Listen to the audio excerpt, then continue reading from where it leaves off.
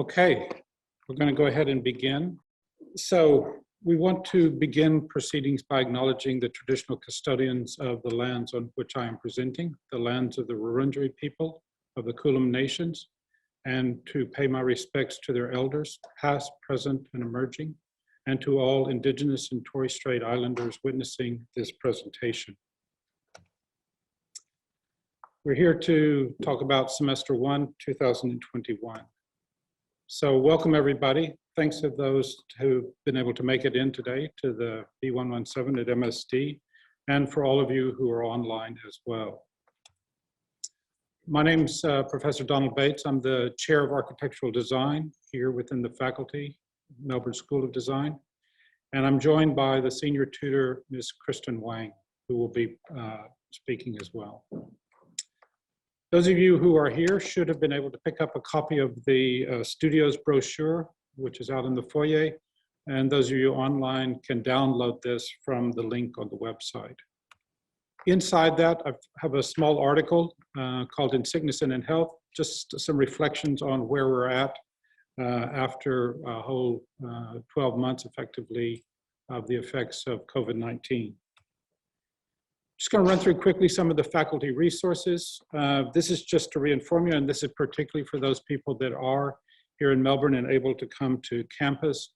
Next Lab is up and running again. So in terms of 3D printing, scanning, VR, AR, whole series of sessions and consultations, as well as services in terms of printing there. The Fab Lab, again, with the facilities for laser cutting, some 3D printing, various forms of fabrication as well, is also now up and running again here in the MSD building. And the machine workshop. So all of the machines in terms of, saws and planers and drills and all the equipment if you need. You do need to complete an induction session in order to have access to the workshop. So please book that and get involved as soon as possible. We have a robotics lab with 3D printing on site. Again, anyone that's interested in that should log in and get the information on what it takes to be able to be inducted so that you can use the machines, the robots there. The print service is back in operation, although it's limited in terms of number of people in the room at the same time, but nonetheless, the print room is operating up again.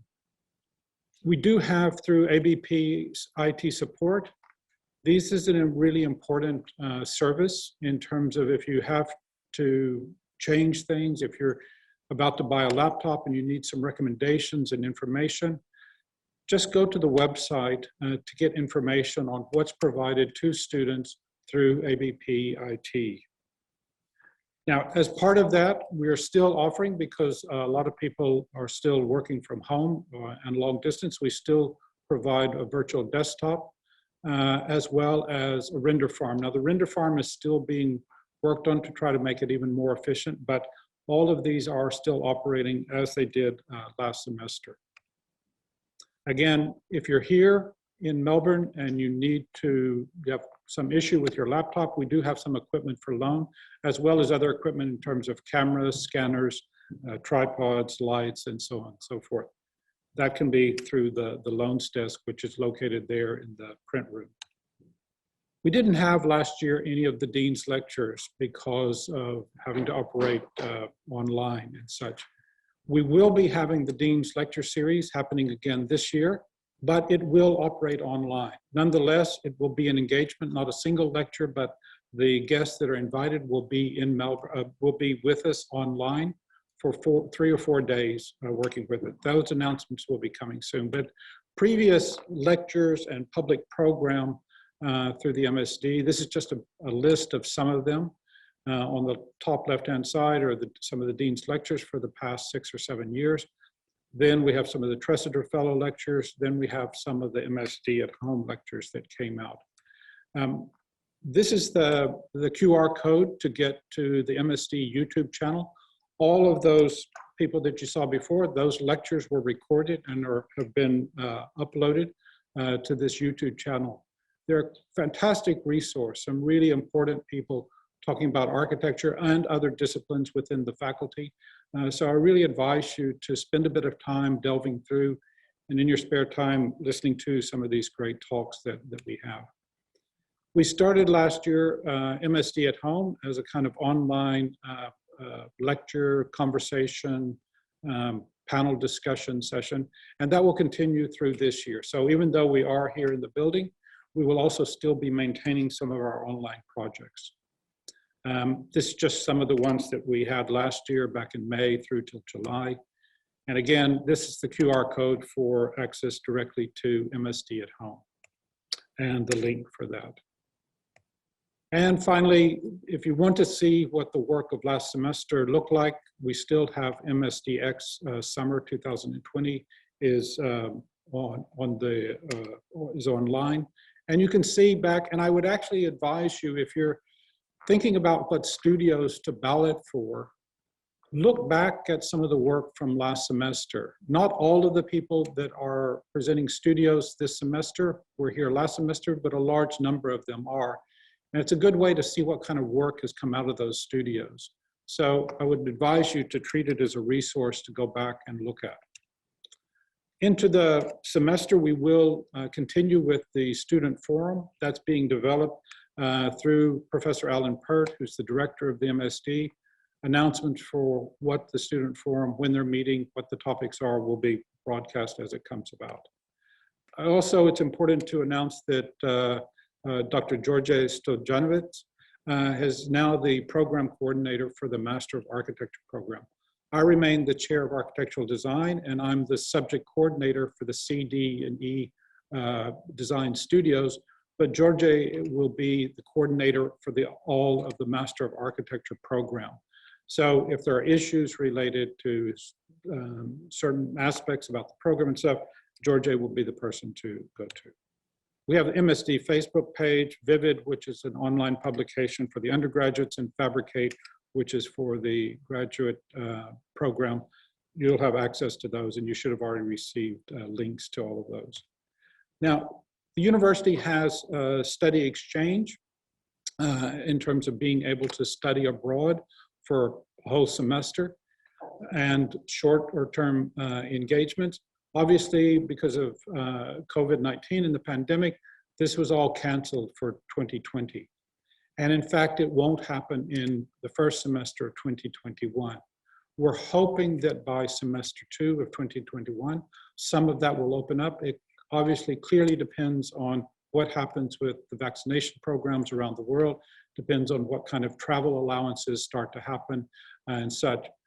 Nonetheless, if you're wanting to apply for study exchange, you effectively have to apply for it now as a Studio C or possibly a Studio D student, because in order to get it going, it would be effectively a year from now anyway, 2021. And we certainly hope that by then everything will be running. Study abroad are shorter term engagements, so they may be a subject or a course or a workshop at another university around the world for a couple of weeks or 2 or 3 weeks, which you can apply for, or something like the AA Visiting School, which does programs all over the world for 2 to 2.5 weeks at a session. Again, we hope to be able to offer that possibly in semester 2 or possibly at the end of semester 2. So we'll let you know when that becomes available again. This is a link if you want to go there and just try to get some more information on what that's all about. If you have the brochure or if you have it online, this is the list of the studios for this semester. As you can see, it's a fairly full list. I think we have 29 studios, even though Studio 45 is the last number. There's not 45 studios, there's about 29 studios. The studios that are not here are because they're people that will be teaching in the next semester or so. What's important about this page is 2 things. First of all of those studios that are highlighted in yellow are studios that follow the NSCA competencies. And what that means is that's part of our accreditation process, and all of those studios are open for C, D, or E level students, okay? So there's really only one studio that C level students are not allowed to enroll in, and that's Studio 15. All the other studios are available. The other thing that's in this image is that where a studio is highlighted in red, it means that it's a fully online studio. So as you go down the list and you'll see the number of studios that are highlighted in red, those will only be operating online. So if you're a student who can't come to campus or is not willing or able to come to campus, then those are the studios you really need to ballot for and pay attention to. Those that are highlighted in blue are fully face-to-face studios. So they will be studios that have, maybe not all, but the majority of their meetings will take place here on campus in this building. If you ballot for those, you have to be willing and able to come to those face-to-face meetings. So if you're not able to be in Melbourne by the start of the semester, which is on Monday, and you might be here 2 or 3 weeks later, do not ballot for a face-to-face because you need to be there from the very beginning. If you don't come until week 3, you've already missed the important, and these studios will not necessarily be having any online engagement until later in the semester. The other studios that have neither a red line or a blue line around them, they're still to be determined. It's really going to depend a little bit on the balloting.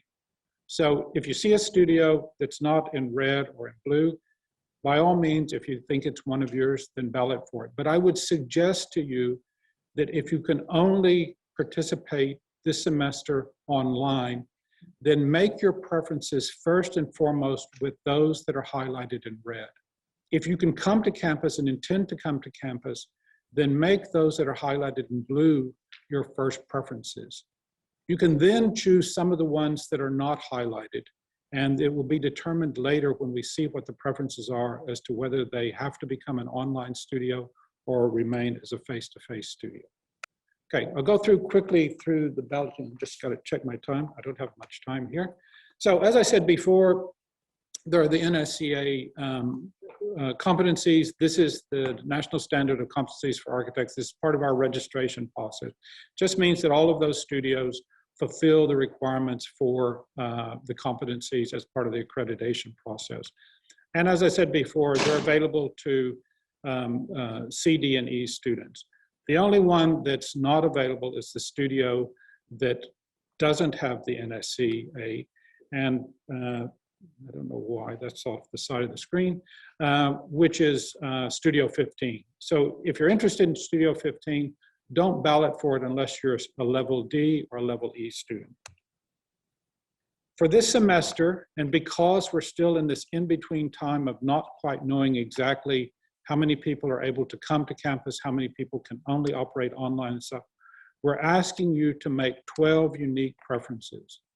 I know that sounds like a lot, but the point is, out of 27, 28 or 29 studios, there should easily be half of them that are of interest. They may not be of the same interest to you at the beginning, but all of these studios are very good studios. So you need to make 12 unique preferences. By all means, load it from the beginning, your first preference, your second preference, your third preference, your fourth preference, your fifth preference, your sixth, to be those preferences that you really, really, really would like to get, but you still need to complete 12 because we just simply do not know how the balloting is going to go between this dual delivery, between online and face-to-face. So we need you to ballot the 12. It's fairly unlikely that the preferences will go beyond sort of 5th or 6th, possibly 7th, but I can't say that now until we see how the preferences go. The balloting will start today after 3 o'clock, and it will continue through Saturday until 9 o'clock. So it's a fairly extended period of time in which to make your choice. Do not rush to ballot. There is no benefit whatsoever to balloting quickly and early. It doesn't get you in first. It doesn't get you to the head of the line. It doesn't give you any preference over anybody else. So I really strongly urge you to take your time, read through the material, this is being recorded, so this will be available again.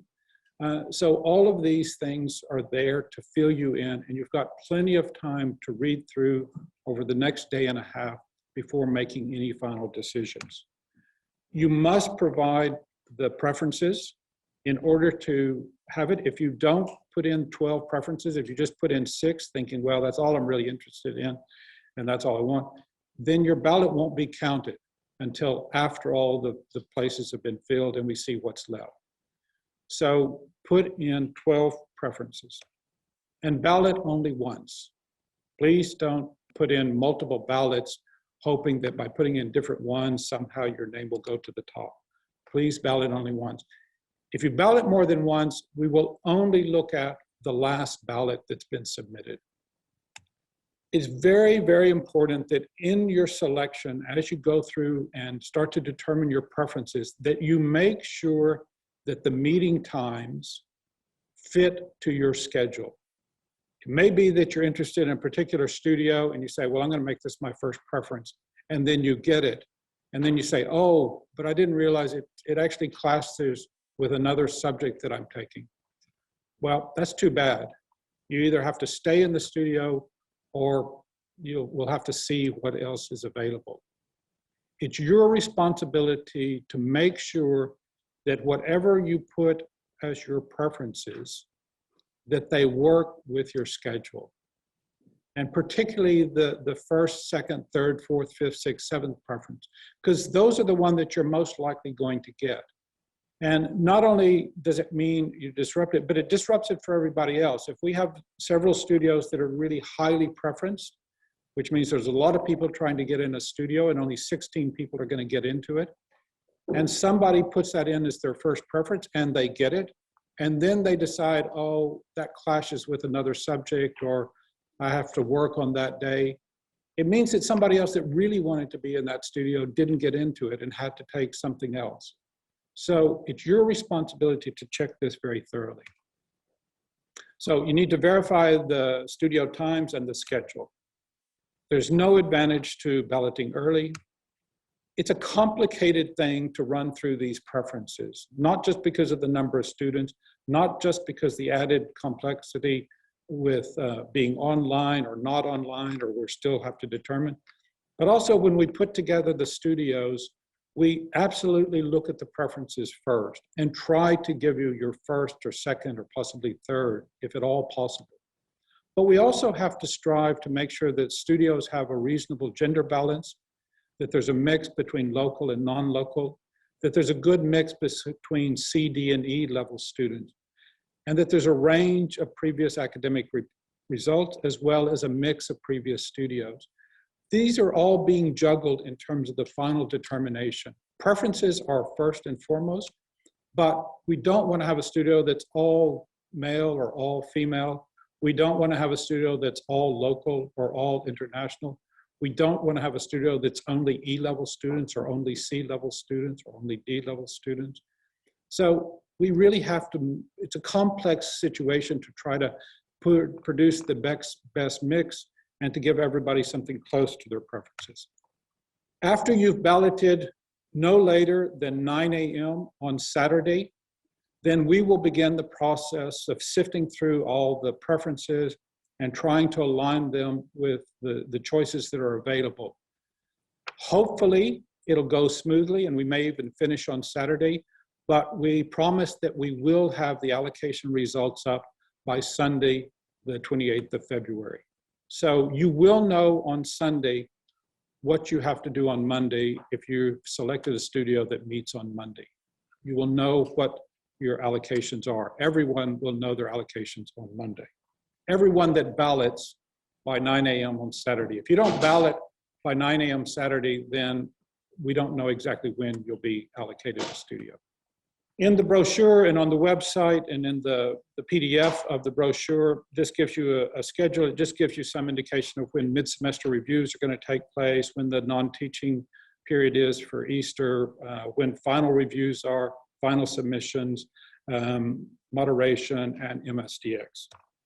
Again, if you go to the website and you go to the full page where it's MSD Studios, at the bottom, you'll see there's MSD Design Studio Booklet. When you click on that, it downloads a PDF of the brochure itself. If you click here on the Master of Architecture Studio CDE, it again gives information of all the 29 studios that are on offer this semester. These are the URL to those. And now I'm going to have our senior tutor, Kristen Wang, speak a little bit about Canvas. Kristen.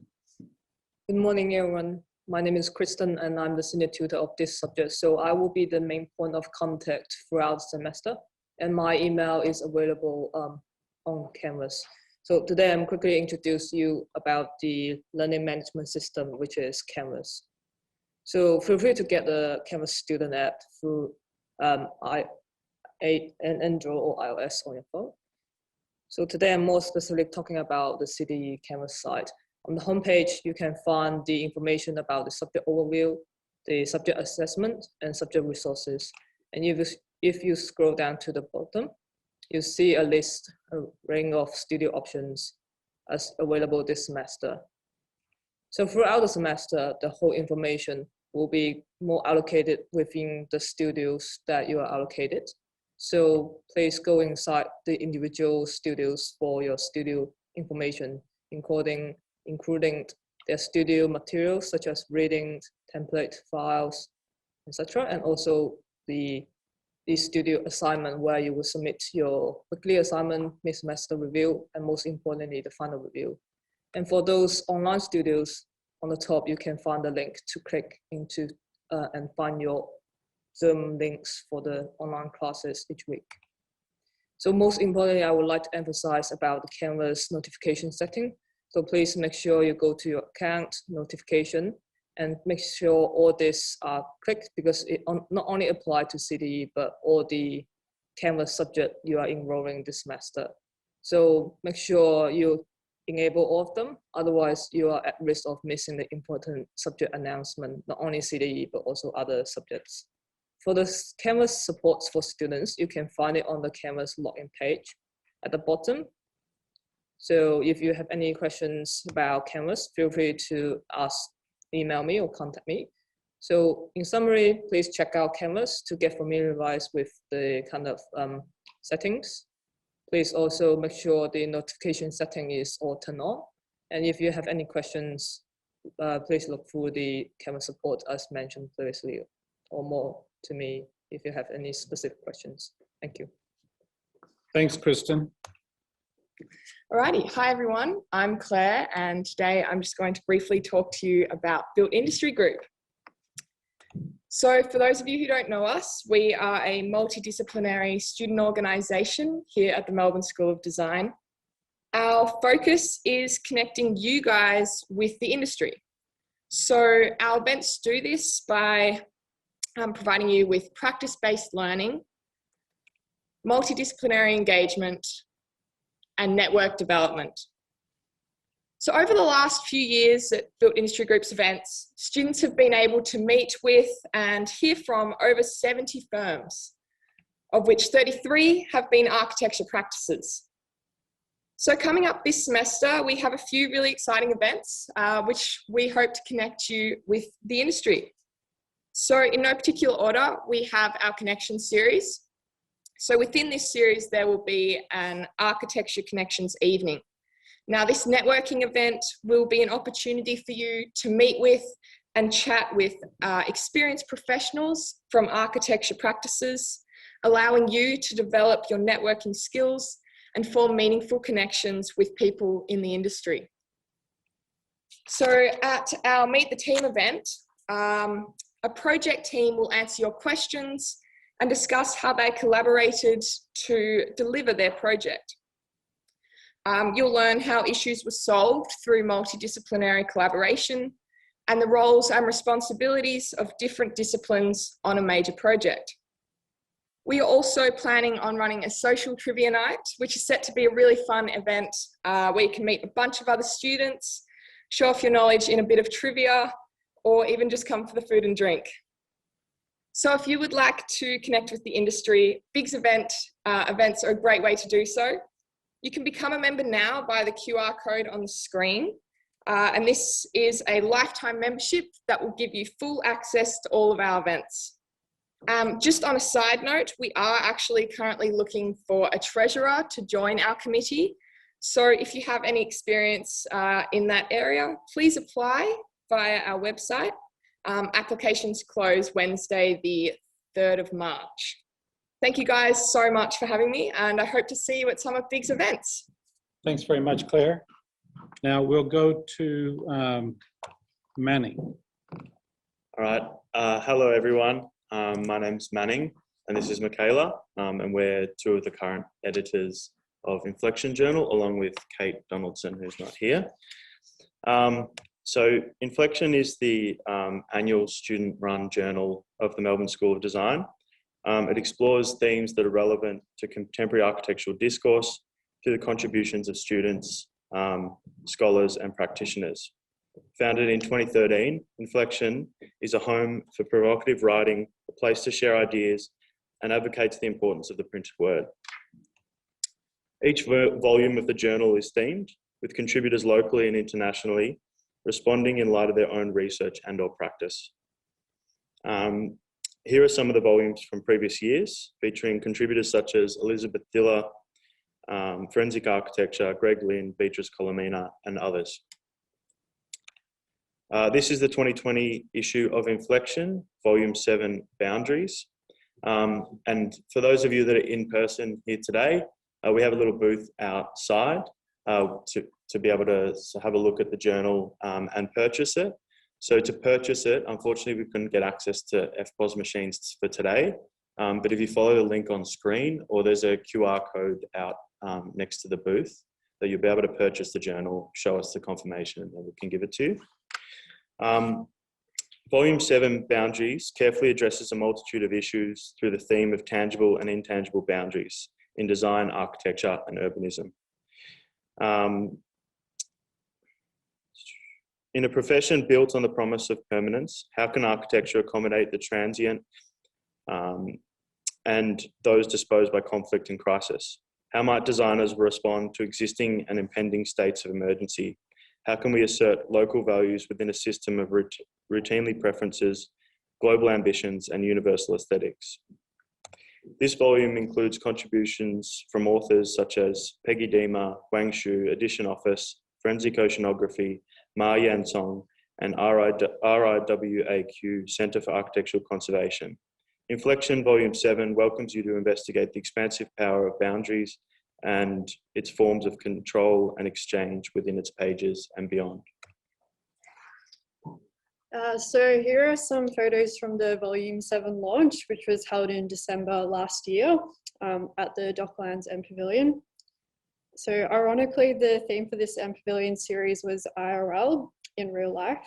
And it was here that Manning, Kate, and I announced the call for papers for the following volume, this year's volume, Volume 8, which goes by the theme of presence. So for this volume, we raised the question, how is the power of presence shaping architecture and placemaking today? Expanding on this in a kind of proto-editorial, our 1,000-word call for papers is viewable on the Inflection website, and imagery on the theme can be found on the Inflection Instagram, which is here on the slide. Although the call for papers closed last week, for those who are interested in getting involved, we're currently on the lookout for sub-editors and collaborators. So I myself was a sub-editor last year, and I can vouch that it's a really valuable experience. I learned a lot. So for these roles this year, things like InDesign and layout skills, writing and proofreading, image making and selection flair, even Instagram acumen, we're actually looking for someone to help us out a bit with Instagram, will all go well, but above all, critical thinking is an imperative. And I think something that also helps with that is Dr. Brennan's architecture and media subject, which we both, well, I will be doing and Manning has done. So if this is of interest to you, please send through a CV, a folio, and a short statement outlining how and in what capacity you'd like to be involved. We look forward to seeing your emails. Thank you. Thank you. And also, if you're listening in online, you can go to the Inflection Journal website to purchase a copy and get it delivered to your house. Thanks. And when it says by the end of the month, is that this month? As in 2 days? What's this? Oh, for the sub-editors. Oh, it's February is a short one. Just by the end As of soon next as week possible. or something. Yeah, as soon as possible. Okay, thank you. All right then. So hello everybody. Thanks for your patience. My name is Sandra Lynn and I'm part of your 2021 SONA committee. Today, I'd just like to tell you a little bit about who we are and what the benefits of joining SONA are. So SONA is the official student body of the Institute of Architects that promotes professional development, encourages community, and advocates for student voices across Australia. The annual membership fee is $39, which includes many great benefits, and I'm just going to run through those now with you. So SONA hosts 2 national design competitions each year, Super Studio and Upscale, which are both free for members to enter. Super Studio is a conceptual design competition where in teams you get challenged and mentored by architectural professionals before presenting your idea to a panel of judges. Upscale occurs a little bit later in the year, around August, and is more focused on design and buildability. Both of these design competitions aim to encourage collaboration between students and professionals. Get involved in the design competitions if that's your sort of thing. It's really good recognition on a national stage around Australia for architecture. So for mentoring, SONA members also have free access to a national mentoring program. It's hosted on Mentor Loop, and it's really simple to use. You simply set up your profile online, and then you get connected to whatever mentor you like.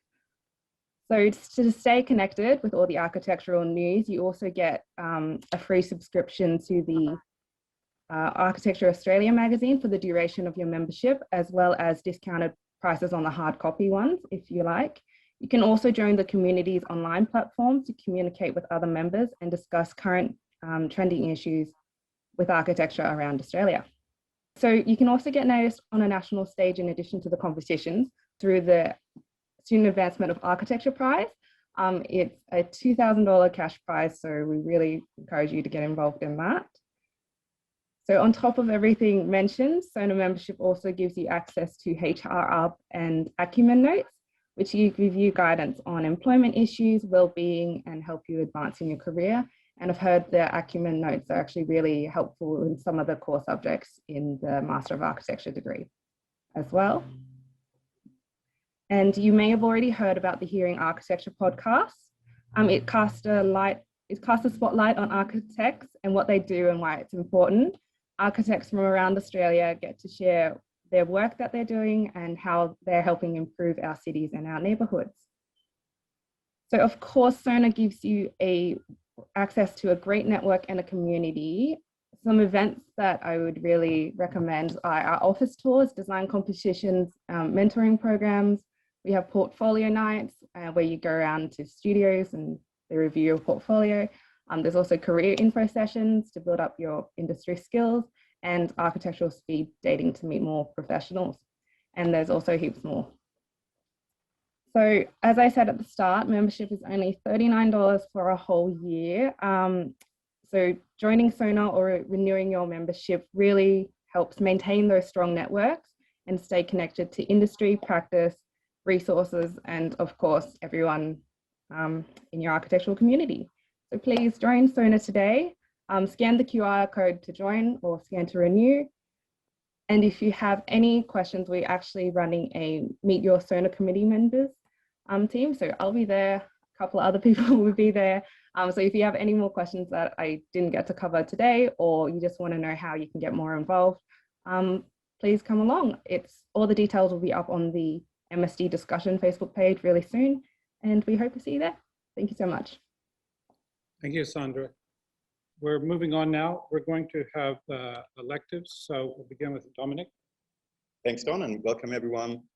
This is kicking off a series of quick introductions to a number of electives we are offering this semester one. And I think there's a really broad range of very interesting subjects to choose from. I know it's getting close to the start of semester, but some of you may not have yet made your decision on what you're going to go for. Some of you might also still select based on when you get your studio time. So make sure it, of course, works out with your schedule and so forth.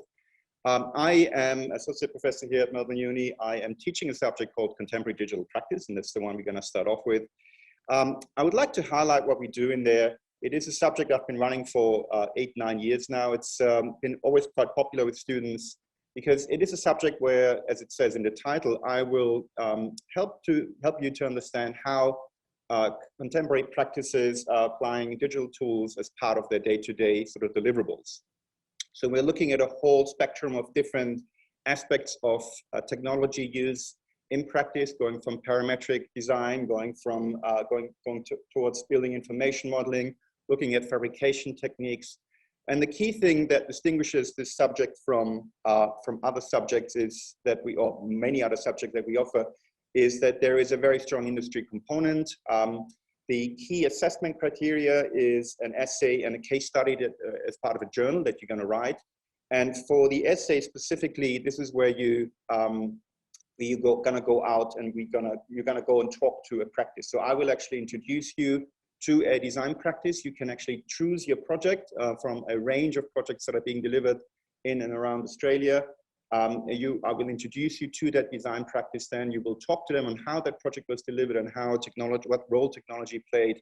And we will also then, you will also talk to the engineers and to the contractors who ultimately delivered the project. So it's a very practice-focused subject. There is a journal also that has a slightly more theory component where we talk about, where you're going to explain in your own words, based on some research that you do, a specific topic that you've chosen. So it could be design technology for environmental sustainability. It could be high-end fabrication using robotics and so forth. The interviews, so you will conduct an interview based on the introduction that I give you with the practice. The interview should take probably 20 minutes, half an hour to do these days. And the subject, by the way, will be run online. So these days we run these interviews online as well. But you may, depending if you're here or not, also choose to go and visit the practice and talk to them in person. So we will prepare you for that interview in terms of what's important. We will also guide you through all these steps, and then there will be that sort of online interview, which you then will consolidate into your report. These are just some examples of the output. So you will then reflect on the cultural aspects of the practice. You will talk about the project itself, a timeline for the project, look at different sort of mapping out different tools and when they were used and why they were used and which context they were used and so forth. So taking the whole thing all the way to fabrication and installation. Journal, very similarly, as I said, journal is much shorter, is just a few pages where you talk about a specific topic, again, of your choice. Really just wrapping up there. Been quite successful the last 2 years. Really, it's going to be run in a seminar style, so it's sort of going to be a small size class with a lot of personal interaction. And yeah, I look forward to seeing you there. Class times Monday from 10 o'clock till 1 o'clock, and that's Melbourne time. Thanks very much. Okay, thank you. Thanks, Dominik. Okay, good morning, everyone. And thank you, Don and Kristen, for organizing this session. My name is Amanda Ahmadi, and I'm a senior lecturer at the Faculty in Architectural Design. So I'm the coordinator of Architecture as Spectacle, postgraduate elective subject. I also teach undergraduate design studio as the coordinator of Studio Gamma, and as well as contributing to design thesis studio in the past and supervising independent design thesis project. So Architecture Spectacle will be delivered fully online. We'll have lecture via Zoom every Tuesday, 10 to 12. And tutorial will take place same day, 1:30 to 2:30. It's quite a good slot. You get it done early in the week, so you can focus on your studio for the rest of the week. And I'll just start with this quote, which sort of inform the subject where we start, and we will conclude with this quote from Guy Debord, a very influential French philosopher who wrote this book called Society of the Spectacle, where he said, the whole life of those societies in which modern conditions of production prevail presents itself as an immense accumulation of spectacle. All that once was directly lived has become mere representation. The spectacle is not a collection of images, rather it is a social relationship between people that is mediated by images. So we will consider architecture as something that occupies between the directly lived and representation, or whether architecture operates as both. And we will consider the way we shape social relationships in our time. So these are the key references that we will explore this semester. So it's a critical history subject. We will work on chapters taken from these key books. So we will consider the production of architecture in the age of commodification, and we will consider the place of architecture in a world that is growingly preoccupied by images and by the visual. We will reflect on how such world conceive and experience and consume architectural design as spectacle. So we will also consider the polemic about architectural design that happened in more kind of mainstream media, such as this. This is a debate between Aaron Betsky and Kristen in terms of the way museum architecture was conceived by the broader public. And we will also consider the way important works from leading architects of our time are part of the apparatus of some of the most problematic regime in the world. So it calls into questions the role of architecture in the whole politics in our world today. And we will consider architecture as part of popular culture, where we see growingly the way architectural gravitas are used almost effortlessly as kind of a symbolical and cultural capital, as a powerful marker of class division, and to some extent as a marker of social inequality of our time. So we will consider the notion of spectacle in through a variety of case studies, where we can investigate the way architecture is instrumentalized in a variety of social and cultural processes. We'll consider the production of architecture in relation to colonialism, in relation to nation building, tourism, and the production of urban spectacle of our time. We also reconsider the other architecture, the architecture of the global South. So we will move through a variety of case studies from different parts of the world. Assessment task consists of 4 activities: class participations in the form of weekly written reflection of lecture and reading material. It's a short unit of 120 words. And then we will have tutorial presentation on the topic of the other Melbourne, a visual guide of detouring. We'll talk about what does it mean with detouring in the first couple of lectures. And the second and third assignment is quite interrelated, pretty much preparation for the research essay, 2,500 words. And the topic we will be looking at, we will be unpacking, is the other architecture, design in the age of crisis.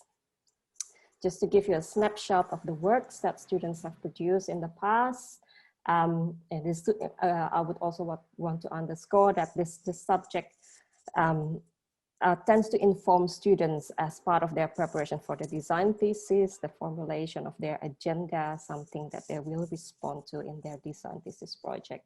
So this is the work from Caleb Bifanti, where he questions the image of Melbourne as one of the most livable city in the world, and the fact that in the last 5 to 10 years, we've seen emergence of quite a hostile urban design approach in the city that seemingly contradicts that notion of livability.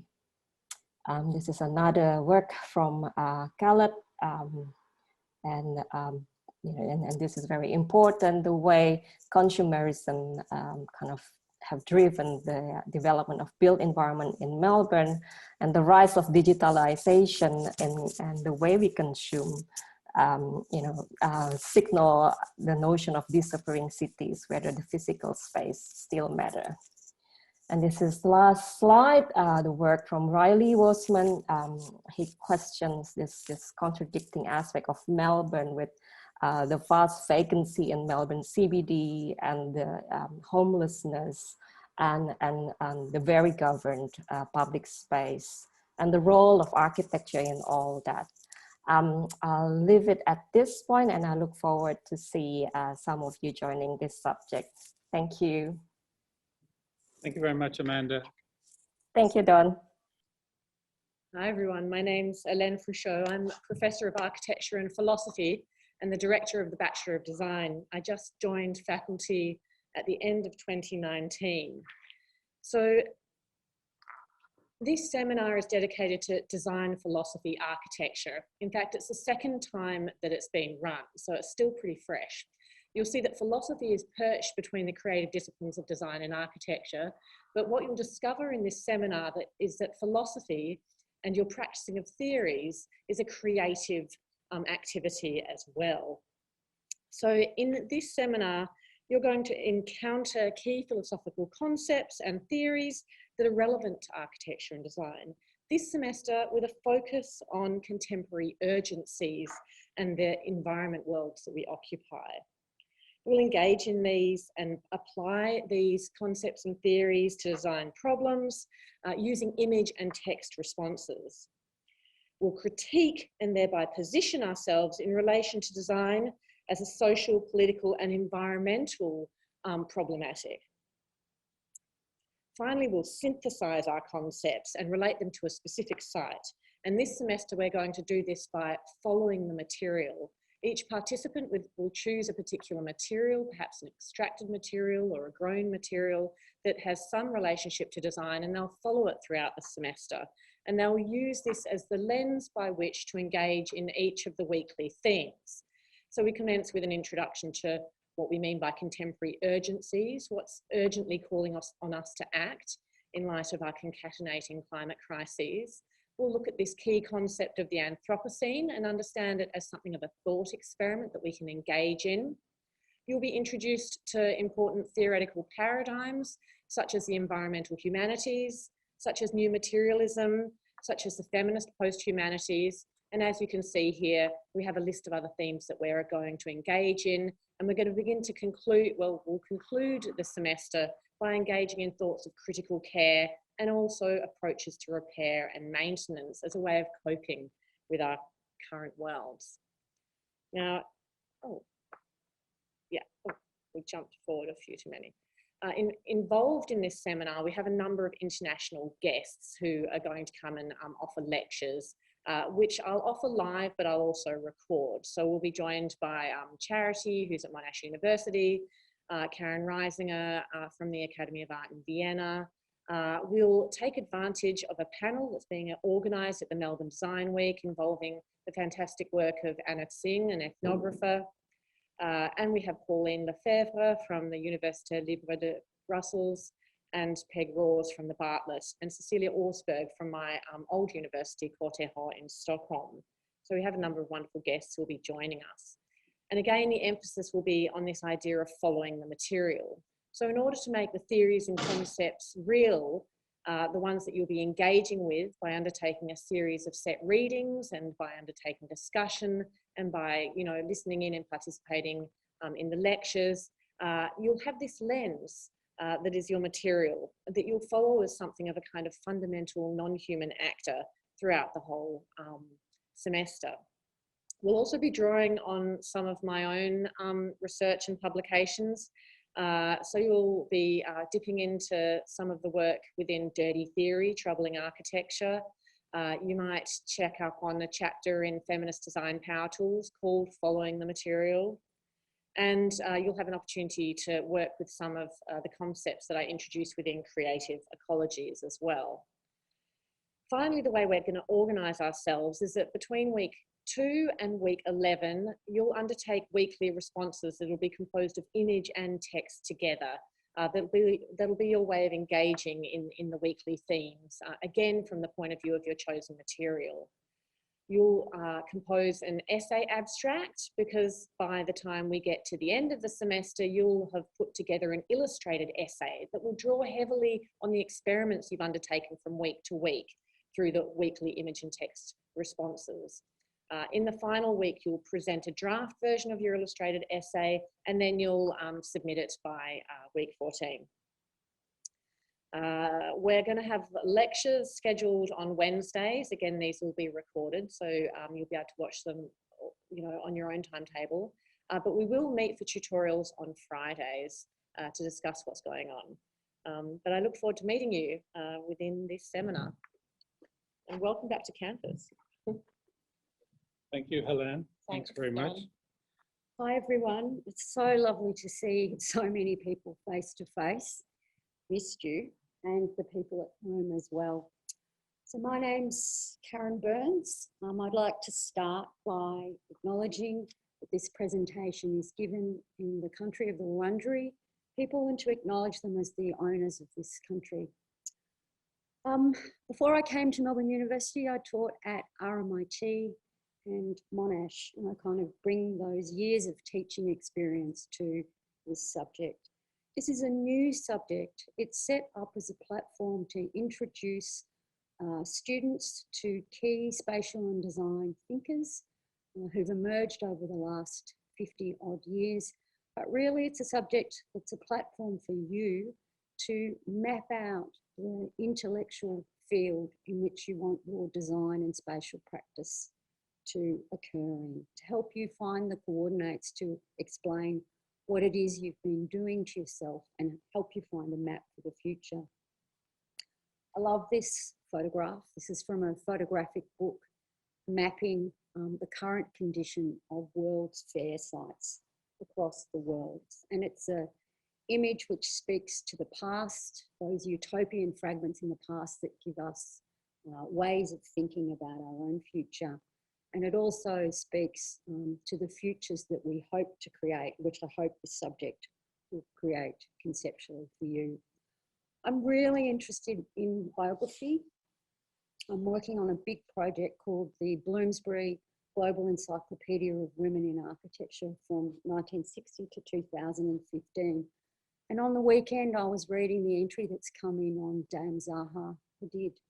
And I learned something about her that I'd never known, that when she was a child, her interest in architecture was sparked because her father used to take her and the family to a very special landscape in southern Iraq, where the whole idea of cities was born in this Mesopotamian landscape. Here she was introduced to these ancient building cultures, but she was also very taken with this marshy landscape, very fluid, moving ground. When she went to become a student at the AA in London, the studio teacher there, Elias Zenglis, introduced her to the work of the Russian constructivist painter Malevich, who was also painting earth and ground as this very mobile and dynamic space. And I think there's a really interesting connection between that childhood experience and that moment in the studio at the AA where someone turned on a different light bulb for her. So I'm really interested in helping you go back over your biography, not necessarily your childhood, but what you've learned so far in your time at architecture school and perhaps the other education that you brought to this school. Looking for those turning points where a light bulb was turned on for you and thinking about how you might gather those different points together as the beginning of what really interests you and drives your work. So we'll be going over the pedagogical experiences you've had and how we might put them together. Process is really important in this subject. Looking at process as a way of thinking. So we think by making, and that could be the verbal speech we're engaged in. It's the action of typing those keypads. It's also about drawing. So we'll be looking at a number of key thinkers and the creative processes that they've constructed which have become influential. So one of the practices we'll look at is Atelier Bow Wow. Now the major outcome for this subject, which is worth 60%, is a visual and textual presentation by you during the examination period. That's very creatively open at the moment, and you may construct your map of this intellectual landscape as a guidebook, as Atelier Bow Wow did in their really innovative mapping of the vernacular spaces of Tokyo. So from weeks 1 to 10, we're going to go over these key figures who've delivered key polemics and conceptual frameworks, beginning with Le Corbusier and Minette de Silva and ending up at MIT with Sasha Constanza-Chock. In the last 2 weeks, like Helene, We'll be looking at a couple of the key pressing issues of our time: the climate emergency and design for social justice. These were also the issues that fractured and polarised the architectural profession in the 1970s. I think we've got an advantage, not because we're smarter or we've got new technologies, but we've got different conceptual tools. The people who were trying to struggle with these issues in the 1970s had been trained under modernism. So they'd been trained to think there was a singular and universal solution to any problem, and that problem should be solved in the form of a large material object called a building, designed by someone called the architect. We have a much greater sense of plurality, that there are different voices involved in this conversation, that we're negotiating and collaborating, and that the solutions come at a range of scales from small material objects to large, and in a whole set of material practices, whether that's the office coming outside, as Kennedy Nolan's architectural office have to make their stance known on the climate emergency, or whether it's working at the level of policy making across the urban. Now, finally, I'm very open about the kinds of material that you bring into this space to work on to find your intellectual map. I'm really happy for people to come in with the design brief that you've been given for this semester for your studio. So I'm calling it a clinic for design studio ideas. I aim to give you some tools to learn how to present, how to find a big idea behind your design and how to successfully present it. Unfortunately, I don't have as beautiful a desk as this one that Alto designed in '58 for his update of the sanatorium, but we'll have an intellectual space to pursue that. Okay, thank you. Thank you. So again, consider these electives, and we have a few more to show as well, but you know, if you haven't already signed up for some electives or such, then please do. These are some great options that we now have available. And I'm going to turn it over to you, Stan, in just a moment. I'm going to do this. Okay, well, thank you very much. So once again, this is a graduate elective. My name is Stanislav Rudavsky. I'm a senior lecturer in digital architectural design at the Melbourne School of Design. This is a seminar which occurs once a week. It's 12.5 points. And this time it will run online. So it is in the past attracted CTE students, thesis and individual thesis students, and also students from other disciplines. So not only architecture, but the disciplines within our faculty and beyond, including people from engineering and VCA. So it is has overlapping themes with previous electives.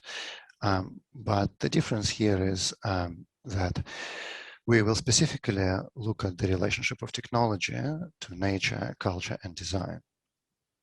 So the ambition here is to look at what the designers of all kind can or should be doing in near or mid-range future.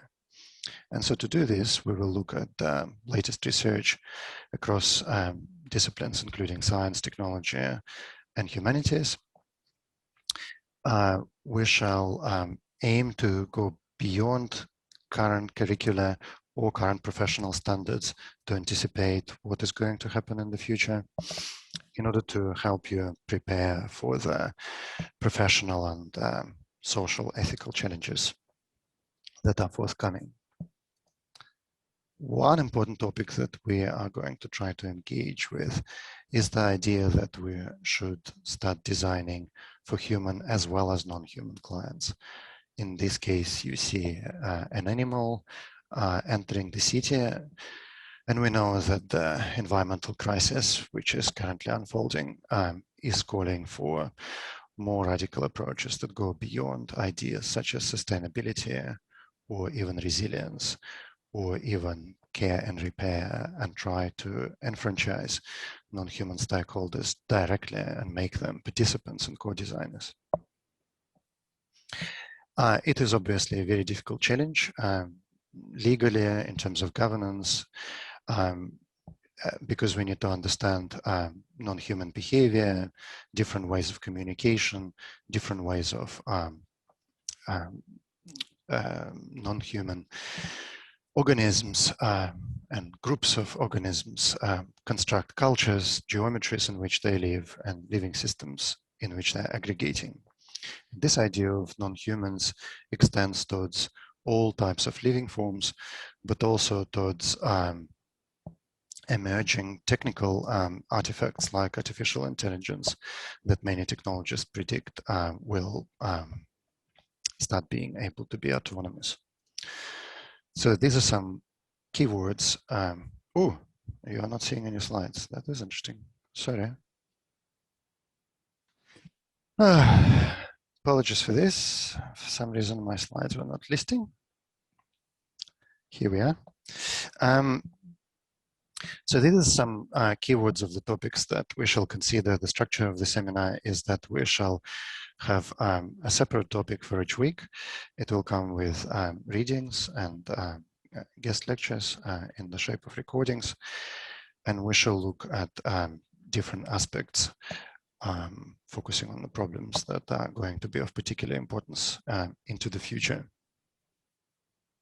As I have already mentioned, one of these challenges is the environmental crisis and the need to understand how complex systems are changing under its pressure.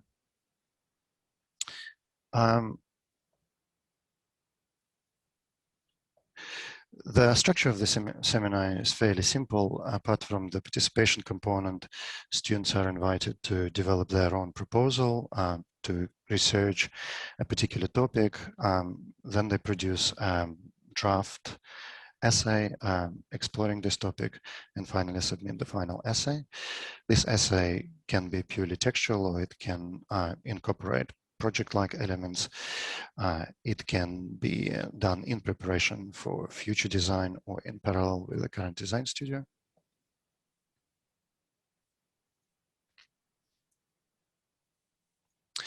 And in the past, these essays led to formal research publications, presentations at international conferences, and applications for art funding and business proposals. So the format which the research can take is fairly flexible. So to conclude, you are very welcome to ask me additional questions via email, or you can find me on Teams. Or I understand that within this Zoom session, you also should be able to ask a question if you want to. Thank you. Okay, thank you, Stan. And now we'll have Dr. Emery Brennan.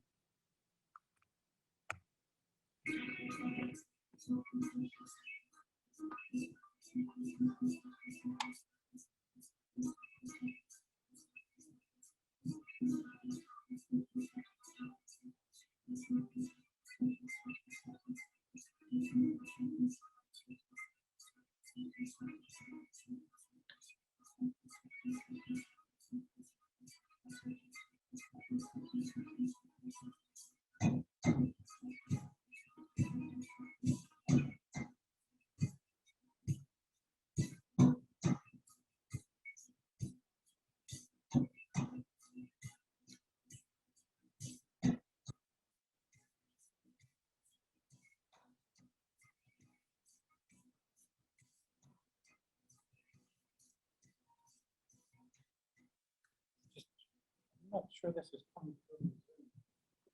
Let me just check. In speaking about the work of media theory version of tools, stated that we shape our tools and therefore our tools shape us.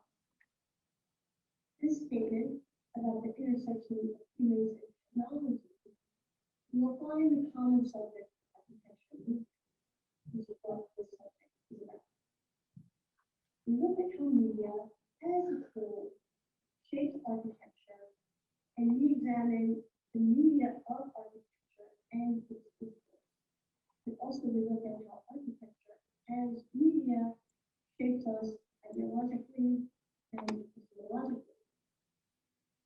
media, communication, its machines and apparatus in both historical and contemporary studies. The subject tackles the theme related to design and media and food. And in this study, we look at the many spatial forms that media takes and how it is used as a technological artifact in which to represent architecture, as well as the spatial environment. Such examples that we will look at range from images of 1950s advertisements to architectural and Australian countercultural magazines, to exhibitions, pavilions, and expos during the fashion over to contemporary examples of SONA, animation, video games, VR, augmented reality, and the post-war technologies leading up to decentralized networks and platforms. In terms of assessment, main assessment is to design and organize and research a theme journal issue. And this is staged with a series of parts that are due throughout the semester. And this includes preliminary abstract, class presentation, a draft, and final graphic submission during the talk. The task for students to create a mock journal of reflection on the topic in which they work. This can be a theme which they're interested in and an opportunity to conduct some research on behalf of future business topics.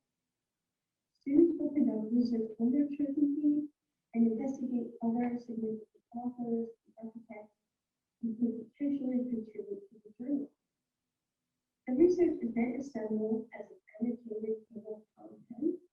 There's also a design cover page and editorial text, which should explain in a critical manner the choice of theme for the journal, why it's relevant to contemporary architecture, and also justify the list of solicited authors listed in the table of contents.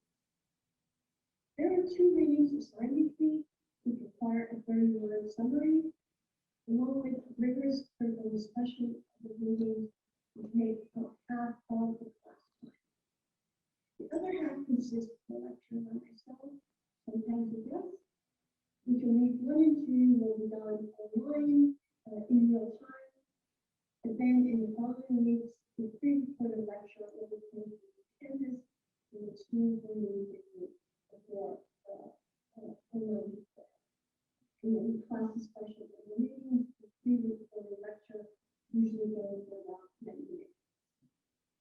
Some of the readings compares which we discussed include Dominik, which is Colomina, Marshall Napoleon, Frederick Hitler, Tom B.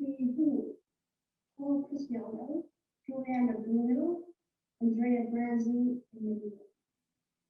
I am Dr. Andy Bennett, and I look forward to seeing you next week.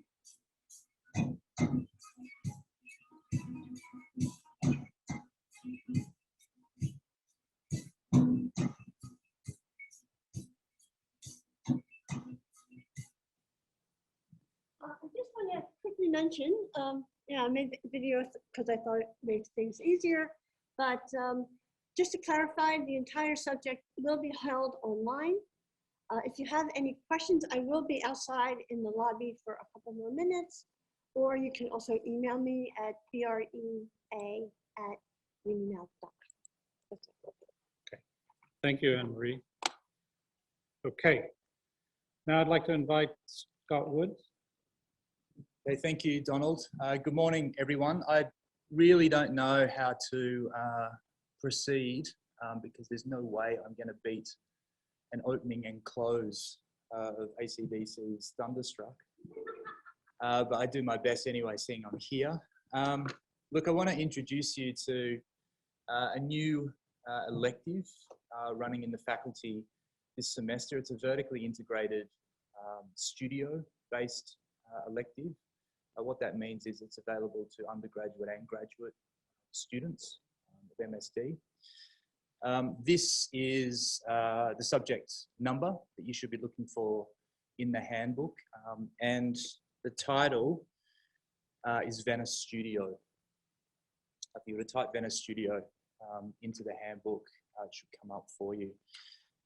Okay, so to pick up, Venice Studio is an intensive studio-based subject. It's running in the break, the July period, as you can see here, 5th to the 23rd of July this year. Incorporates effectively 10 days of teaching, plus 1 week of finalising your design project. 2021, this year, will happen online. From 2022 onwards, if you are interested, it is happening in Venice. So there's a travel component from 2022 onwards. But if you're at, let's say, the end of your degree, or you'd like some of the studio leaders that you're about to see, 2021 enrollments online may be for you. Okay, the subject will be run by these two, myself and Michael Mack. Some of you may know Mikey from the faculty. Now, the topic of the studio, or at least the thematic interest for the studio, is the confluence of Venetian history, Venetian tradition, and the contemporary condition in Venice today. You'll be working on some research things, and you'll produce a design project at the end, a speculative design project. Now, the subject is collaborating with the European Cultural Academy, which is the educational arm of the largest curatorial and exhibition platform in Venice after the Biennale itself. It will also collaborate with the UAV archive, which is the Architecture and Design Archive, one of the preeminent archives in Europe, focusing on post-war architecture and design. It's attached to the architecture department of the University of Venice. So the program has 4 studios. Each of those studios will be run by an office, an architecture office. Now, in order to qualify to run one of the studios, the practice needed to either have unbuilt projects or built projects in Venice. So therefore, have some understanding of the context and be embedded somewhat in the context. If you enroll, you will have a site in Venice to work on.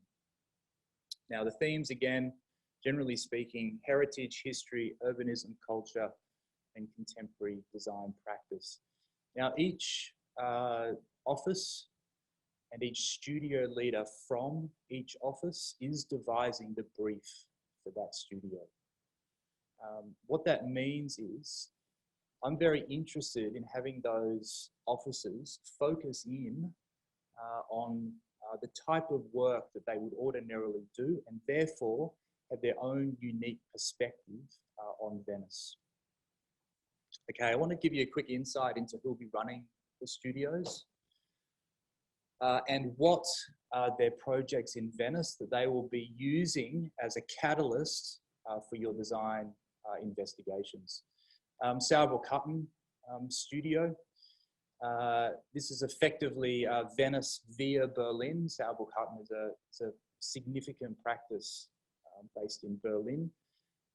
Wang Lucas will be the studio leader, his partner and director of the practice. And I've included the URL here in case you're interested to look at the practice a little further. And their project, the Venetian project, which I visited during the construction stage, is their M9 museum district. Here's just a little glimpse of a couple of their other projects, just so you can get a feel of some of the work that they do. Museum Brandhorst in Munich.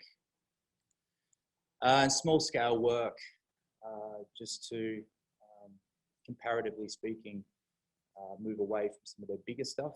This is a project from 2006 Biennale they produced for the British Pavilion. Okay, second studio, Venice via Amsterdam, UN studio, who some of you will probably know because they have a significant work that I think has just been approved by the Victorian state government for a project in South Bank. Alexander and Melinda will run the studio. They're both senior associates and based in Amsterdam. This project is a previous project of theirs from Venice from 2008, as you can see from the Arsenali. I can't give you the project that you will be working on, or at least referencing in the studio, because it's not been released yet. It's their new pavilion project for the same location in the Arsenali for the Biennale. So that's not yet released. I've seen some images and it looks pretty good. Some of their other projects, the famous Mercedes-Benz Museum in Stuttgart, 2006. And just down the road is this James Stirling Starts Gallery. This has nothing to do with this studio and this presentation outside of any opportunity to show you some James Stirling. I'll take it. And back to UN Studio, the famous Mobius House from 1998. Okay, studio number 3, Venice via Münster in Germany. This is Bolus Wilson.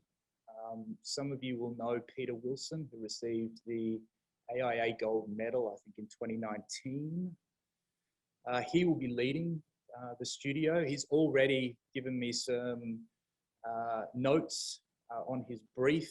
He is titling the studio the Venice Piracy Workshop in typical cheeky fashion.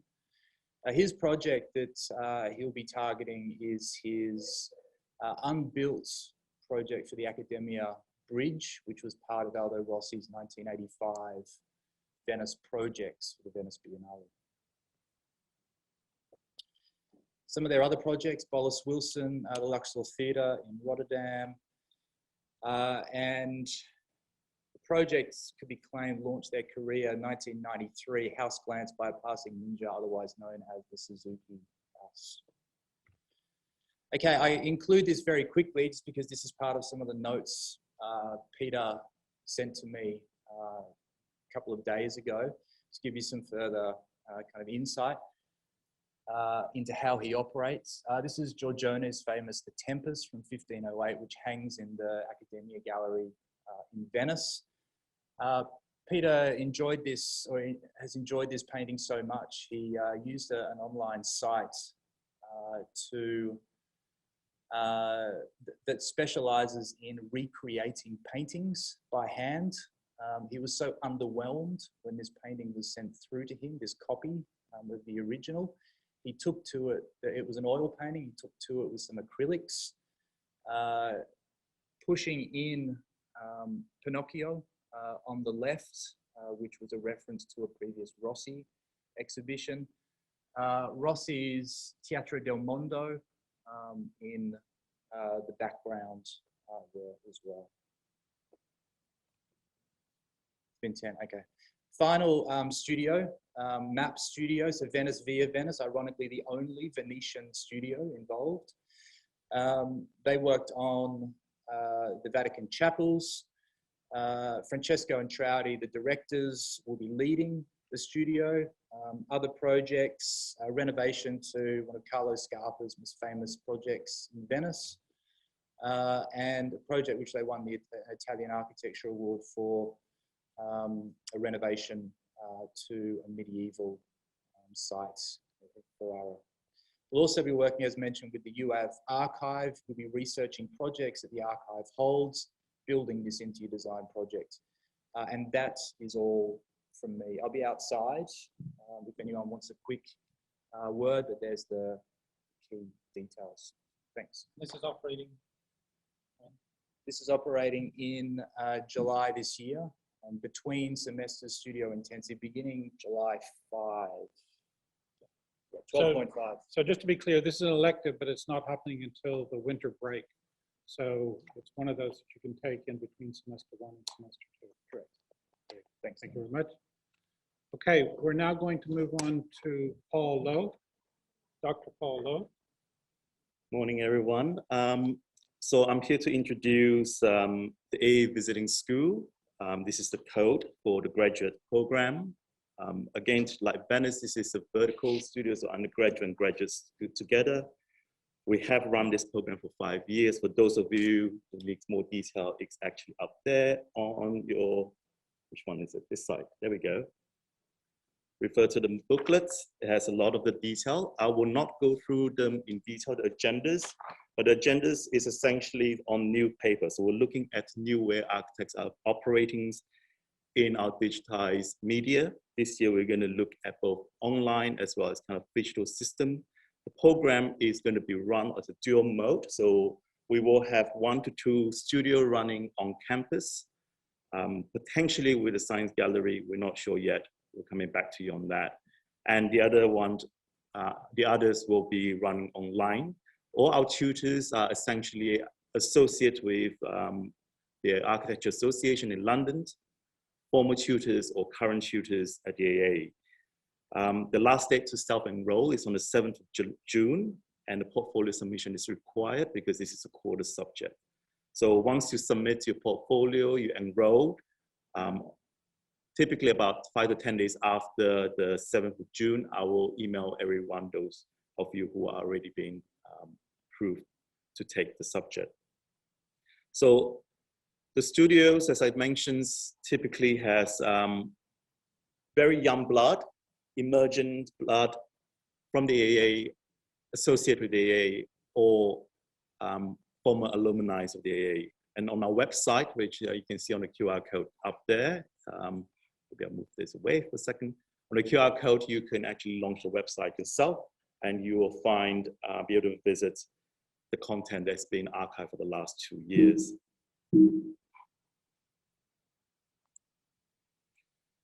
So the outcomes will be part of an online exhibitions. We have structured a dedicated website. I think if you go onto the website, click on the QR code, it'll take you to the Tech on the Festival. We'll take you to the Festival of Online Zoom. Here you're going to see all the portfolios outcome from the past few years. The studios varies from investigating narrative to a single image through how to construct entire new environments. So here's some examples.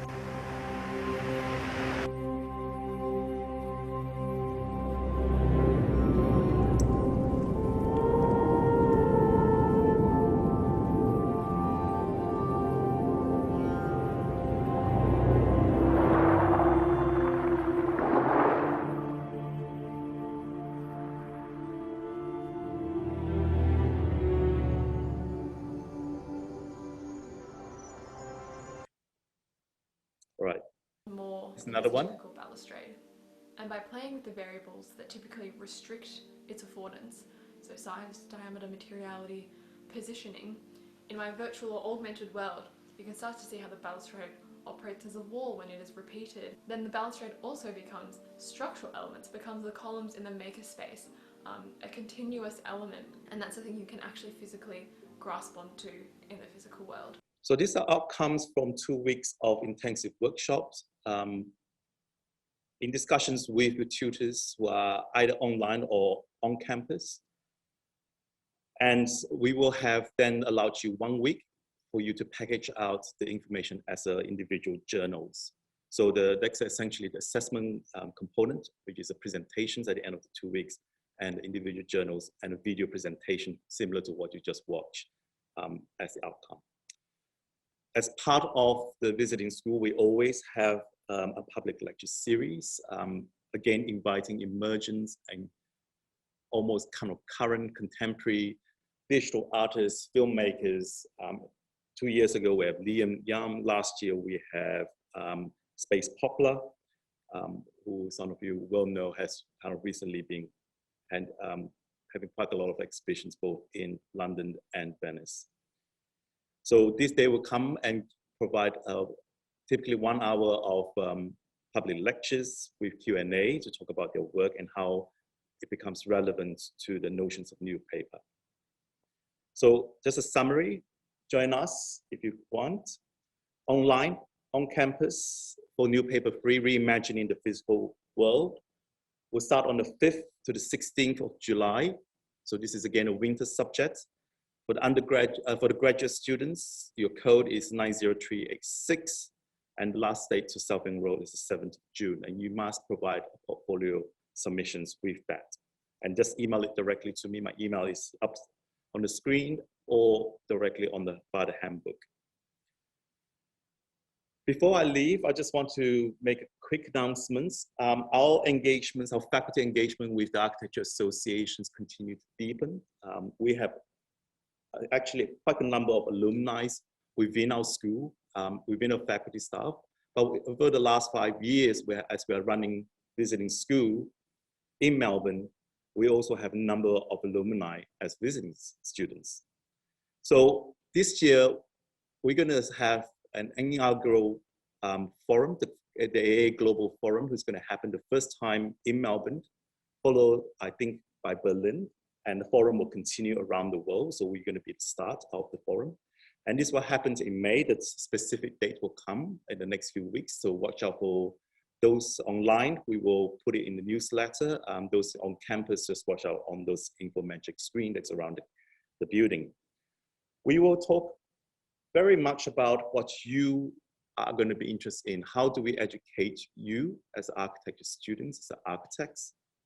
We're going to talk about how architecture pedagogy can act as a form of research. We're going to talk about how virtualizing design pedagogy and its implication. What happened in the last year is unprecedented. So what's going to be the consequences of this? You are very much in a deep end of it. You are very much part of this. And lastly, we're going to talk about the idea of globalizing architecture educations. So this will come as a roundtable discussions on the evening. And this will again be broadcast both online and on campus. So that's all from me. Thank you, Don. So just again, to be clear, the AA visiting school that's happening here is a subject within the University of Melbourne. So that's how you register for it. Now, I don't know if Alex, is Alex Felsen? Sorry, I didn't see you, Alex. So Professor Alex Felsen. All right, hello everybody. My name is Alex Felsen. I am a landscape architect and an ecologist. So I have a PhD in ecology and evolution. Worked with large-scale land development and amphibians. I've worked on I was a director for the reforestation plan for New York City. I like to integrate ecological science into landscape architecture and design. I also taught over the last decade at Yale University in the School of Architecture. So I've taught architects for about a decade. I oversaw the joint degree program between the School of Forestry and Environmental Science and the School of Architecture. So I'm actually, recently this is my first studio here at the university. I'm quite excited to be part of the staff and to have an opportunity to explore the integration of ecological science in fluid ways into architecture, landscape architecture, urban design. So the studio that I'm teaching this semester is for architects. It's a standalone subject with its own separate quota selection process that that students can choose to enroll in as an alternative to enrolling in the Master of Architecture Studio D or E. So the idea is to establish an interdisciplinary collaborative studio that works with the Barrow Council, which is it's a council that was formed around managing the Yarra River and through a joint relationship between the Aboriginal traditional owners of the land and the council members. So I'm teaching this jointly with Chief Greenaway, who is the knowledge broker and lecturer of Indigenous curriculum within the university. And basically the idea is to build on the Yarra River Protection Act of 2017, which recognizes the intrinsic connection of the traditional owners of the Yarra River and its country, and further recognizes them as custodians of the land and waterway, which they call the Barrow. And the notion is the act appointed the Barrow Council to be the independent voice of the river as a living entity, and to provide independent advice to the government on the implementation, of the act. So this Barrow Council is actually a very unique circumstance and governance structure that exists with the intention of a genuine partnership and a meaningful engagement with the traditional owners to support the protection of this living entity, the river. And the idea is to start to understand the river from a cultural landscape perspective and from a urbanized condition perspective, and to build on an ecological immersion with, at the beginning of the studio, building cultural intelligence and hearing indigenous voices, to start to understand what it means to actually manage a river as a single living and integrated natural entity, an urbanized entity in the context of all of the ways in which we engage with the river today, as well as its history. So it goes well beyond the concept of, for example, watersheds. It has a lot to do with how humans engage with the river, both from a land use perspective, so thinking about understanding the usage and the land use changes that have occurred over time. And this comes through with the Yarra River Protection Act. One of their sections talks about providing the declaration of an area of land as a state significant urban natural entity to be known as the Greater Yarra Urban Parklands, now called the Great Barrowing Parklands. So the Great Barrowing Parklands is a proposal that is being developed in as part of the Yarra River. It's the Yarra River Keeper and the Barrowing Council are two different entities that are working on this Great Barrowing Parklands. So the notion behind the studio is to take that scope of work and that proposal to establish a Great Barrowing Parklands and to develop strategies that inform what the Great Barrowing Parklands as a land use practice and as an architectural design and landscape can mean at the local scale of the of Richmond and the North Bank of Richmond in particular. So the idea in the studio is that we'll start with a mapping and analysis and urban design and planning. There's a development within the city of Melbourne called Green Lines that is starting to look at ways in which one can negotiate across landowners to establish ecological strategies that are piecemeal, but that come together as with ecological function, even though they go across distinct land uses. So the maps here illustrate the kind of interpretation and thinking about where the river flows and how to essentially push the identity of the river and the living entity of the river into the urbanized adjacent land uses. And we'll also study this in section from a landscape architecture planning and urban design approaches for how to essentially negotiate an expansion of the river's identity and to think about this from an ecological function perspective. So I deal a lot with biodiversity and ecosystem functioning, stormwater management and water quality issues, but also the social dimensions of access and being able to identify and understand, and then what it means on property and on what it means on institutional land, et cetera. And then we'll look more specifically after going through the mapping exercise and the sectional analysis into thinking about structure, what I tend to call kind of habitat architecture. So the idea of using material and developing ecological function as a part of the architecture of the cityscape, as particularly adjacent to and tied to the waterway. And I think there's a lot of rich opportunities to think about the historic practices of fish weir construction and structures for housing and for farming that could influence this kind of thinking. And then that comes together in proposals, a set of architectural design, landscape architecture based and urban design proposals that can essentially inform the notion and build on the idea of the green lines that I mentioned and inform the Great Barrowing Parklands approach for how to expand the river into this broader context of the city of Melbourne in the Richmond area. So please let me know if you're interested. And let's see, I'll just zip back quickly to my email, which is here, alex.felsen@unimelbourne.edu.au. Thank you. So if you're interested in this, it is a special arrangement. So even though you should be, as one of your core subjects, be taking studios D or E, because this is only available to D or E, as a multidisciplinary studio, you can enroll in it and then you get credit transferred, obviously, of course, to that. So it is something to think about. It's great having Alex here and situating these new multidisciplinary studios. Okay, we're going to do a quick changeover here. So now we're going to go into the actual presentation of the different studios for C, D, and E. And for that, these are going to be color-coded. So these studios that begin with a cover page that's in this magenta will be face-to-face studios, studios that are definitely going to take place here on campus. After that, we'll go to a selection of studios that are in yellow, and they're still to be determined, And then we'll end today with those in cyan, and they're fully online. So the upcoming section are really the face-to-face studios, and we'll begin that with Studio 1. So all of these studios that you'll see with this magenta color are going to be face-to-face studios. Hi.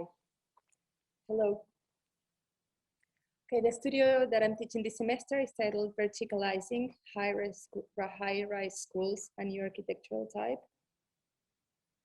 The exponential growth that's currently undergoing in Australia's major cities has brought significant changes in urban programs and activities. Primary and secondary schools don't escape this situation. As the fundamental buildings in the urban fabric of most communities, schools are experiencing significant changes, in particular as the population is growing at speed and the land available is scarce and expensive. As means to deal with this new condition, the Australian government has started to deal about education vertically. This strategy manifests in several vertical schools that are currently being built in the most populated areas of Australia's major cities. This studio seeks to explore these new design opportunities and provide students with the challenge to rethink primary schools.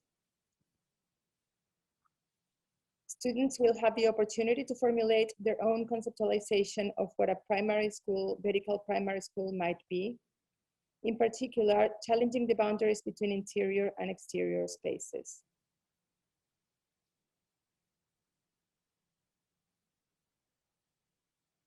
The key challenge will be to reorganize the school program, which normally requires a considerably planned area, through the following research questions. Is this moving automatically? 1, can the iconic school courtyard be verticalized?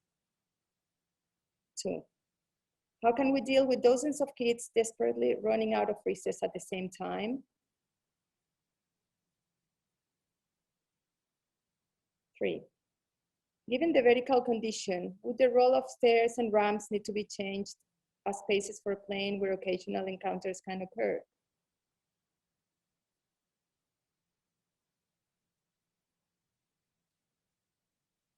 And 4, should we reconsider the image of the school in an urban situation?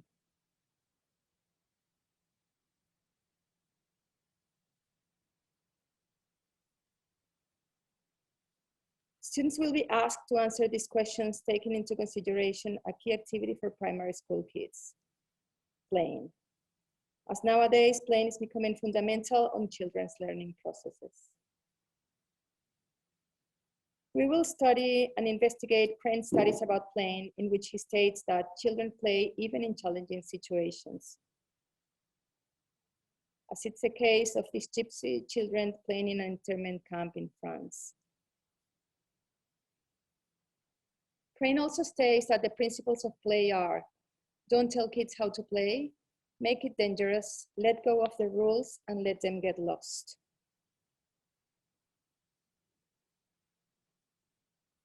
The question is how to do this in an environment that must be safe and controlled.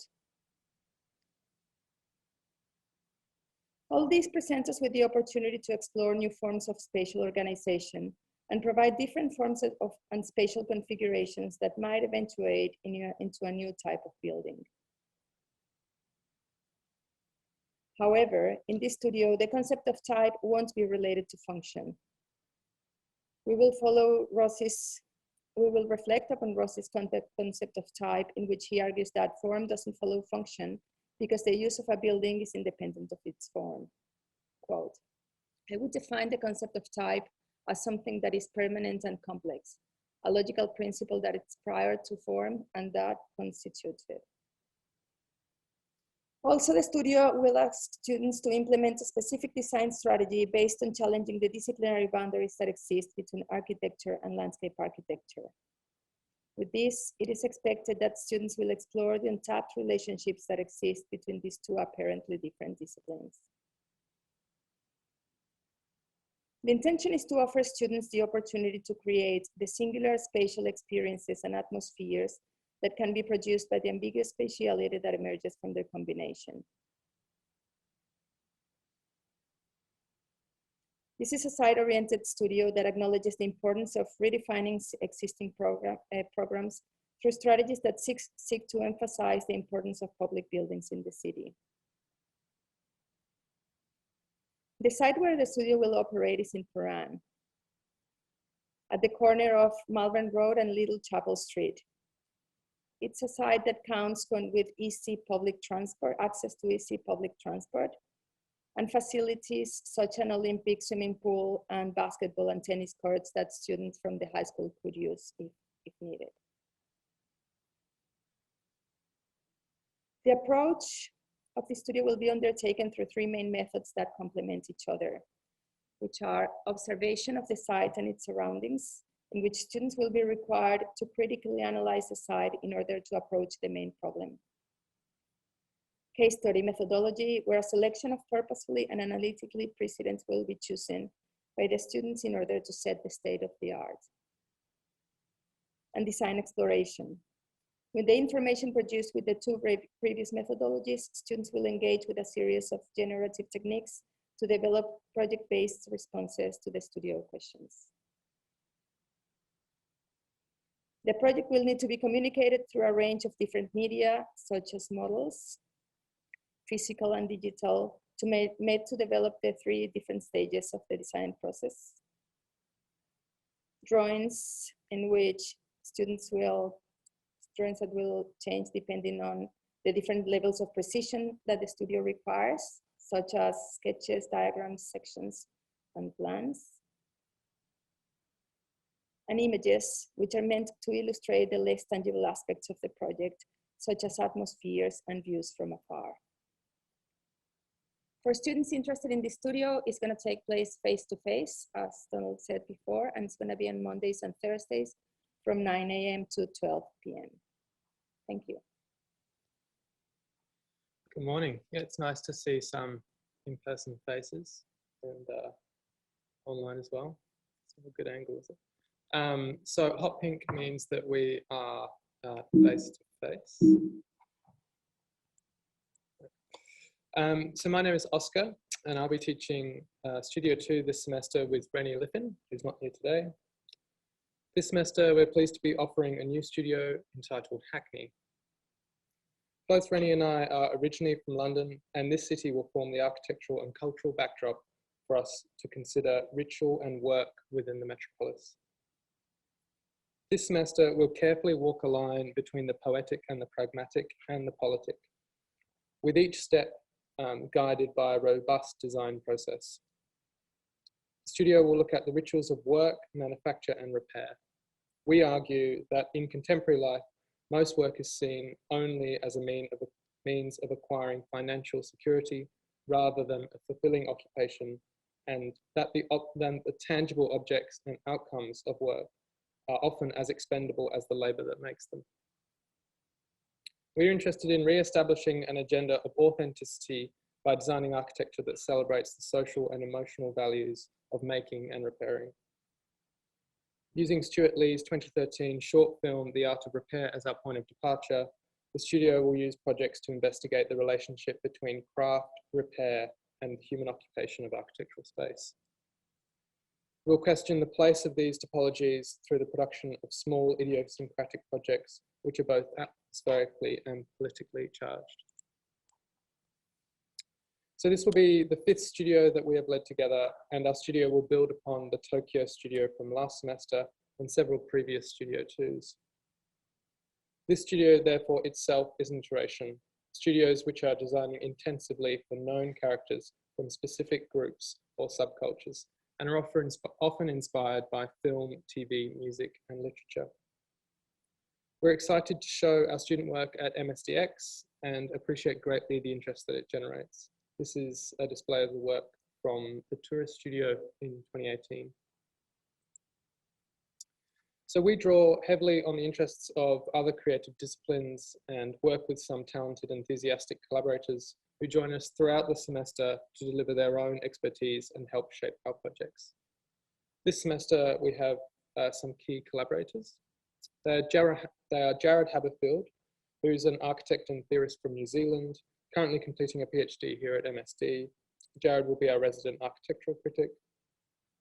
We also have Ben Cronenberg, who's a talented landscape architect, urban designer from Openwork.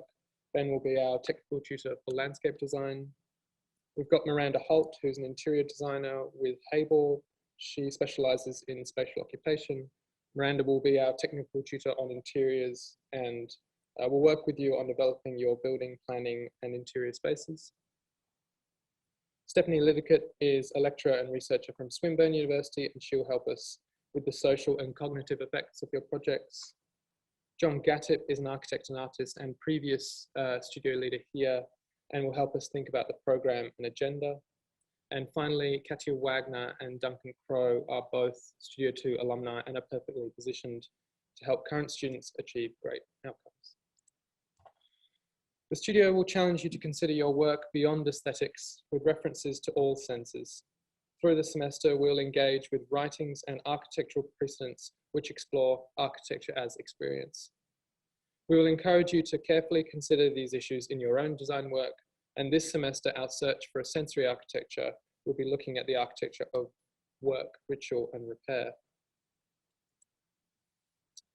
The cultural context of the studio seeks to explore an empathetic approach to architecture that challenges the negative stereotypes inherent in human beings, and to develop unconventional and unique topologies in architecture, which are situation specific. Much of our thinking will focus on ideas of repair and transformation associated with those increasingly on the margins of urban society who are seldom the clients of contemporary architecture. The studio is about an architecture that embeds itself in the physical and multicultural context of a complex and changing historic city. The poetic architectural potentials of rituals, routines, and occupations of the buildings and spaces are at the forefront of the studio's interests, and the refinement of these across the minutes, days, seasons, and lifetimes of selected communities will underpin the work of the studio. With our collaborators, you develop your own brief for a small building, following your identification and detailed research into a specific contemporary issue or situation. Each building will have its own bespoke program. Each project will be different to the next. Descriptive writing and expressing design thinking in words using appropriate vocabulary is an important component of the studio, and this semester will be used to develop throughout the design process. Students will develop structured texts alongside their drawn design process with the help of our studio collaborators.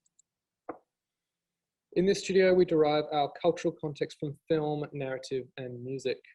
Our physical context will be a semi-industrial precinct located in the London borough of Hackney. You will visit and experience this site, however, only in your imagination and through forensic research. Through research, conversation, writing, and drawing, you'll develop your own intimate elaboration of your reading of the site, its narrative and technical characteristics. We'll work with you throughout the semester to develop your position, ideas, drawings, and articulation of the context. This process will be both rigorous and disciplined. Drawing will form the core of your design process, along with iterative model making and descriptive writing. We do not focus on the end product. Our process has been carefully developed to be both dynamic and perfectly orchestrated. We value every trace of the design process, what Herzog and Miron have called the archaeology of the mind. The studio will expect each student to produce sophisticated drawings and models throughout the semester, which communicate intentions with clarity and passion. Composition is of great importance to us. Throughout the semester, we'll explore a range of techniques to develop your relationship with composition. The studio largely uses traditional abstract representation in both process and communication, plan, section, axonometric, and detail. Drawings for the studio will be based on the idea of repair for both architecture and occupants. On screen, we have a drawing here from our studio last semester, exploring and designing the precise technical profile of human occupation and interaction. Representing the design intention passionately and with individuality through drawing is extremely important to us. And along with our collaborators, we'll work with you to produce beautiful drawings and thoughtful drawn outcomes. Our drawings may look technical, but they are truly emotive, charged and layered with the complexity that exists within our human occupants. Descriptive writing will help you solidify your architectural ideas and develop your storytelling ability and invite us into your world. You'll be asked to present digital and or physical models, both as iterative tools and final outcomes. Your models will take on the language of Studio 2. Here is an example of a sectional model from last semester. We hope you can see from the work of this studio that, which is very serious about architecture and architectural outcomes, and success in this studio requires commitment and application. Finally, here are some of the references that we'll be engaging with this semester and the studio times, which are Monday 1 to 4 and Thursday 5 to 8. Thank you.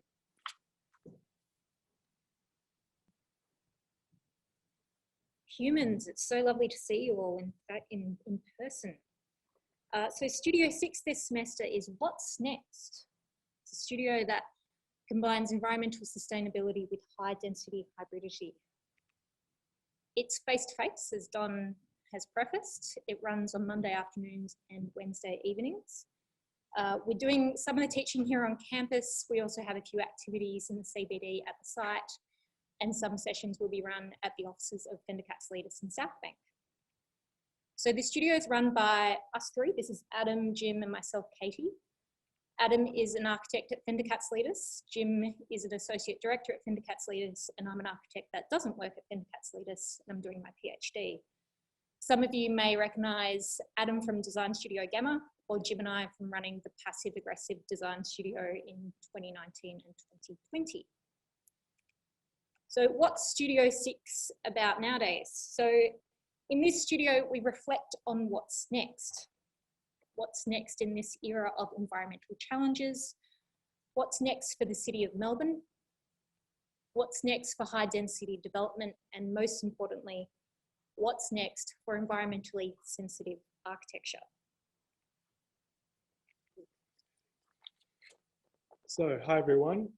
My name is Adam Murray, and yeah, so What's Next is a future casting studio whereby we ask you to envision a high density, net energy positive future for the city of Melbourne. We will be asking you to look at what currently are the threats to the social, natural and cultural systems that we currently have, presented by climate change. And we'll ask you to consider how density, intensity and diversity can act as a catalyst for renewal and regeneration. We'll be looking forwards to the next 30 years or so, and the projects will be grounded in reality, but we'll start by asking the question of what is now? So one of the main sources we'll be looking at is a current and very topical project called A New Normal, which FK is involved with alongside some of Melbourne's leading architects, both large and small. A New Normal proposes an engineering and economic solution to make Melbourne net positive in operation, simply by applying technologies and strategies that we have already now in a culturally appropriate and engaging way.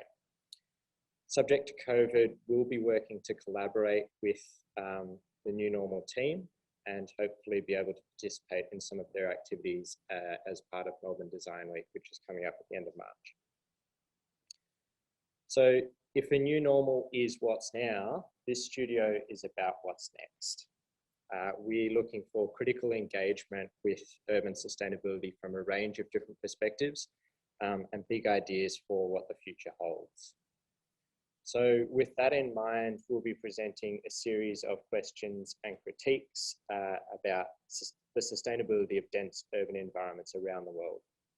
We'll go beyond the new normal to investigate bigger picture theoretical solutions and more design-led responses. You will critique and respond to these ideas to develop your own personal philosophy on what's next. And then you'll look to apply that to a hypothetical near future vision for a high density mega hybrid tower in Melbourne. So what does the semester look like for Studio 6? It's roughly broken into quarters. So the first 3 weeks will be a pretty intense period of research, critique, and conceptual manifesto development. The following 3 weeks, including the non-teaching period, will be applying that manifesto to the site at a macro scale, and also firming up your concept in your return brief for presentation at the interim presentation in week 6. Following that, we're going to zoom right into the human scale, the micro scale, and look at how humans will occupy and move through and experience the spaces within your building. And then we'll zoom back out and try and reconcile that micro human experience with the macro urban response. So, put simply, this studio has one major project, a mega hybrid building, which is far more hybrid than a hybrid building. There'll be small task activities, model making, and assessments, and all of these will feed into this final proposal or project. Assignment 1 is a digital manifesto in the form of a media presentation. Assignment 2 is a concept design / return brief for your mega hybrid proposal. And assignment 3 is the big one, your final proposal for the site. Assignment 4 is a reflective journal. The project site is located in the CBD, so it's an inner CBD project adjacent to a laneway. So it's quite a tight site. So that's why we're looking for novel and interesting ways to utilize that site. Yeah, there'll be a variety of workshops, pin-ups, and there will be sessions at our office in South Bank. So there'll be an opportunity to engage with people in the industry who work on taller projects, such as at Fender Katsoulides, and get their input into your design. So that's going to be a really cool, unique point. If you like tall buildings, complex programs, dense cities, this studio is for you. If you're passionate about sustainability and not afraid of critiquing of what that actually means, then this studio for you. And if you have big, bold ideas for the future, and you want to channel these into a built form outcome, then the studio is for you. So in summary, we're Studio 6. We're running face-to-face Monday afternoons and Thursday evenings. We are essentially looking at what's now and then proposing what's next. We have one major design project, which is a point of difference to the studio we previously ran. It combines high density hybridity with sustainability. So if those two things float the boat, then you're probably going to be interested in this. We're going to be outside for the next 5 or 10 minutes if anyone wants to ask us any questions in person. Alternatively, you can email Jim on that email address just there. But other than that, happy balloting, and thank you so much for your time. All right, we're going to move now to Studio 9, which is a new studio for us. Hello, my name is Kate Finney, and I'm presenting Studio on behalf of Andrew Power and myself. And in our work together, we found ourselves interested in a way of conceiving architecture that's not didactic or easily reducible to diagrams. Instead, it's about learning the grammar of architecture, the history and principles of its elements, and maybe also a little bit of skill in composition as well. So we'll begin the semester by looking to the plan through a series of seminars that direct us to the task of how to read a domestic floor plan. Beyond style, we think there's an alternate reading of architectural history, which is told through the plan. And we'll ask questions such as, why did furniture begin to be drawn in plans? When did the bedroom replace the parlor at the front of the house? and what does the layout and placement of doors in rooms, how does that indicate their use? We approach housing with the assumption that we need to learn our ABCs, and it's really what we need to do in order to use these particular elements with precision. We're also extremely critical of domestic planning principles that we've inherited from the functionalist prescription of rooms, but also its contemporary manifestation in the open plan. But instead, we're interested in a plan that is a combination of rooms that each have their own specific quality. And if the bathroom and the kitchen have to have a fixed use, we wonder how they might be used to displace the areas around them into a series of connected rooms. But in particular, where use is not prescribed. And in place of the corridor, we redistribute the space to create halls, and you can see the two outlined here, which become usable space in their own right. So this is a plan of a house we've been working on, and depending on where you enter the house, it can operate both as a typical family dwelling, but also as two autonomous units or a duplex. And despite building with fixed walls, we really think there's multiple possibilities as to who might live here. And really, we kind of assume that we can no longer prescribe how people might live or prescribe their daily lives, but instead, this open possibility is really the task of our studio. So for the second half of semester, we'll move on, we'll shift the focus to the street and garden, and this will be through the building's volume. And we don't accept the street as solely infrastructural space, but instead think that it's individual buildings that charge the spaces around them. Volume makes the street an architectural project, and as a frame, its quality is defined by its proportion. And this is not specific to context. Its lessons can be learnt from the Renaissance city applied to post-war housing development in Finland, and indeed to the suburb. And finally, we'll look at the building's expression. We see architecture as a grammar of principles that can be applied to any style of expression. We take the suburb as found and we treat it without cruelty or solutionism. Instead, we're inspired by the ordinary and the everyday, and we take our cues from existing architectural languages. So finally, we love the city, we love streets, we love squares, and we love facades. We love history and continuity in architecture. We love doors and columns and windows. So if you find yourself that way inclined, this might be the right fit for you. Thank you. Thank you. Thank you, Kate. And now Studio 15, David and Paul. Thanks, Donald. I'm back again. Yep, Studio 15 is back again. I'm David Leggett, this is Dr. Paul Lowe. So this time, there we go. So it's this semester, we've got a very exciting collaboration and a real project brief, but let's first let you know about our backgrounds if you don't know us. So we are both architects from the UK with teaching experience at UEL and the AA. Paul and I first set up LLDS, our architecture and design studio based here in Melbourne 10 years ago. In addition, we run our own CNC fabrication workshop called Power to Make. And recently we set up the Architectural Research Laboratory, ARL, which helps connect our services with other architects and artists, as well as academia. So this is our robot cell at Power to Make with our cooker robot and turntable. We can perform 7-axis milling. We also have 3-axis CNC and numerous other machines we make and develop ourselves. And this is Stellark, a performance artist born in Cyprus, but brought up in Melbourne. His works have focused on extending the capabilities of the human body. He was ahead of his time working with implants and cyborgs. I would all encourage you to look him up, look up some of his work. And this semester, Studio 15 will collaborate with him.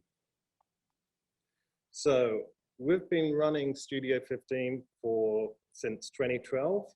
And over the semesters, we've had several iterations of a design brief with a focus on designing through making.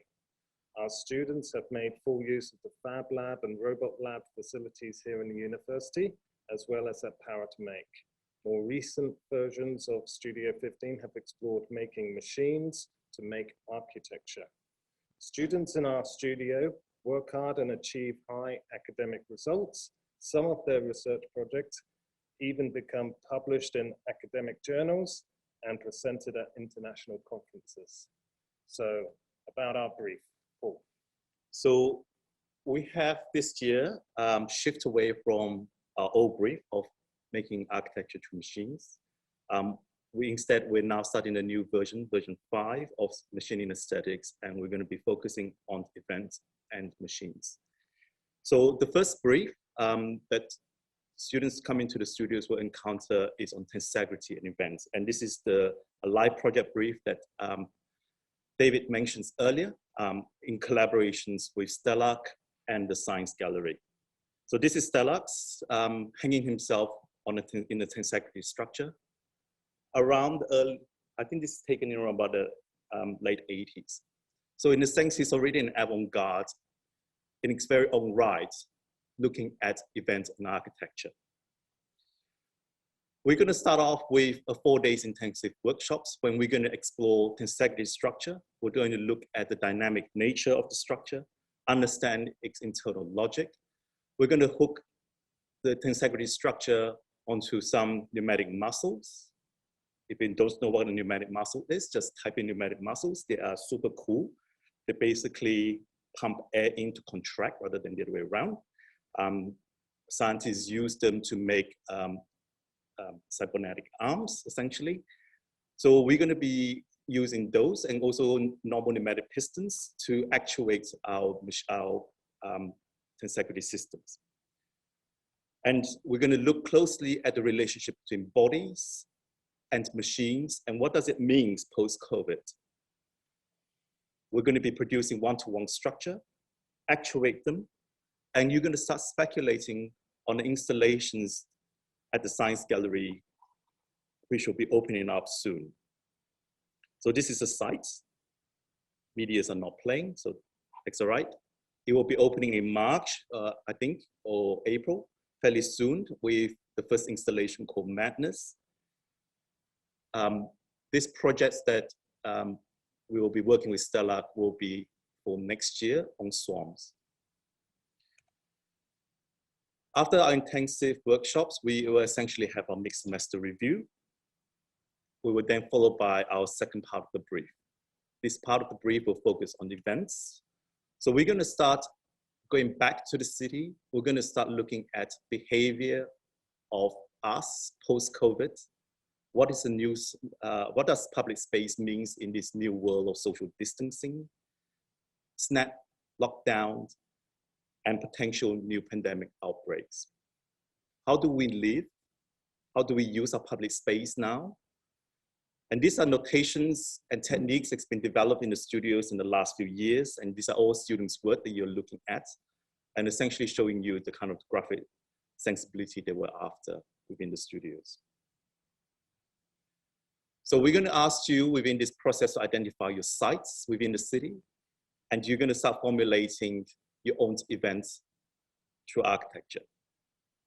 The second part of the brief will look at urban systems. This is when we combine the first two briefs together and look at how we can start to structure it using very small components, like the tensegrity structure, to start to create much larger systems that can be permeated through the cities, to add as a way to divide space, to enable social conglomerations or coagulations.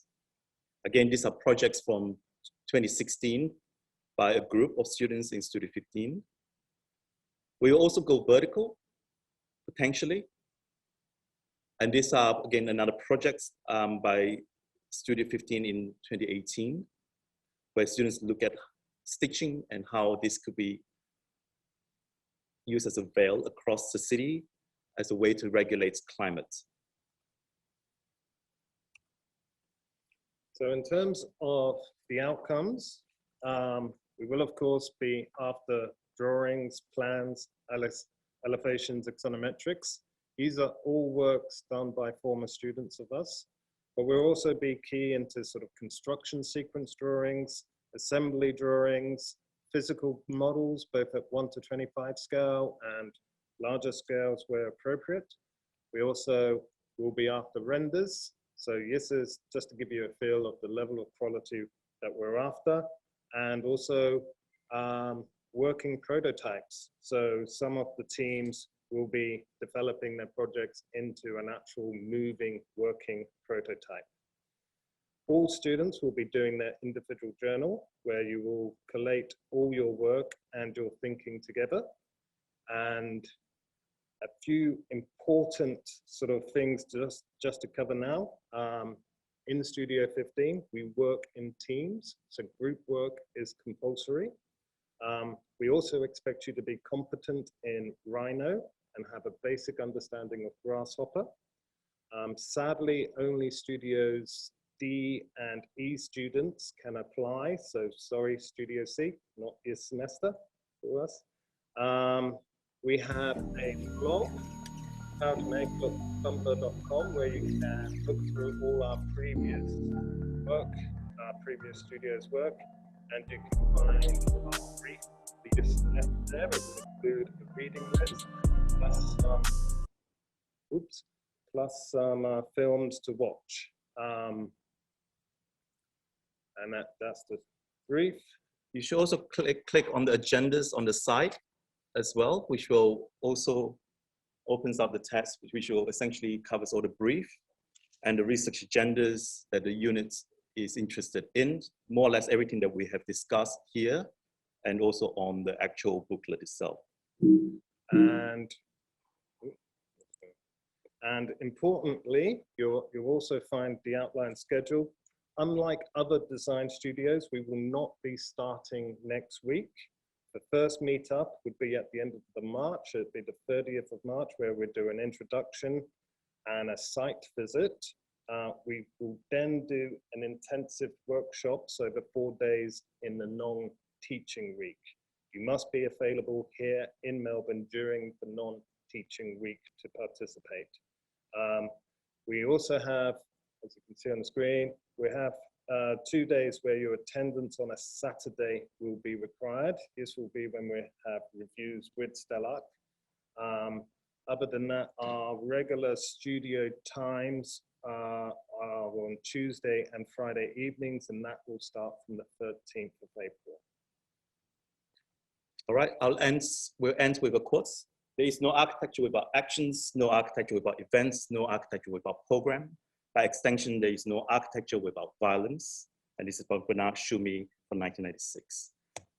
So again, to iterate, Studio 15, Studio D and E only. And we will commence our studio in week 5, followed by a 4 days intensive workshop during an Easter non-teaching week period. And the rest of the information is up there for you to view. Check on our website. Plenty of information over there. So it's on the website, it's in the handbook, it's all there. Thank you. Thank you. Thanks a lot. Thank you, David, Paul. So again, C and D and E only, as well as the studio, still the same amount of teaching time and face-to-face work, but it doesn't start until the end of March. Okay, we move now to Studio 18. Hi guys, good to see some of you guys here. My name is Danny and this is Darcy, and this is Studio 18 Like Humans. To give a bit of background for Studio 18, typically we explore architectural design through making, a bottom-up investigation looking at material qualities, process, and construction. We critically reflect these qualities of creations and look for opportunities for innovation. Most importantly, we use technology to create workflows and explore these methods. Students of Studio 18 learn to critically think about design and how things come together. We develop a body of research, both digital and physical, and look at rapid prototyping at 1-to-1 scales to test ideas quickly. Yeah, both Darcy and I are digital fabrication specialists who explore digital design, architectural design, and research. Both Darcy and I work here at the Makerspaces and take on various other roles within the faculty. Our body of work ranges from conceptual to built projects in which we explore new ideas at various scales. Our investigation aims to leverage digital fabrication equipment and look at to improve inefficiencies in our built environment. We use manufacturing and prototyping as part of our architectural design process. This year, Studio 18 will dissect the architectural design process by querying the traditional path of buildings and building design. Architectural design and its school of thought is constantly redefining itself. In the 1930s, birthed minimalist ideas of living and building brought on by the modernist movements. Mass production seriality was an outcome, a cookie approach, a cutter approach, and our first glimpse at architecture as a machine. Like machines, it was efficient, precise, and cheap to produce. However, unlike machines, they're not smart and unable to be dynamic in nature, which produces static functions that are subjected to obsolescence. With increasing adoption of technology, further increases the rate of changing trends, it escalates the decay of wastage in our built urban fabric. Habitat 67 looks at the same principles: modularization, repeatability, and mass production, still too static, fixed, heavy, and unable to change and adapt. Fast forward to today, paradoxically, technology proposes new challenges it sought to solve. Complexity in design exponentially increases, which further detaches the architect from the master builder. On the left, we see the typical architectural office of the 1970s and 80s, where the toolset of the architect uses pens, plots, and paper. Our ability to design buildings were limited by these tools and therefore produces forms shown before. On the right is DFAB House at ETH Zurich, where you see a designer, fabricator, architect, engineer working side by side with autonomous labors. Now architects have more access to a wider range of tools. Automation and digital design enables the architect to creep closer to and reclaim the master builder and provoke new ways of looking at space. The agenda of Studio 18 this year, like humans, will decanter traditional design processes and speculate on the future of architecture through fabrication and construction. We will look at mass customization and seriality to question the digital block and scalable economies of production. We'll consider space and new modes of living and ownership. Like humans, we'll consider the consequences, the politics, social and cultural agendas behind computationally designed building. One that is flexible and adaptable in nature. We will ask, what does this all mean for the future of architecture and its built environment? Students of Like Humans will explore architecture through the intersection of design and prototyping. They'll ask how buildings can benefit from extensive knowledge of fabrication and manufacturing at the design stage. Students of Like Humans propose responsive architecture that is deployable, flexible, and can retrofit existing conditions, much like human prosthesis design. They'll also utilize and investigate the concept of architectural optimization, doing more with less, by developing computational workflows to enable design complexity through parts of the design that are designed for manufacture and assembly. Students will respond to the wide problem within the architecture industry, to uplift construction, i.e. it is a lagging industry that has not seen great improvements in productivity since the first industrial revolution. This method will be used to address society's need for more buildings. This will be situated in the Australian context and respond to legislation and policies of governmental bodies and identify areas of innovation that help push our built industry forward. Studio 18 will exploit the discrete and question discrete architecture, a concept pioneered by architect, theorist, and educator at School of Bartlett, Jill Retson, brought on by a revolt to its digital counterpart of sleek and wasteful continuous forms of parametricism and replace them with design based on a rationalized understanding of fabrication and manufacturing. Students will identify how this phenomenon applies to habitable spaces. They'll formulate projects that detail an approach to deal with construction that capitalizes on automation. Studio 18 will dissect traditional buildings and segment them into constituent parts. Students will investigate how this process, borrowed from other industries, can be applied to at the architectural scale. Like Humans will encourage students to critically position their work and evaluate their research through one-on-one prototyping and scale models. The semester will be broken into 4 segments: precedent research, part where students will focus on designing a discrete element, logic, where students will use their part and develop a computational workflow to design a small dwelling for mid-semester review.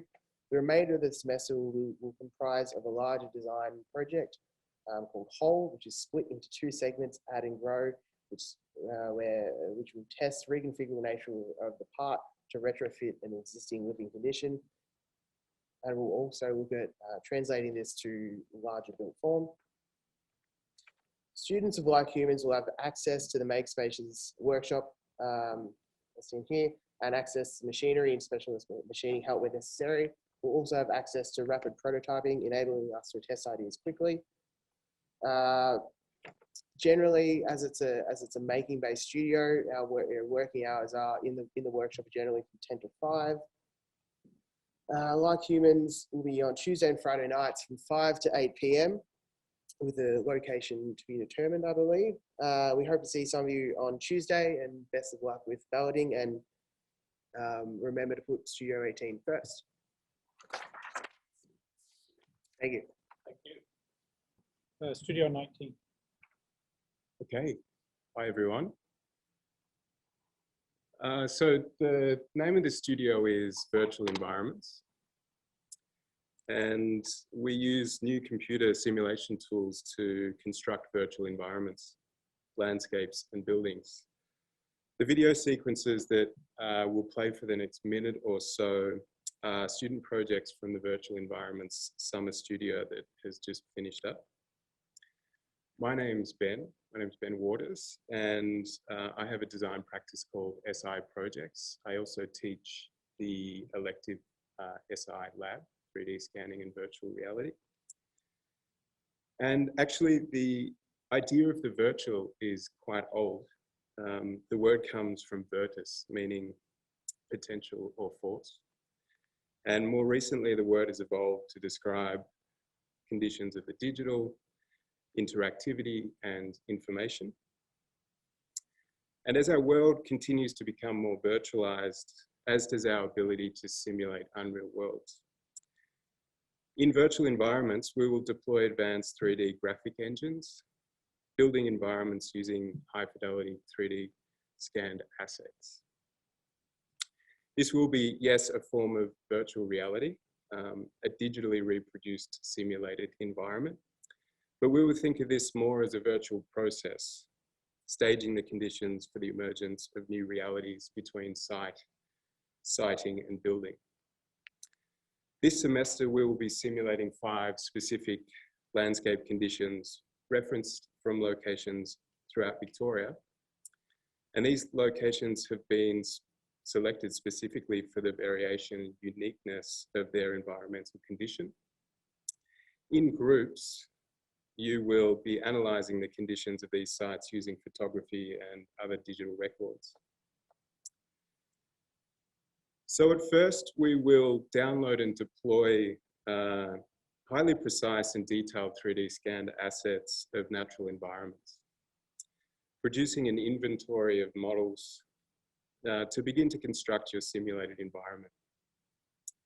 Using this process to develop a deeper understanding of site, ground, and texture, we will drag and drop rocks covered in lichen and procedurally paint grasses on surfaces, constructing ground.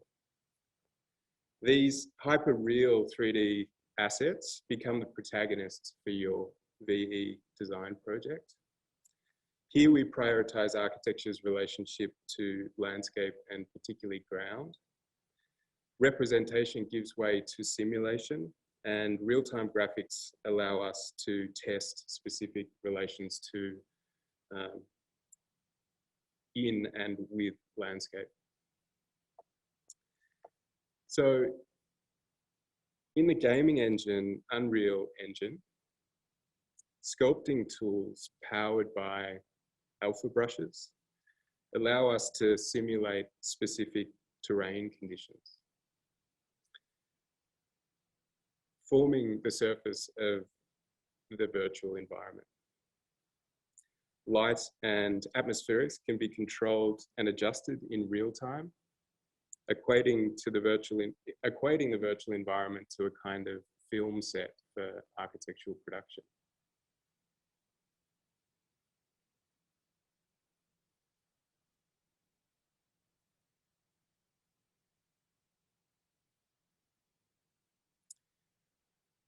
So mapping as a way of representing the virtual environment is also a strong focus of the studio. As James Corner writes, maps are in between the virtual and the real. The question, did you find that in the world or did you make it up, denotes an irrelevant distinction. More important is how the map permits a kind of excavation and extension to expose, reveal, and construct latent possibilities within a greater milieu. In the studio, we'll prioritize architecture's relation to environment and ground, and these projects will unpack specific architectural references that in unique and innovative ways engage with ground, mediate the environment, and also augment landscape.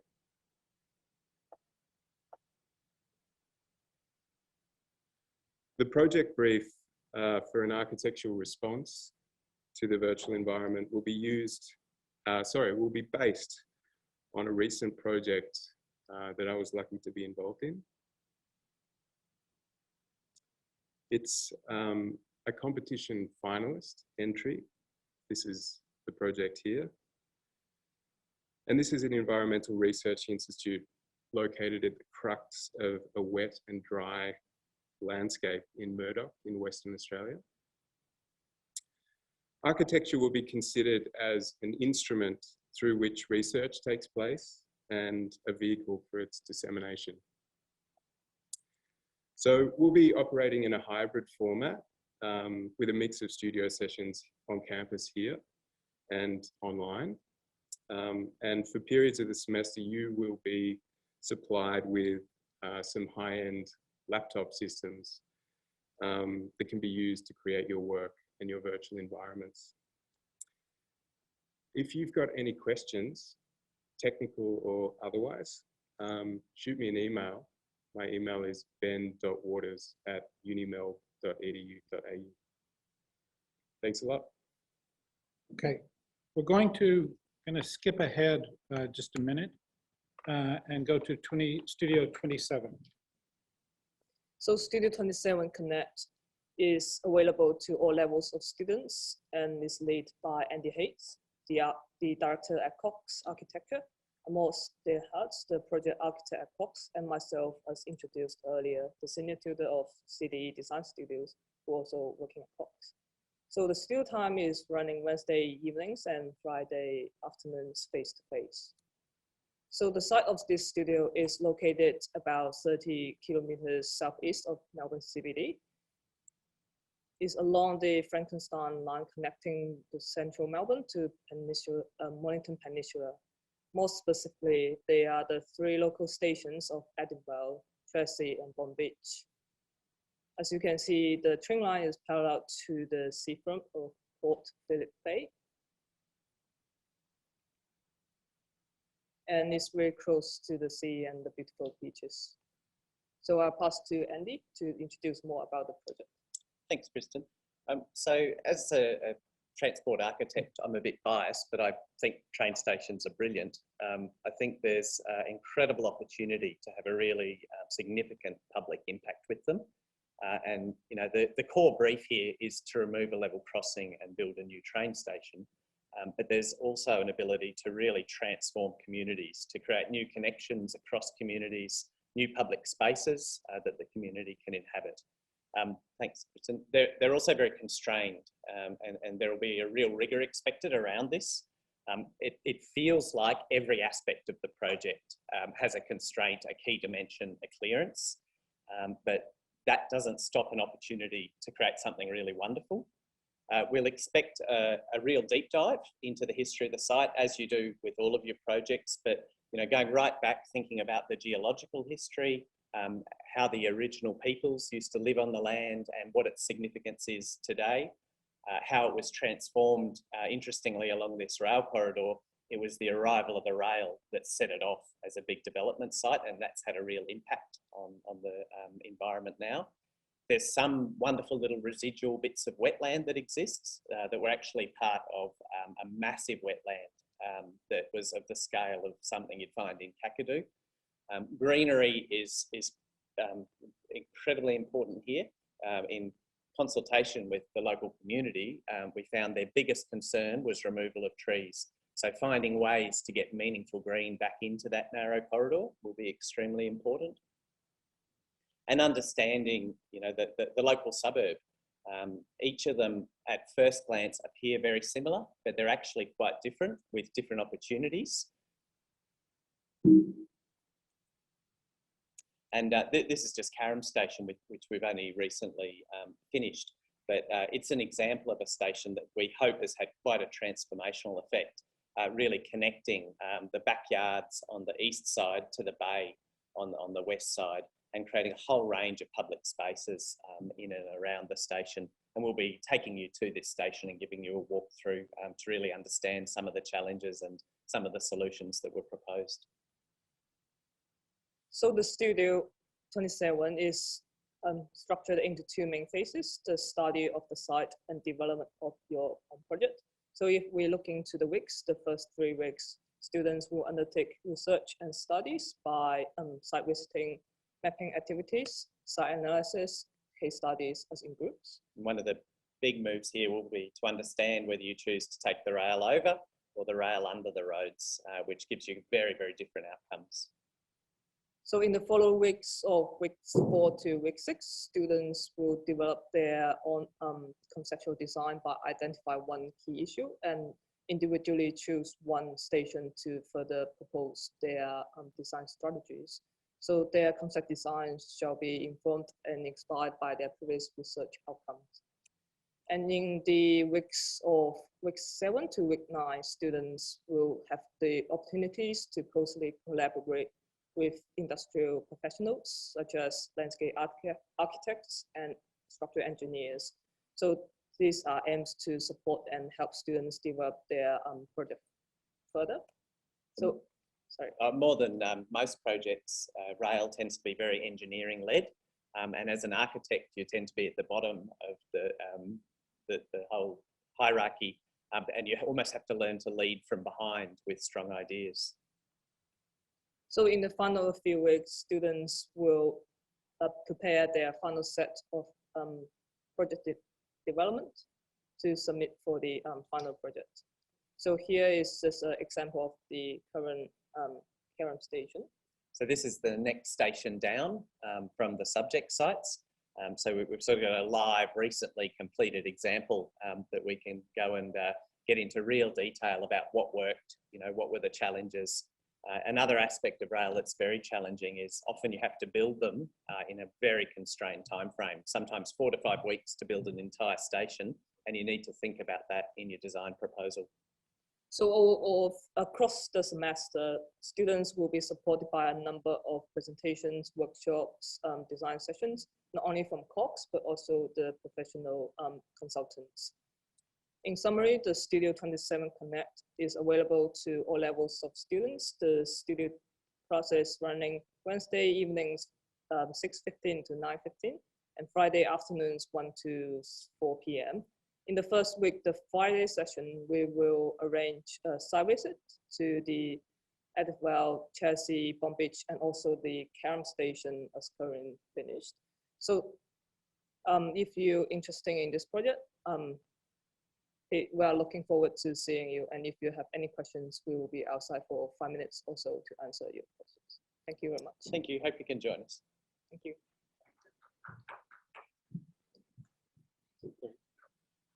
Okay, so that was Studio 27.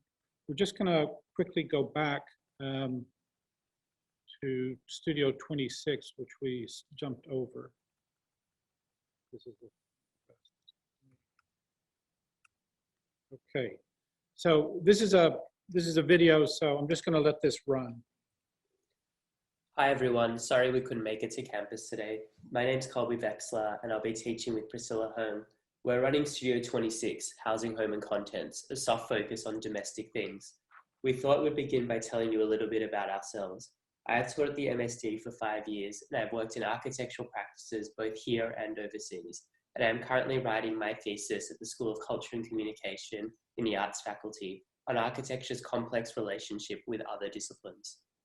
Hi, my name is Priscilla. I'm an architect currently working on a number of varying scale residential projects.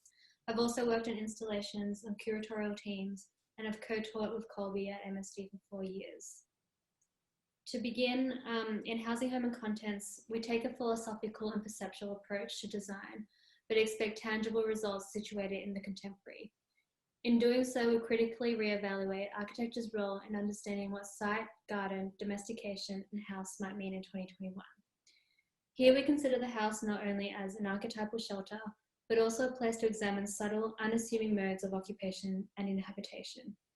This is because we believe that architecture must be concerned with nuanced experiences rather than just form and prescriptive program. To make sense of these broad notions, our explorations will be guided by philosophical references deployed through 3 key stages. First, we will investigate site. Here we'll consider what transforms land into a plot, lot or block, perimeter and area, occupiable ground and its boundaries, particularly within a rural, suburban or urban environment. We will then begin to focus on the idea of domestication. Here we will look at area through the idea of ground, garden bed, foundation, slab, floor, excavation, and building up. We will also investigate containment through the idea of fences, walls, and openings, and covers through the idea of roofs, ceilings, and canopies. We will then move into the final stage of the studio, designing the house and garden proper. Here we will look at varying forms of contemporary architecture, focusing intensively on the way it is photographed and documented in order to speculate on its attitudes and consequences, if it possesses any. In doing so, we will look at the idea of typology, from rural dwelling to the inner suburban house to more dense urban typologies. We will look at formal and volumetric implications of typology, including the exterior, the elevation, the facade, and the entrance, as well as materiality, program, tectonics, and details. The final project will work much harder than simply proving concept, explaining use, or describing atmosphere. Instead, it will collapse the singularity of focus and gesture towards all that is present, from the rigorous and the intentional to the overlooked and consequential when designing a residential project on a domestic site. So that was a brief overview of the 3 stages of our studio.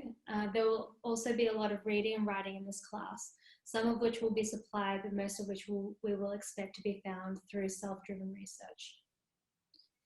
We'll be putting a lot of emphasis on conceptual articulation, abstract visual representation, and technical production. Here are some examples of student work from previous iterations of Housing, Home and Contents. And as you can see, a high quality and refinement is expected. You will also be expected to have strong communication skills, as we will be working in groups of 3 from the beginning of the semester in order to produce a single highly refined outcome. To wrap up, the studio is interested in reconsidering notions of the site, garden, house beyond the generic archetypal, developing an architecture that engages various discourses and disciplines, and examining architecture's role in curating contemporary life, particularly within the domestic landscape.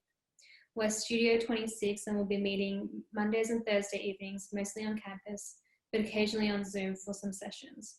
If you're interested in viewing previous student work, please visit our website, housinghomeandcontents.com, or find us on Instagram at studio26_MSD.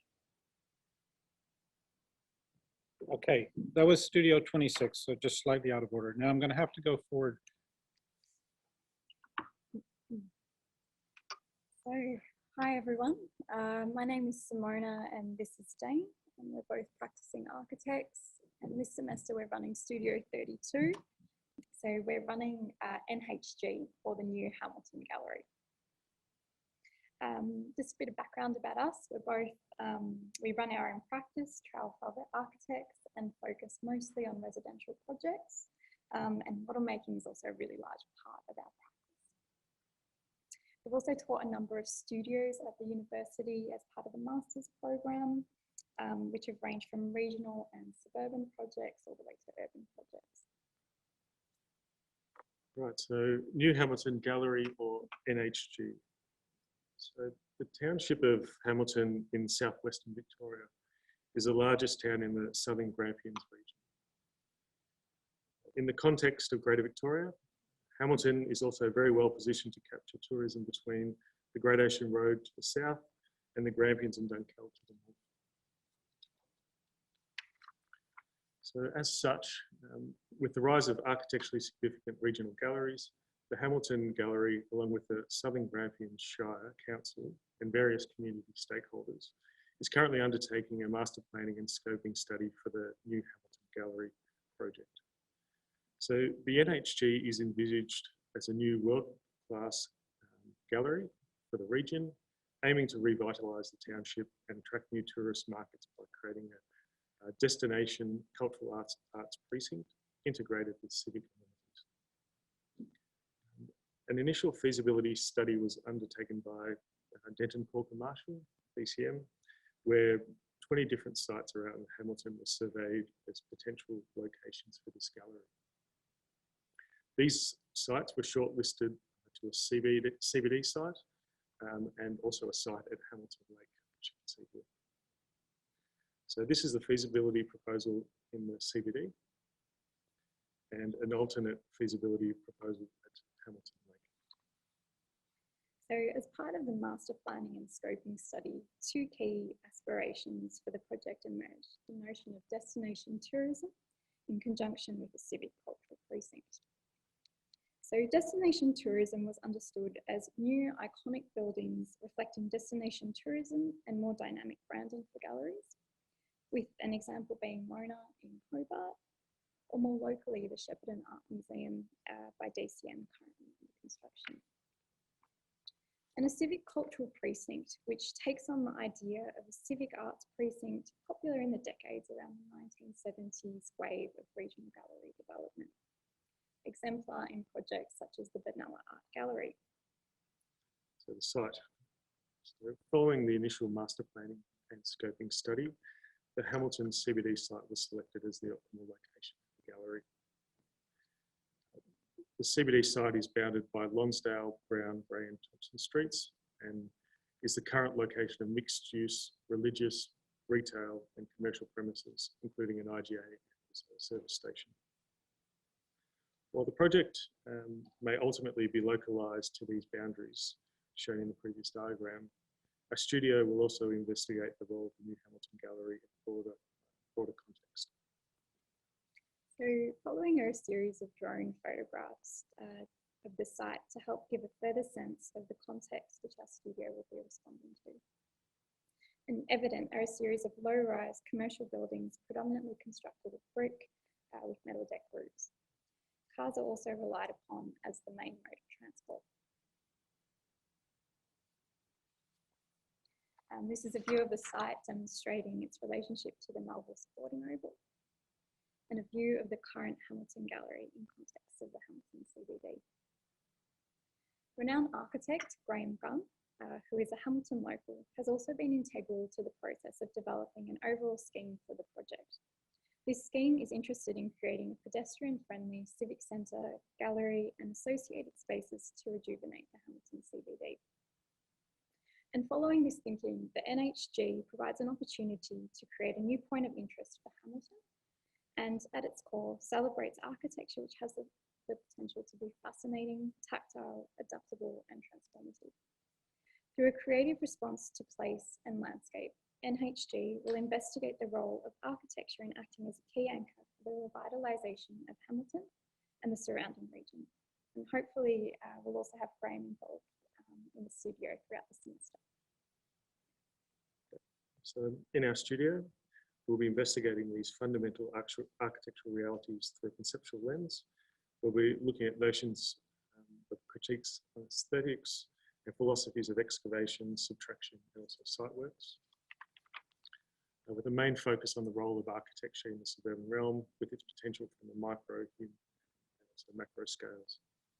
So you'll initially be required to undertake a variety of research and design-based projects to establish an understanding of your own design processes and how these can be shaped in response to the context of the new Hamilton Gallery. You will then be given a brief which you can expand upon and challenge for a mid to large scale project or a series of interventions.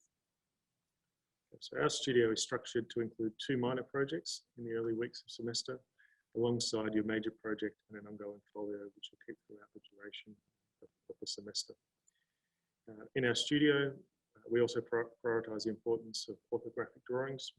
You'll be spending lots of time refining your plans, sections, and also working through architectural detail, materiality, and physical model making.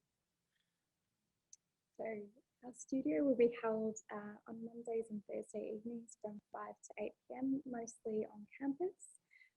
And you're also more than welcome to take a look at our previous semester's work on the MSDX website or our Instagram page, which is just studio32_MSD. Okay, thanks everyone. Thank you. And we'll end this morning session with Studio 44.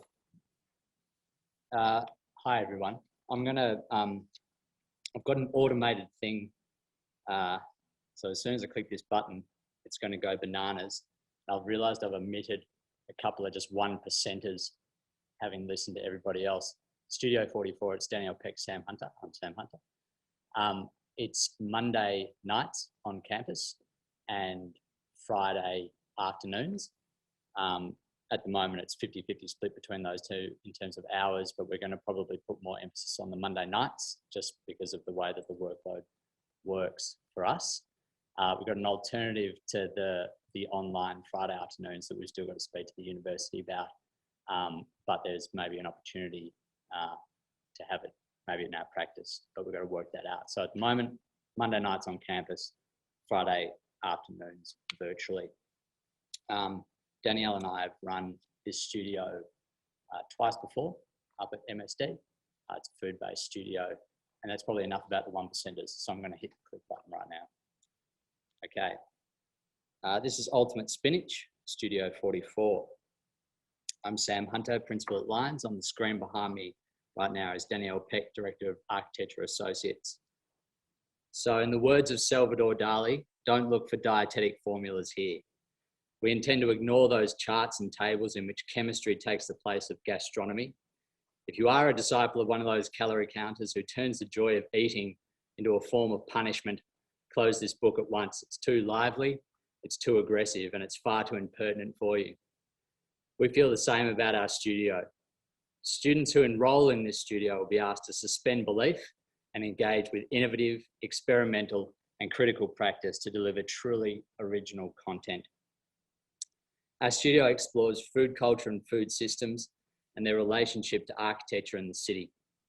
Our studio attempts to elevate the hidden food stories, those of production, preparation, distribution, and waste, to an equivalent civicness as their cultural counterpart, consumption. We believe that sensory gratification, food in particular, is a legitimate urban condition. And we ask questions of what food systems support our cities, and what are some of the oblique factors of sustainability we haven't already discussed. Indeed, the underlying question is, what is the Australian context in all of its glory, culinary, architecturally, culturally, in all of its urbanity? What are the ethical obligations surrounding food culture in a time when 815 million people go hungry every year? Can food transcend establishment and create meaningful community connection? And where does localism fall in a global food chain? Nice little excerpt from Mayer and book. So this semester, students will develop an architecture to house the inaugural Melbourne Food Institute. This is a previous project from last semester of the Melbourne Food Institute, which was housed down in Abbotsford. We're now on the site of the former cable tram engine house, which is on the corner of Gertrude Street and Nicholson Street, so just on the edge of the city. It's a wonderful old Federation building, and so it's a very different change of context to this project on the screen now. We're also interested, however, in your authorial context, where you come from, and how food relates to you. We all come from diverse backgrounds with very diverse cultural cuisines. So each week, we're going to set the table, we hope, in physical space for our dinner guests to feast on our projects, and we will design through messy discourse and dialogue. You will learn to collaborate, to design complex master plans, and compelling architectures. Again, this is another little excerpt from a studio 2 or 3 semesters ago. There's another 1%er. It's group work, pretty heavily group work. There's room for individual work as well. And there are individual projects within the group project as well. It's complex and we like it that way. This is 2 students doing hybrid drawings down in Abbotsford. I'll let that play out so you can have a closer look. These are all on record and we can send links around and we'll describe them to you in far greater detail. So you'll be guided weekly by weekly esquisses, we call them the recipes, and weekly precedents, where you consider historic and contemporary context. There'll be many critical texts. I'm going to hit continue on that, or should I hit deny?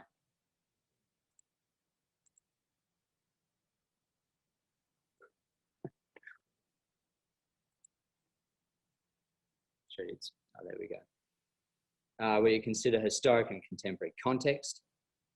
There will be many critical texts, of course, that you will read. Some we hope you'll discover for yourselves. And these will form the discussion for our dinner time conversations. We're going to be one big family for 14, 13, 14, 15 weeks. We're going to teach you, of course, to draw. We run many seminars on drawing. It's really important to this studio, and I'll underline that for you all. Studio 44, Danielle and Sam, Monday nights up here, Friday afternoons either online or a future possible alternative to that. Really looking forward to it. Welcome to the students that join our studio. Thanks. Okay, we're going to take a break. Now, just to be clear, all of the studios that you've seen so far are studios that will be face-to-face. And then following on, when we come back after a short break, will be studios that are not yet determined, to be determined whether they're face-to-face or online. As I've said before, all of those studios that were in magenta, which are the ones we've seen before the break, those are all face-to-face studios. The studios that we're about to look at right now are under the to be determined section. So they may become online studios or they may become face-to-face studios. It's going to depend a little bit on the balloting and if we find out how many people really need to have a online studio because they just can't be here. Otherwise, some of these will convert to a face-to-face studio. So we're going to begin with Studio 3. Peter. Hi guys, I'm Peter Stasios and I'm here to introduce studio number 3, Eternal Holiday. Some information about me and the studio.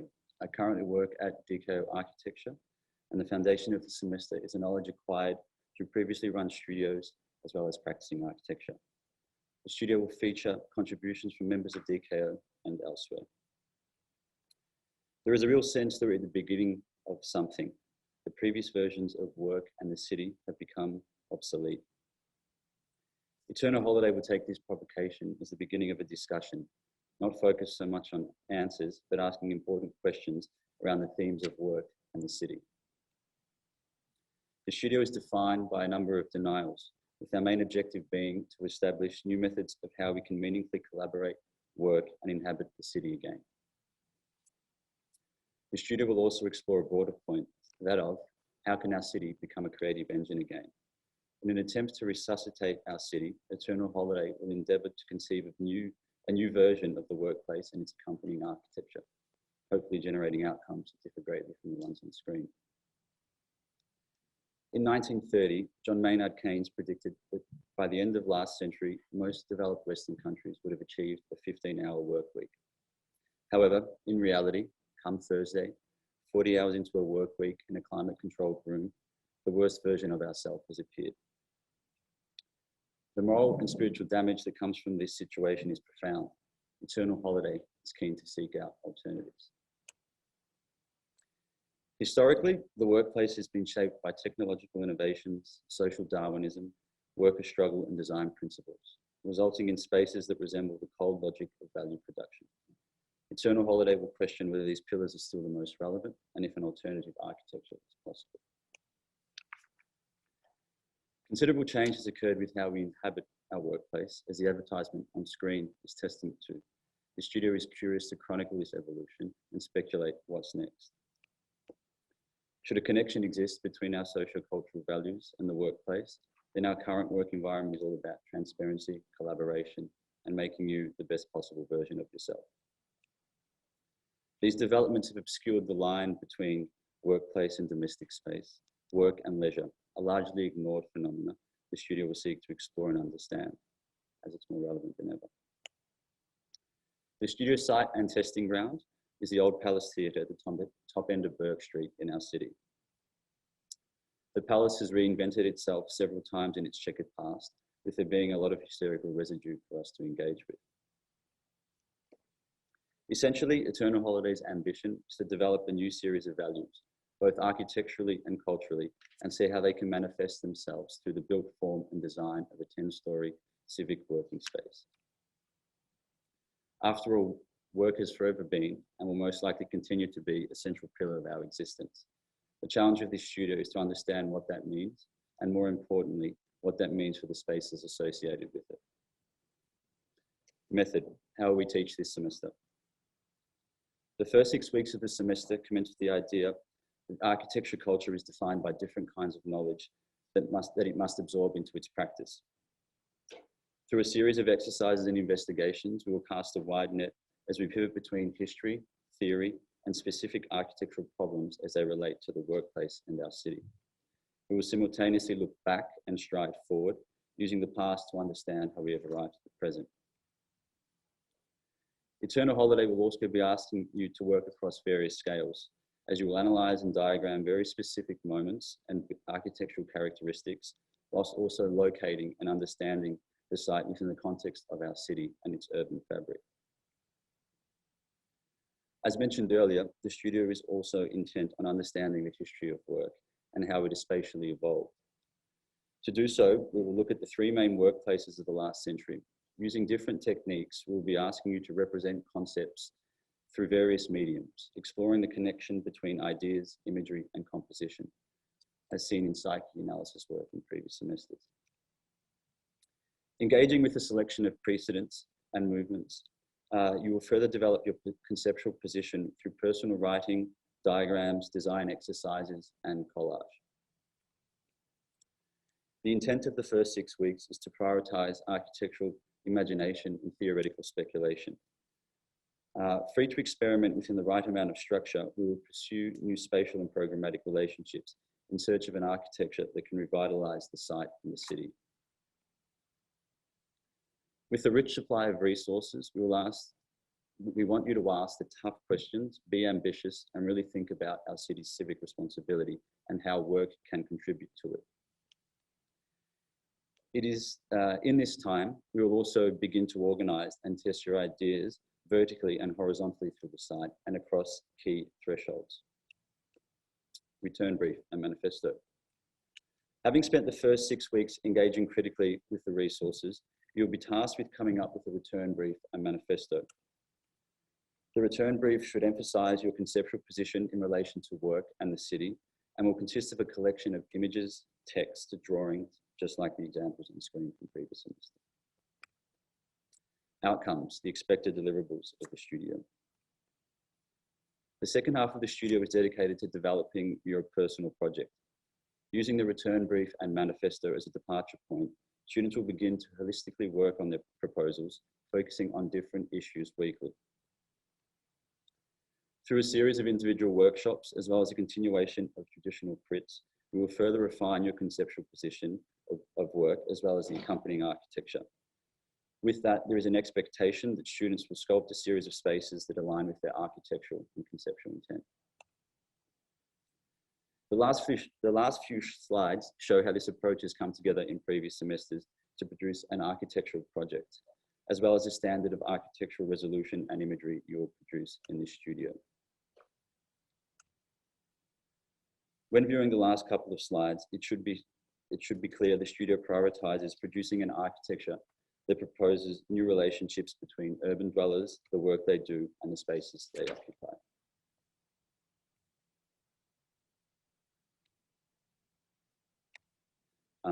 The studio runs on Mondays and Thursdays from 6:15 to 9:15 p.m. I look forward to having you guys involved.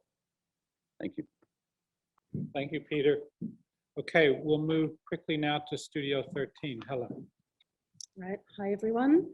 I'm Hella Vigor, introducing to you Studio 13, scheduled to run Tuesday and Friday evenings from 5:15. Embody asks you to do just that, to have a go at embodying a practice of your choosing, and then in turn design an architecture that embodies this modality and facilitates its practice. Not being fully present is what many of us have become accustomed to every day. According to Ernst & Young, 2/3 of Australians spent an average of more than 10 hours online. This was pre-COVID in 2016. How much time is it you connect, or maybe we should say disconnect? And how aware are you of your senses and surroundings when you're on your device? We not only miss out on experiencing the world around us, but we also lose our ability to sense and make sense of it, and in turn to be able to envision, let alone design, spaces that offer rich and meaningful environments.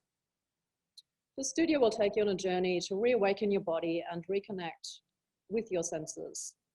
Maybe you have always wanted to learn Tai Chi, or maybe to wrestle, or playing a musical instrument has been your passion for years. Here's your chance to dive in and find ways to either begin or to enrich your practice and your architectural practice and understanding. Your chosen modality needs to involve bodily movement and presence. There will be a strong focus on line drawings in the studio from start to finish.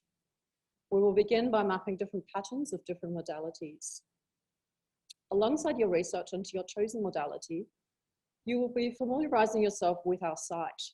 This will be done in groups, the only group work for the semester. Our site is 20 by 35 meters, inner urban in Carlton, with 3 facades and a lot of room to play, room for small public and private indoor and outdoor space. Think social and environmental issues. Your Tai Chi practice might bring about a wellness center, or you might design a center for youth to wrestle, but to also wrestle with their homework after school. Or maybe you'd prefer to explore a more residential program that might provide short-term accommodation in the form of a retreat. You will begin to translate your most promising line drawings into 3 dimensions, generating physical sketch models, exploring different tectonics, different architectural languages, while fleshing out your brief. How will your chosen tectonic afford human occupation and access, allow for variation in enclosure and atmosphere, and provide structure? How to most strategically invite light into spaces to create the atmospheres that will be most beneficial. We'll use these little models to test different options and capture this through model photography. There will be iterations to help you refine your tectonic expression. And this is what this might look like face-to-face, while online will look different. This will also help improve your presentation skills and facilitate learning from each other. The idea with this analog work is to get you into more haptic space, away from the abstract digital realm, and any serial procrastinators take note, to get you into a flow state. Did you know that Stephen Hall produces a 5 by 7 inch watercolor drawing each and every morning, and has been doing so for decades? Whether you're interested to take the studio or not, what is your favorite way of communicating graphically, and how might you make that a real practice and part of your life? You will be documenting your explorations in a journal, where you will reflect on the consequences of your design decisions. We'll have an early interim submission of this to make sure that you're progressing well, as well as the submission at the end of the semester. How it is you generate your architectural interventions, I leave up to you. I'm very happy for you to go digital for that. There will, as I said earlier, be a strong emphasis on line drawings. We will be having 2 interim presentations to best help you progress your work throughout the semester. These will be presentations of work in progress, not fully polished presentation layouts. Material and color, that final layer that will help bring your spaces to life and have the most impact on spatial experience, will be our focus once you have generated an architectural proposal to work with. And we then also start to explore lighting. Color can play a huge role in the perception of spatial experience. What you see here is the same space, but strategically treated with different hues to create entirely different perceptions of space. Now, color does not necessarily mean the traditional opaque coat of paint that generally covers up the substrate. It could also be a translucent finish, like a wash or pigmentation, that allows the material hues and patterns to show through, but generates a different overall tone. Or it might be the inherent hues of materials used. The perception of color itself, however, is highly relative. And maybe this is something you might like to explore. This is a small selection of the change in perceived color of the sky at dawn, seen against a ceiling colored by LED lighting orchestrated by artist James Turrell. Here at university, we have the luxury to be operating within a theoretical realm. And our premise is to always encourage students to question the status quo, to experiment and pursue their own personal interests. Out in the real world, artists are most able to take such liberties, so they can be a really good source of inspiration. You will be generating your own brief. This is so you can take this project into whichever direction is of most interest to you. The only requirement is that your chosen modality can be practiced here and that the public is able to experience this. How could the formal and spatial qualities of your scheme end up empowering and inspiring its users and really celebrate your chosen modality, celebrate life? I hope inspiration is what you get a lot of today and that you all have a great semester. Thank you. Okay, we now move on to Studio 21. Thank you, Don. Okay, my name is Toby Reed. I'm running Studio 21. It's permanent vacation. I think there's a bit of a theme going with the studio, which is good. Okay, this is going to be an aged care studio, and it's an IDS studio as well. As you know, there's many different ideas about aged care, and we'll be exploring a whole multitude of them, and particularly the idea of the future of aged care.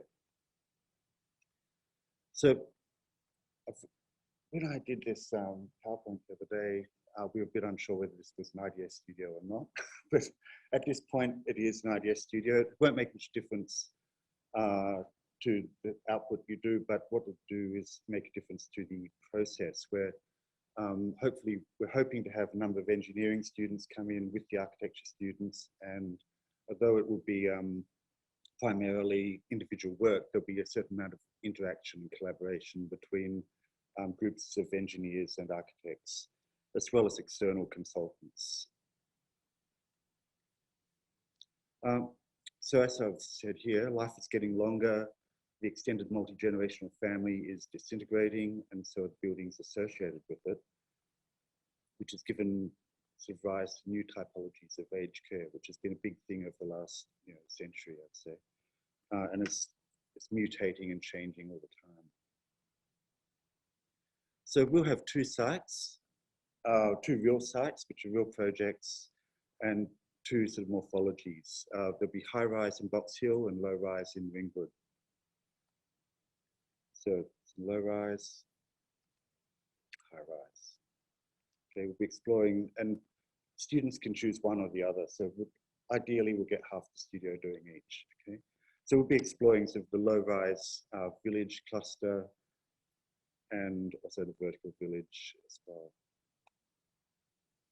So we've got a real client in this project, sister of Hinghua, if anyone who knew Hinghua would use here, but Active Home Care is the group. So they've got two projects. They've got the real sites in Ringwood and Box Hill.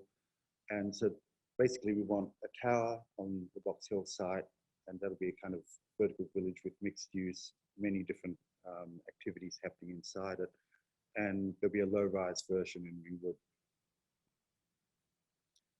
Real consultants, so we'll have Atelier 10 interacting with the students. We're not sure yet, depending on how many engineering students we get and everything, but whether it's every week or every couple of weeks, but we'll work that out. So we want to rethink the idea of the social and interaction and I suppose life after television, like not just sitting in front of the screen all day, but maybe a little bit, but also how can we organize activities when basically you're not working anymore.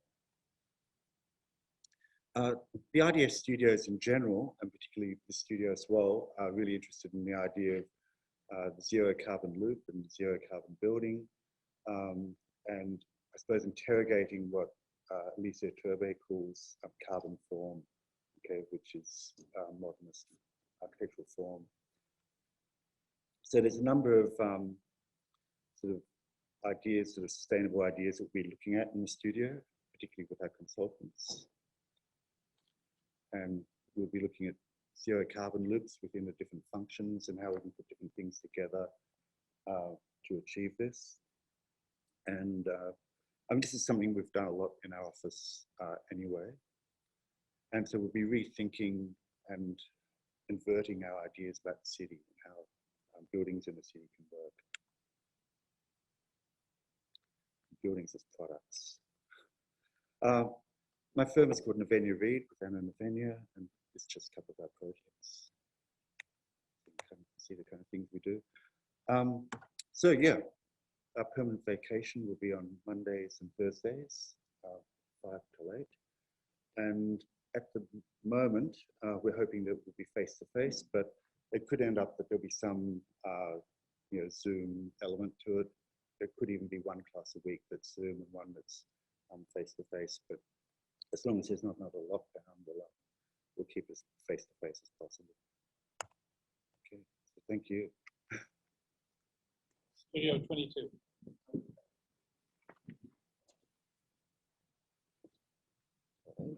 Hello, everyone. So my name is Kim. My name is Zuchen. So I'll start with the issue. So we run the pre-show Foley City Studio 22. Issue.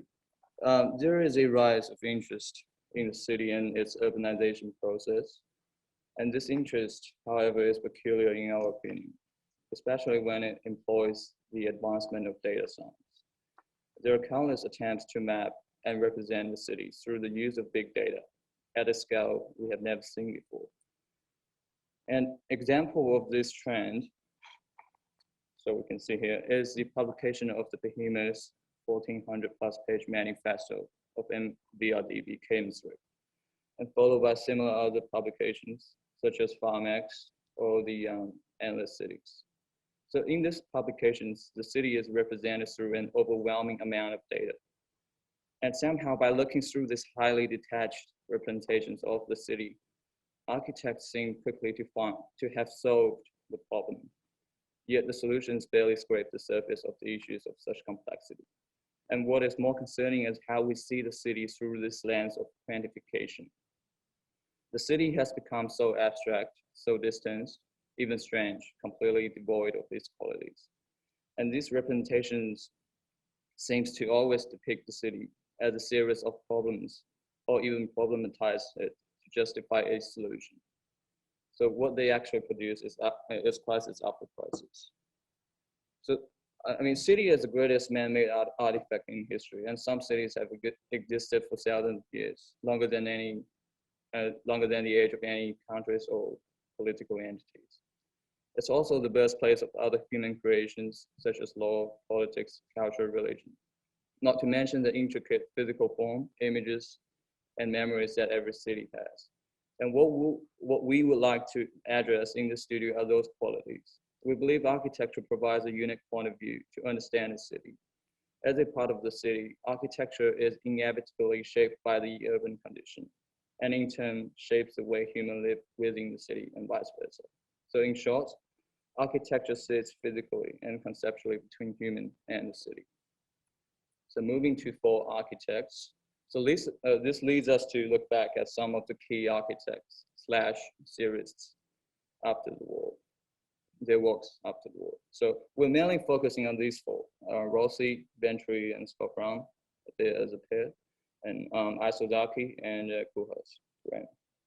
So unlike their modernist predecessors who see the city as a machine of economic production, we're interested in these four architects' unique approaches to architecture and the city. Each of them throughout their careers attempts to engage with some sort of a particular aspect of the city.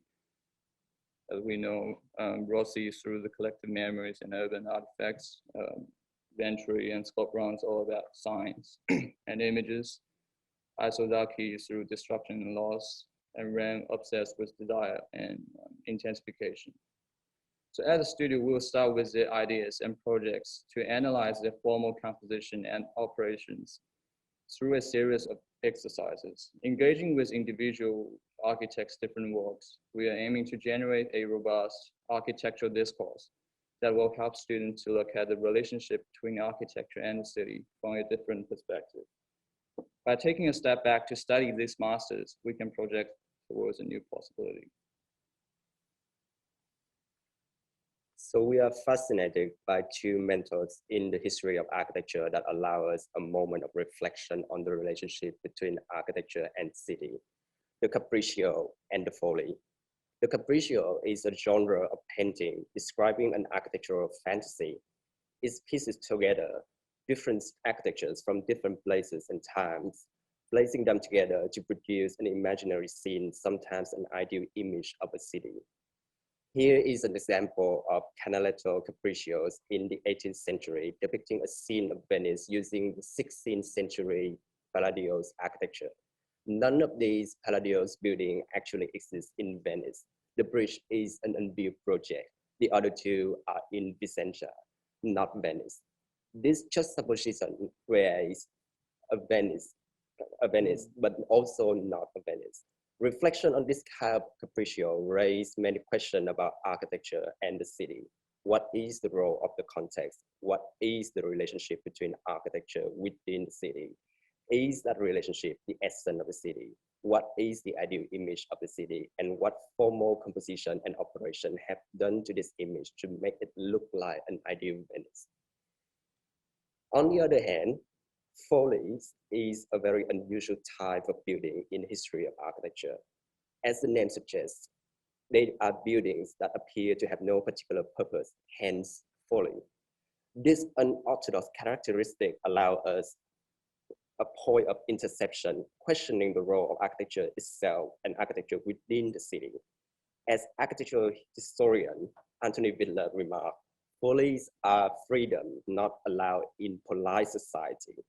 It provides us with a moment of madness and eroticism, a breakthrough beyond the normal mode of thinking through the use of architectural forms. The inserted folly here becomes experimentation to challenge the relationship between architecture and the city. In his book, Delirious New York, Rem Koolhaas documents the culture of congestions in Manhattan, arguing the seemingly negative aspect of the metropolis is the driving force behind the architectural innovation of Manhattan skyscraper, such as the Delta Athletic Club, the Waldorf Astoria Hotel, or the RCA building. He identifies these architecture as city within cities, in which the metropolitan life of New York is contained and made explicit through a finite architectural form. Instead of seeing congestions as an urban issue, he accepts and makes visible the most controversial urban aspect as the driver for his Welfare Island project here, an idealized version of Manhattan. This project is an exaggeration of Manhattan's unique feature, its ability to fuse the popular with the metaphysical, the commercial with the supply, the refined with the primitive, which together explain Manhattan's former capacity to seduce a mass audience for itself. In other words, Koolhaas simply refused the illusion of a project that improves, that see the city as the problem. Instead, this is an architectural project in the most radical way, reifies the splintering forces of the metropolis. And this is also the aim of our studio, to critically study and understand the existing quality of the city, and to consider the architectural project as a point of entry toward the project of the city. So our studio time run on Monday and Tuesday from 9 to 12, hopefully face-to-face. We'll be taking questions either via email or outside. Thank you. Okay, we'll now move to Studio 31. Andre. It's a shame half of you are on Zoom because I got new shoes and you're not going to be able to appreciate them. Okay, so I'm Andre Venice, and this is my first studio at MSD actually. So I've been at RMIT teaching studios in the master's program there. So I'm really excited to teach here for the first time. And the studio this semester is called Obstinate Persistence. So I also have a firm similar with architect Anna Jankovic. Similar is sort of newly formed, but it's an architecture practice working across architecture, urbanism, computation, media, and environmentalism. So the studio really starts with this kind of quote, which I'll read out. Architecture is a strange mixture of obstinate persistence and constant flux. Some elements have barely changed in the last 3,000 to 5,000 years. Others were reinvented last week, but in architecture, the appearance of a new element is rare. Most inventions are reinventions. So that's obviously from Olme Rem, Elements of Architecture. And so essentially what we're talking about here are your architectural elements being like wall, corridor, facade, door, window, and those sorts of things. So the premise really is to reinvent or invent some of these. But that's in the context of another kind of important interest of the studio, which is the idea of energy and how architecture is powered. And so that's sort of starting on the premise that large-scale power has failed to deliver energy without causing severe impact on the environment. So that's a kind of premise, and also, which Toby mentioned as well, the idea of carbon form, which was defined in log issue 47. And so that idea that the modern urban metropolis is completely defined by fossil fuels, both either through the highways being built that facilitate petroleum cars, or in the materials and their construction themselves. And then sort of looking to that to our local context. So in the Latrobe Valley, where I've previously run a few studios looking at the coal-fired power stations in the Latrobe Valley, so Morwell, Yallourn, Loy Yang, and Hazelwood, and looking at what a kind of possible future for those might be beyond simply demolishing them. And this is sort of a master plan view of Morwell with its open cut mine. And so then kind of in contrast to this, or kind of in a kind of challenge to that idea of large scale power, what kind of small scale self-reliant forms of power production might be. And that could be as simple as a solar kettle. So I think if I'm to define the studio's interest within some of the kind of common digital architectural terms, it's neither discrete or continuous. And by discrete, we could say a Gilles Retsin, who's got a kind of a discrete modular form of architecture where components are made to build a larger whole, or continuous being kind of parametricism. It's certainly a rejection of that, but more, so this studio sort of sits between, where it's interested in the idea of discrete elements, as we're describing them here, in continuous systems. So the system being energy, and energy consumption and generation.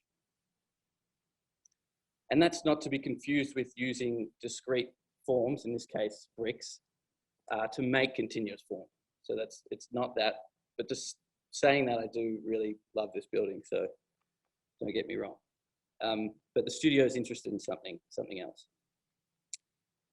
So we'll also look at an interest in the way, in energy systems, and also on buildings' own system, and that architects should kind of interrogate this more so, and see what opportunities there are.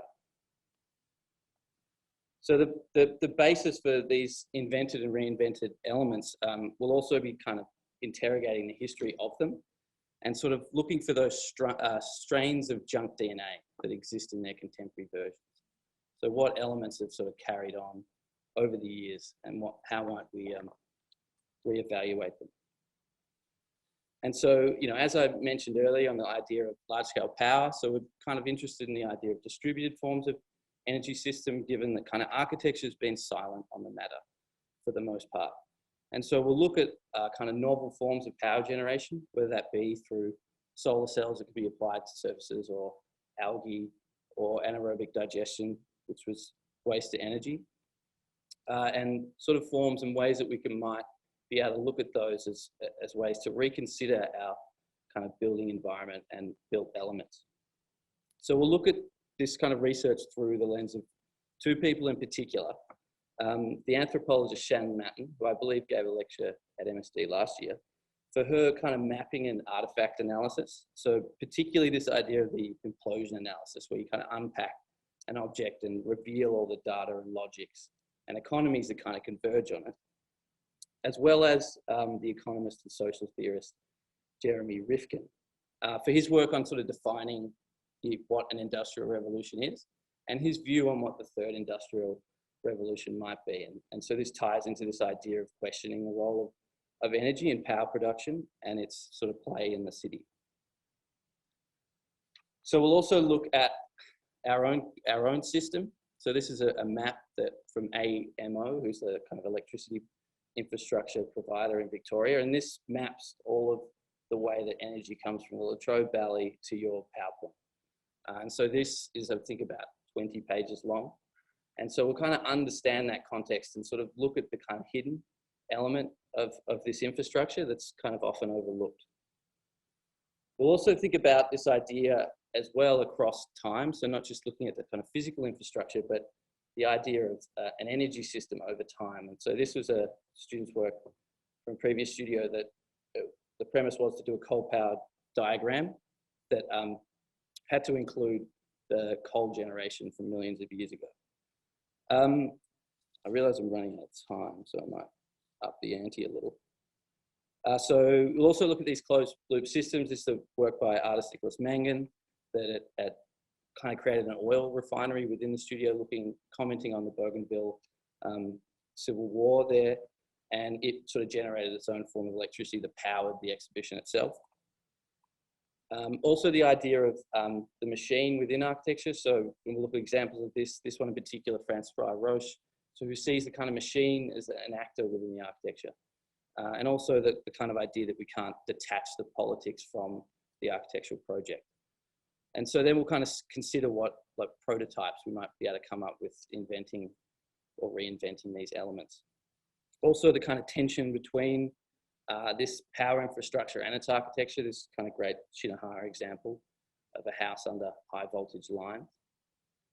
And really quickly, thermodynamics, so the idea of energy exchanging. There's no energy is being created or lost in the universe, and it's simply transferring from one element or one state to another. The idea of ecology, or the building as an ecology, old systems of power generation, ones that are kind of quite commonplace but not considered in urban environments, maybe the kind of more unfortunate forms of distributed energy, in this case a nuclear reactor on a boat. Again, yes, some examples, also the kind of history of that industrial revolution and its architecture. Materials that are considered beyond carbon, so it's a really kind of hard concept to kind of comprehend, but what that might look like. And then so the architectural project becomes a way to synthesize this kind of position on the techno-political systems. So I'll just quickly flick through because I'm well over time. And so this is just some of the work that we'll be looking at. So they're the sites. There'll also be some tutorials on some imaging and process stuff, but you don't need any experience in those. Thank you. Now, Studio 36 is being run by Anna Novenya. She's not here today, but she's provided us with a video. So I'm going to just let this video speak for itself.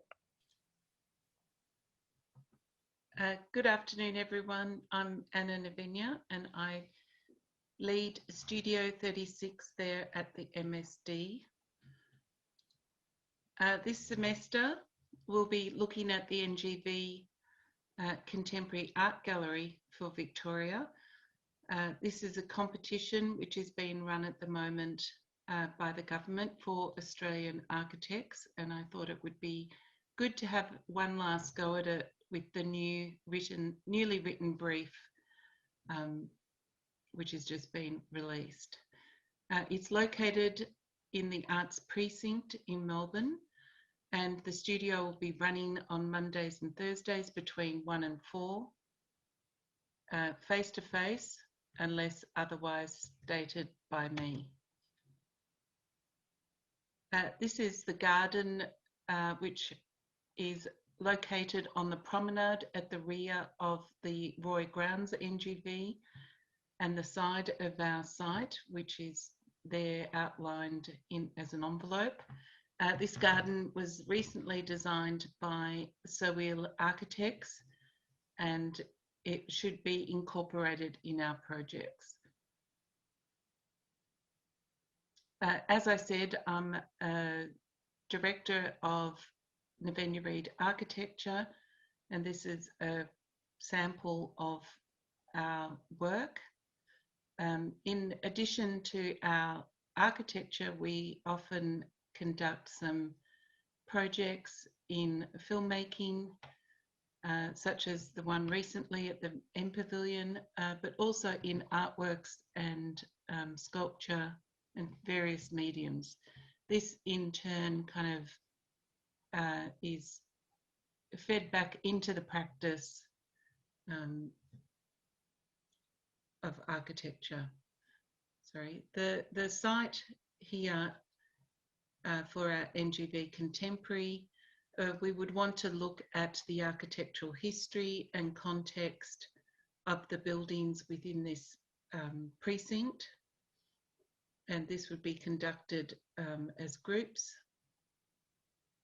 Then students will individually undertake the NGV Contemporary building itself, which is the envelope here in the image. So the studio will explore the changing nature of the architectural surface and space within the modern world. In particular, how has it changed since the influence of contemporary art and conceptual art, in addition to digital screen technologies?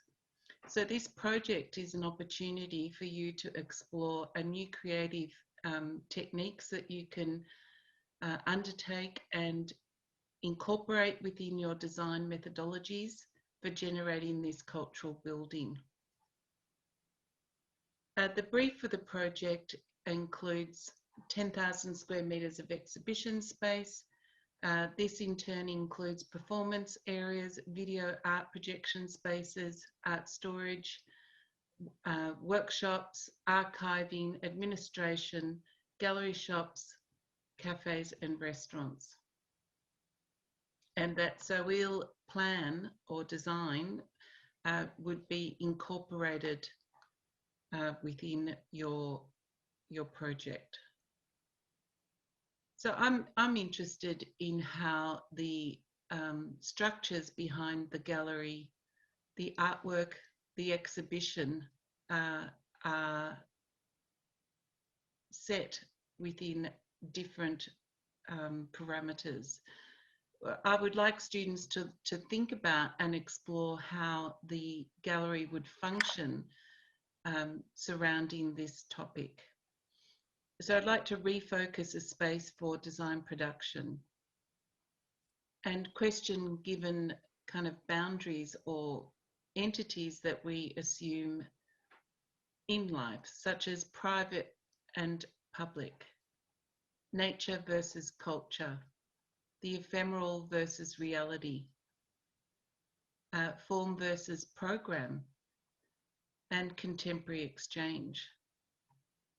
I'm interested in perhaps looking at architecture as event and the intersection between creative practices. So we'll be looking at art, film, and architecture, but also architectural concepts. I'd like to look at programs, spaces, and realities. And this overlapping of knowledge from different disciplines and realities and programs and how they can inform your work as a designer. Each student will undertake a series of design iterations, which is informed by the Omar Calabrese text on our list, looking how graphic techniques can have a parallel within architecture and how they communicate different ideas in terms of space and form. The students will also look at different urban massing tests, where we will look at historically different strategies for dealing with a site massing, and test and explore a more contemporary version for your project. We'll also be looking at program analysis. So we will look at how different galleries as organisational systems, both front of house and back of house, how they exhibit and display work for the public. And this includes the delivery, storage and preparation, assemblage in the back of house. As a kind of master's student, we want you to have an outcome which explores professionalism, whether it be design approaches and processes, looking and employing notions from your readings and relevant research, appropriate site investigations, brief and program requirements, materials and structural investigations, and precedents in design. And this will be illustrated not only in your final outcome and final review, but also your reflective journal, which is an illustration of this process throughout the semester. The material and structural investigations will be supported by an engineer from AAAVS, which will consult to the studio and assist you in resolving that. These are some examples of previous students' work for the NGV Contemporary over the last 2 semesters, which I assume is all still online and in the exhibition space. So I look forward to meeting you on Monday and taking on board this project. Thank you. Okay, we now have Studio 40. Dominik. Thanks, Don. Welcome, I'm Dominik Holzer. I'm an associate professor here at the MSD. I've been running studios for the last 7-8 years. So it's something where I try to understand how the architecture profession is changing and how our societal context pushes us to adopt new ways of looking at architecture. And for this particular studio, we are going to look at the effects of COVID on the sort of hybrid ways of work life that we're going to expect in the coming years that will take more and more hold in our cities. So the studio is titled Out of Date, and it starts with the premise that a lot of the buildings that we currently inhabit are not anymore fit for purpose for the way of life that we are about to engage. I'm not interested in the studio to look at social distancing or current issues related to COVID.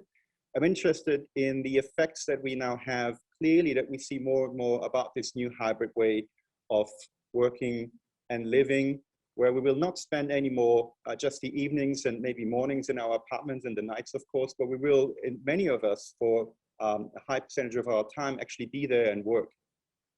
I argue that a lot of the sort of dwellings that we inhabit currently, as I said, they are not anymore fit for purpose. They're out of date. We need to come up with new ways of designing our apartment layouts. And we also need to understand the context of spaces in between, if you want. What is not apartment? How do we need to completely redesign how a building interacts with the urban fabric? How do we need to redesign how much space we're going to have and how that space is laid out within our apartments? As part of that, we also need to reconsider how much access to nature we're going to have in these apartments, how much natural daylight, how much airflow, how much green spaces there might be in those buildings. So certainly, I would want to speculate a lot in the studio with you. There is a number of papers and magazine articles already out there that talk about exactly this topic. So there's really an emerging field of research that we currently see, where many commentators start to think about or start to rethink how we're going to live as a society in inner urban environments. Clearly, there's also pressure from the outside world in terms of people not wanting to live in cities anymore necessarily, if they have an opportunity to work remotely, and they might just come in for work once a week or once every 2 weeks or so for a day or two. So what does all of that mean really for how our inner city apartments then need to be developed and designed? So I did summarize a lot of the sort of thinking that goes behind this already, but there is a bit more research I want to touch on in a moment. So of course, as I said, there is quite a number of publications that talk about the hybrid work-life model. There's a number of projects that start to address what that actually means for architecture and for us as architects. I would imagine many of you can relate to this topic because you have gone through this period now in the last year of working from home. Now, we will not be in that sort of isolated mode necessarily, but there will be, as I said, there will be ongoing hybrid life work models, and there are statistics that demonstrate that will ask us to balance out our time and actually spend more time at home, whatever that means. The question then is really, do we want to spend that time in the type of apartments that we currently see, or is there really a major change that's required to address all of these issues? As I mentioned, some of the research that's currently being conducted that looks into the next 5-10 years really points out that there is a very likely scenario that a large percentage of the working population in cities will actually continue to work from home at least 2 or 3 days a week. There are some clear benefits, of course, from working remotely. There's also some challenges and some struggles when you talk about working remotely. We'll look at all of these as part of the first few weeks of research that we're going to do on the subject. One aspect that I also want to touch on is the concept, well, not concept, but the danger, if you want, of social isolation. If we do work more from home, if we do have less encounters in the workplace, are we going to be more socially isolated? How do we as designers respond to this? How do we then look at the spaces that are maybe not within our apartment, or how do we look at even within our apartments opportunities to kind of get a notion of what happens around us, happens elsewhere, maybe even meet people? So there are clearly then questions about privacy, safety, and so forth that also need to be addressed.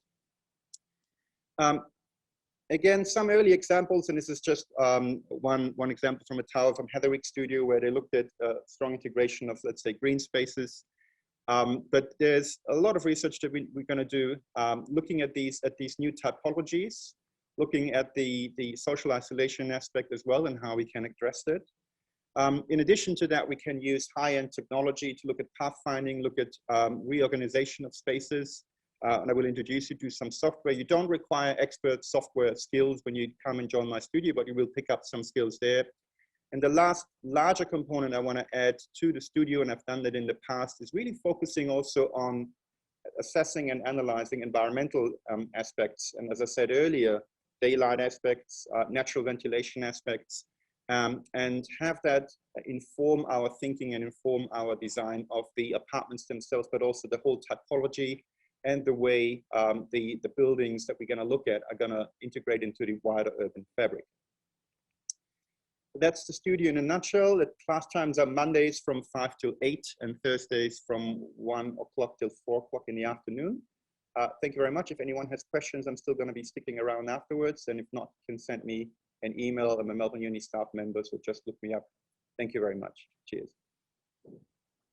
Okay, now we'll have Studio 41, Yui. All right, so hi everyone. It's nice to see you all here, and hello to everyone who's online. So first of all today, I'm going to ask you a couple of questions. So it would be great if you could think about them as we go along. Okay, so first of all, how many of you enjoy being creative? All right, next. How many of you expect to be making something this semester, whether it be an architectural model, an atmospheric collage, or perhaps a piece of furniture? Maybe a couple of you.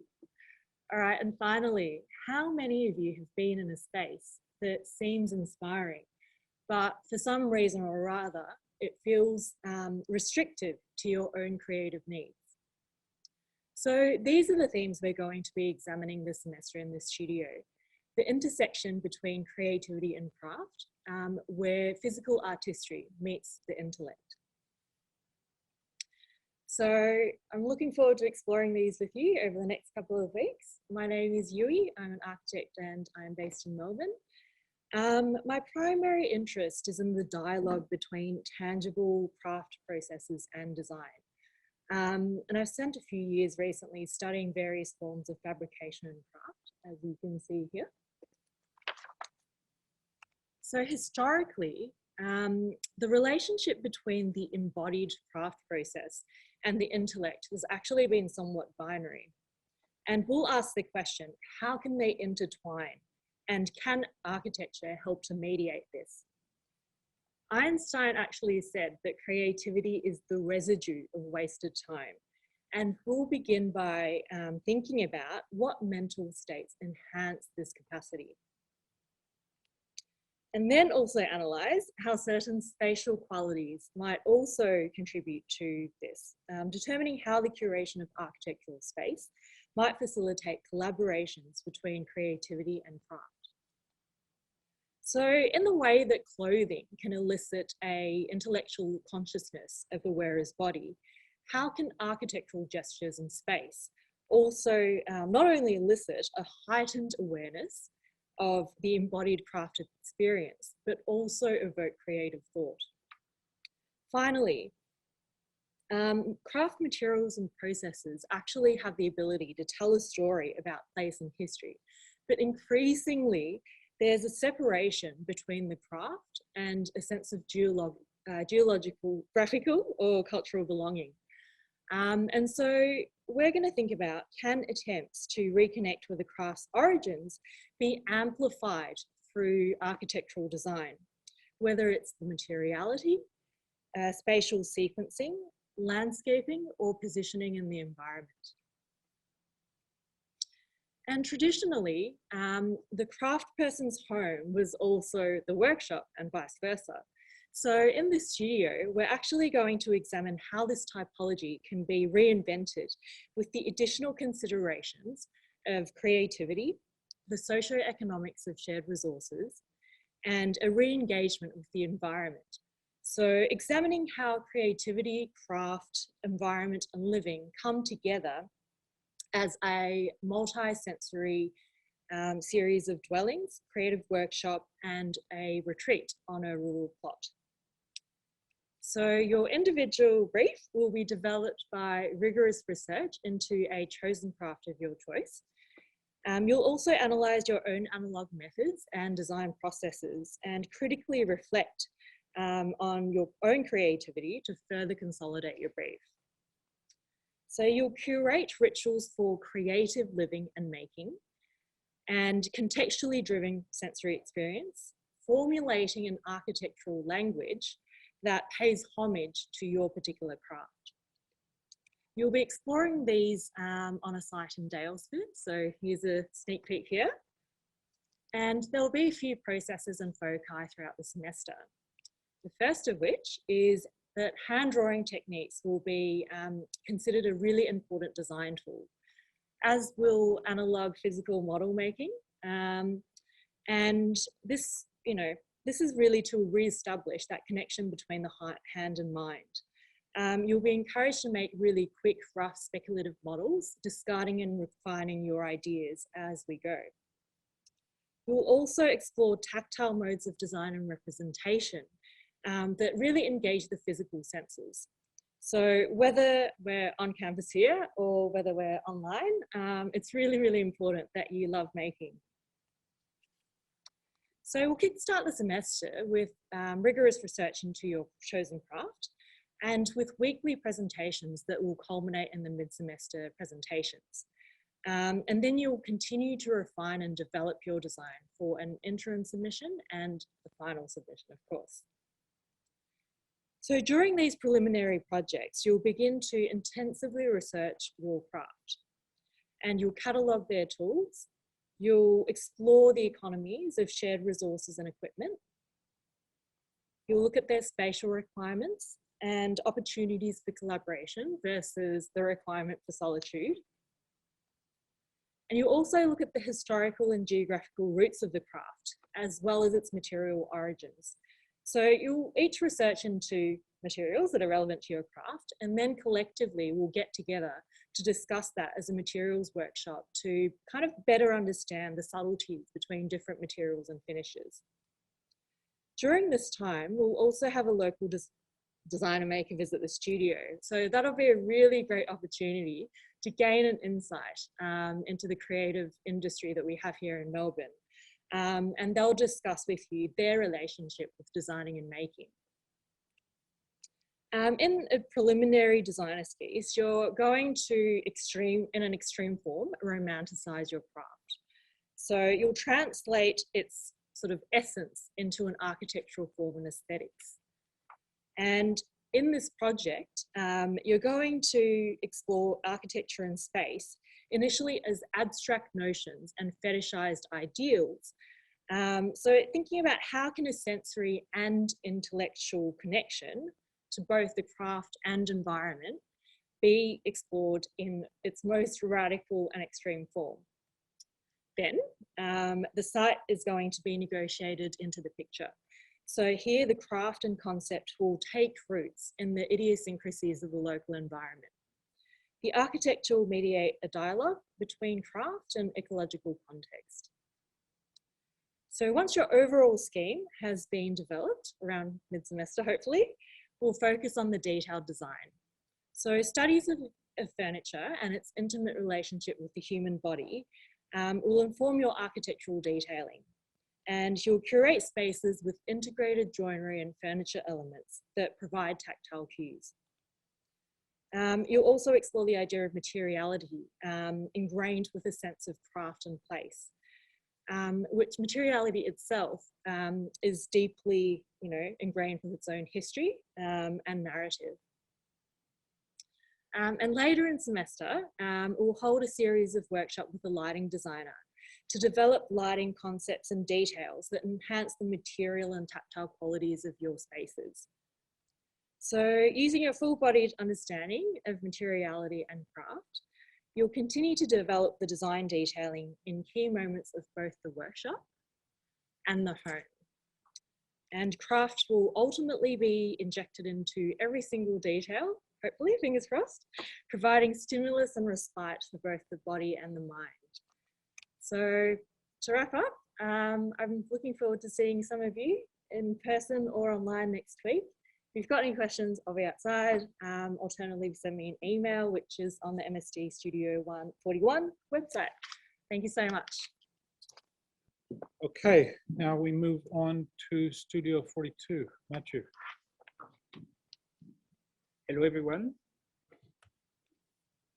So I am Mathieu Begogina. I am a French architect, and I will present you Studio 42 Reimagined. So before I start, a little bit about myself. So I'm a French architect. I studied in France and in Canada before moving in the Philippines in 2013, where I worked for about 4 years. I am now based in Melbourne since 2013, where I've worked in multiple companies, and I tutored here in MSD. So I tutored the Studio Fire and Epsilon for undergraduate and design approaches and methods. I'm also tutoring this semester.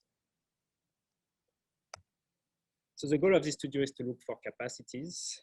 So the place we live in are full of overlooked, underused, and vacant spaces, and you will be basically proposing projects that will bring back activities to these areas. So every location is different, so it will be up to you to look for the specific needs of your site, to think about what is relevant now and in the future, and of course, to develop your project from there. So even though the theme itself is set, this is an open brief studio, which means you will have to look for a site, you will have to understand the multiple actors in play, and you will have to develop a program and propose a response based on your research.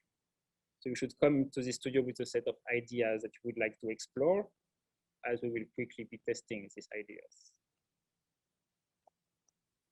So in this studio, you will look far beyond the building aspect, even though it will be the focus of the second part of the semester. But basically, we'll have to develop the social, environmental, financial, and urban aspect of your proposal for it to make sense.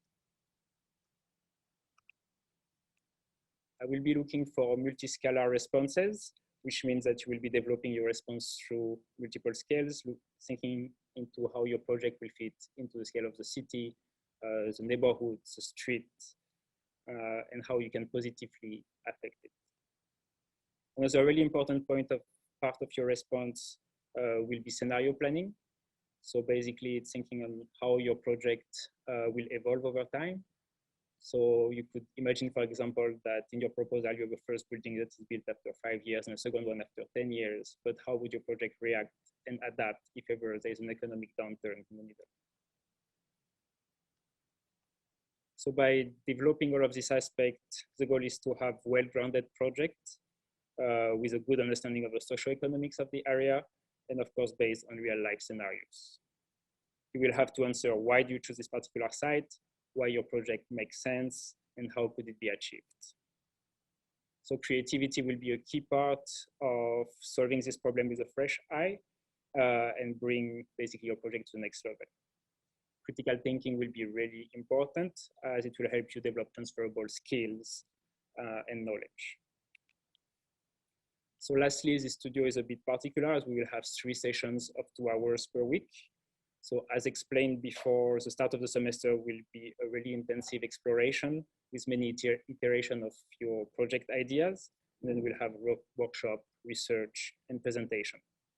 We'll have guest collaborators coming from the field of urban design, placemaking, heritage, adaptive reuse, and others to be confirmed.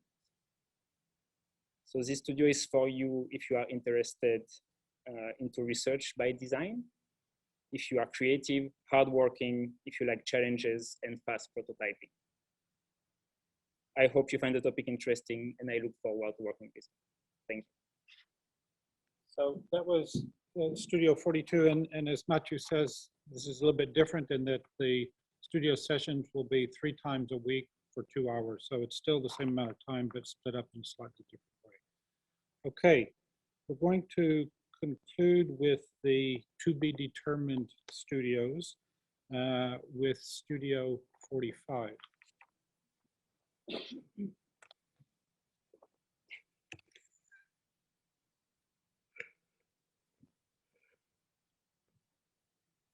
David Byrne asks, does the venue make the music?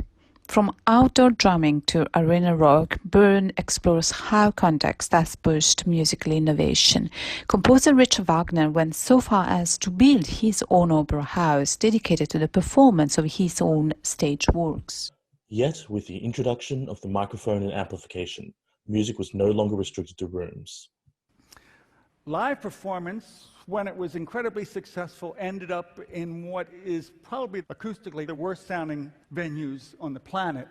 Sports stadiums, basketball arenas, and hockey arenas. Pop music is now listened on portable devices, and DJs blast beats over shouts and screams. The way we listen to music has changed, but the way we experience architectural space has not. Yet, there is an imbalance in how architecture favors sight over the other 4 senses. The process of design and experience, all the way to how we represent architecture through renders, diagrams, and drawings. All these are inherently visual exercises. And in response to this oculocentrism, we can look to the elements and materials of architecture. Truth be told, there are many similarities between architecture and music, both unconstructed with meticulous care based on the laws of mathematics and geometry, a strict structure from which you can, maybe even should, deviate. And color lays within the materiality of light, one more intangible component and quality of architecture. As Louis Kahn praised, a room is not a room without natural light. Architecture is shaped by shadow, as in the Greek architecture, which told him that the column is where the light is not, and the space between is where the light is. It is a matter of no light, light, no light, light. In our studio, we will use light and shadows as the maker of materials. Steen Eiler Rasmussen asks, can architecture be heard? Most people would say as architecture does not produce sound, it cannot be heard, but neither does it radiate light, and yet it can be seen. We see the light it reflects and thereby gain an impression of form and material. In the same way we hear the sound it reflects and they too give us an impression of form and material. In Utzon's Bauswehr Church, the material of light can shape the curves of a roof and define how we understand and articulate form. Yet these forms are also tied directly to acoustic requirements for this intimate setting, where the dome-like opening above the altar grants the volume and long reverberation time, and the undulating ceiling reflects to ensure clarity. Utzon says the sound emphasizes the atmosphere we expect, and therefore the acoustics are readable. As we can see, a space created with sound as an element has a wide amount of creative possibilities that can give the notions of space not yet known in visual or solid mediums. The creative challenge is open with the possibility of developing notions of oral architecture in the process of designing sound events are endless, just in the same way there are lots of possibilities in the act of listening to place. In Studio 45, you will explore the nature of the space through the lens of sound and light, and you will employ acoustics and lighting and their relationship to the built environment as a fundamental element of architectural design, knowing that acoustics is more than a science, it is an art, and no mathematical formula automatically solves acoustical problems. There is no substitute for an understanding by the designer of the acoustical environment implied by design and choice of materials. This sense is acquired by observation and experience. It is as important for an architect to keep ears open as eyes are. In creating a space for sound, you will seek to define that space through sound. This will become a different way of rendering visible something that is intangible. It will be used not just as an experiential outcome or exploratory exercise, but as part of your design arsenal to validate successful design outcomes. As sound and space are intertwined both as conceptual and applied elements, we will promote discussions and experimentations around architectural design for live performance. My name is Sofia, architect and lecturer in construction technology and architecture at ABP. My passion lays in large span architecture, made of weak or uncommon materials such as polypropylene circles, or even discarded skis. I am the co-founder of Britishel.it, a firm dedicated to timber special structures spanning from timber grid shells to acoustic shells such as RES. RES is an acoustic timber chamber built in Italy, Sicily, every year during the summer school VPN, where acoustic performance and structural design are combined with a low-tech construction system. The outcome is an amazing device to perform open-air classical music concerts.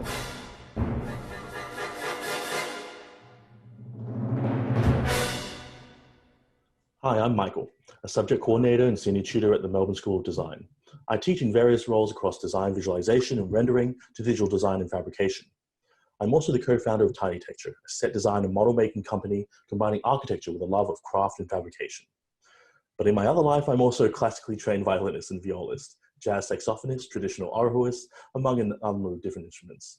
I've also performed across multiple different venues and occasions, from jazz clubs to church ensembles, all the way to 80-piece orchestras at Rod Laver Arena.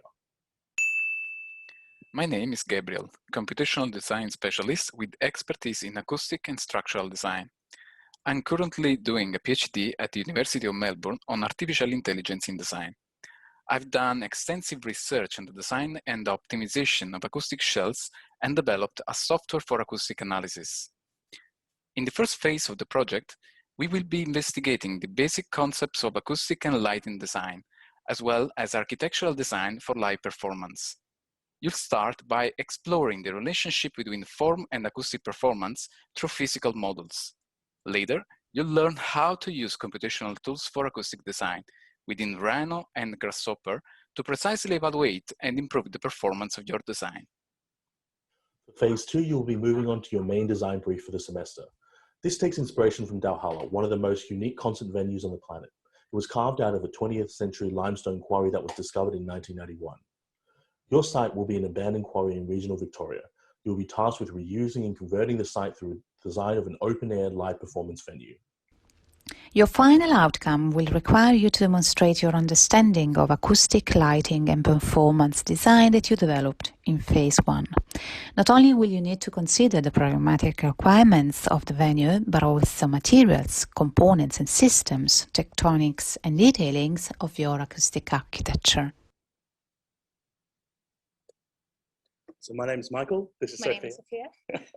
We'll be running in 5 to 8 on Mondays and Thursdays, and we'll be outside if there's any questions. Thank you. Okay, that concludes the studios that are, quote, still to be determined between whether they're going to be fully online or face-to-face, and that'll happen through the process of the survey as well as the balloting. Okay, so as I said before, those were the ones that are still to be determined. And now we're moving to the online studios. And first up is Studio 5, Justine. Right. Wow. Very empty. Okay. It's working. Hello, everyone. Hope in perturbation or perturbanism. Welcome to Studio 5. My name is Justina. Forget about my family name. It's unpronounceable. I will be teaching online on Wednesday from 9 to 3, so once a week for a change. In the next few slides, I'll show you some work that has been done previously in my studios. And this is definitely not going to be a problem-solving exercise or search for something. Instead, we try to understand not what we know, but rather what we need to know in order to change existing status quo. We need to abandon our preconception that humans are constantly under threat from nature, so we need to fight it back with design. We also forget most of the urban theories in which deterministic progression are privileged. Instead, we adopt complex adaptive system theory that postulate that a healthy system requires periodic perturbation, disturbances, something that actually we try to avoid. We'll postulate an imaginary emergent moment, perhaps even an object. When this moment is perceived, it will exert influence, and this influence will make changes within context and could lead to another emergence through another perturbation. You will learn how to basically do a little bit of this kind of modeling. Now, this is not obligatory. We set a series of online courses on Saturday, but if you want to see how your little intervention affects the environment, you will be able to learn by doing this kind of simulation. So why to choose Great Ocean Road as a focus? The name itself reflects a culture in which human activity dominates, like the road. The Great Ocean Road is a memorial to those who died while fighting in World War I.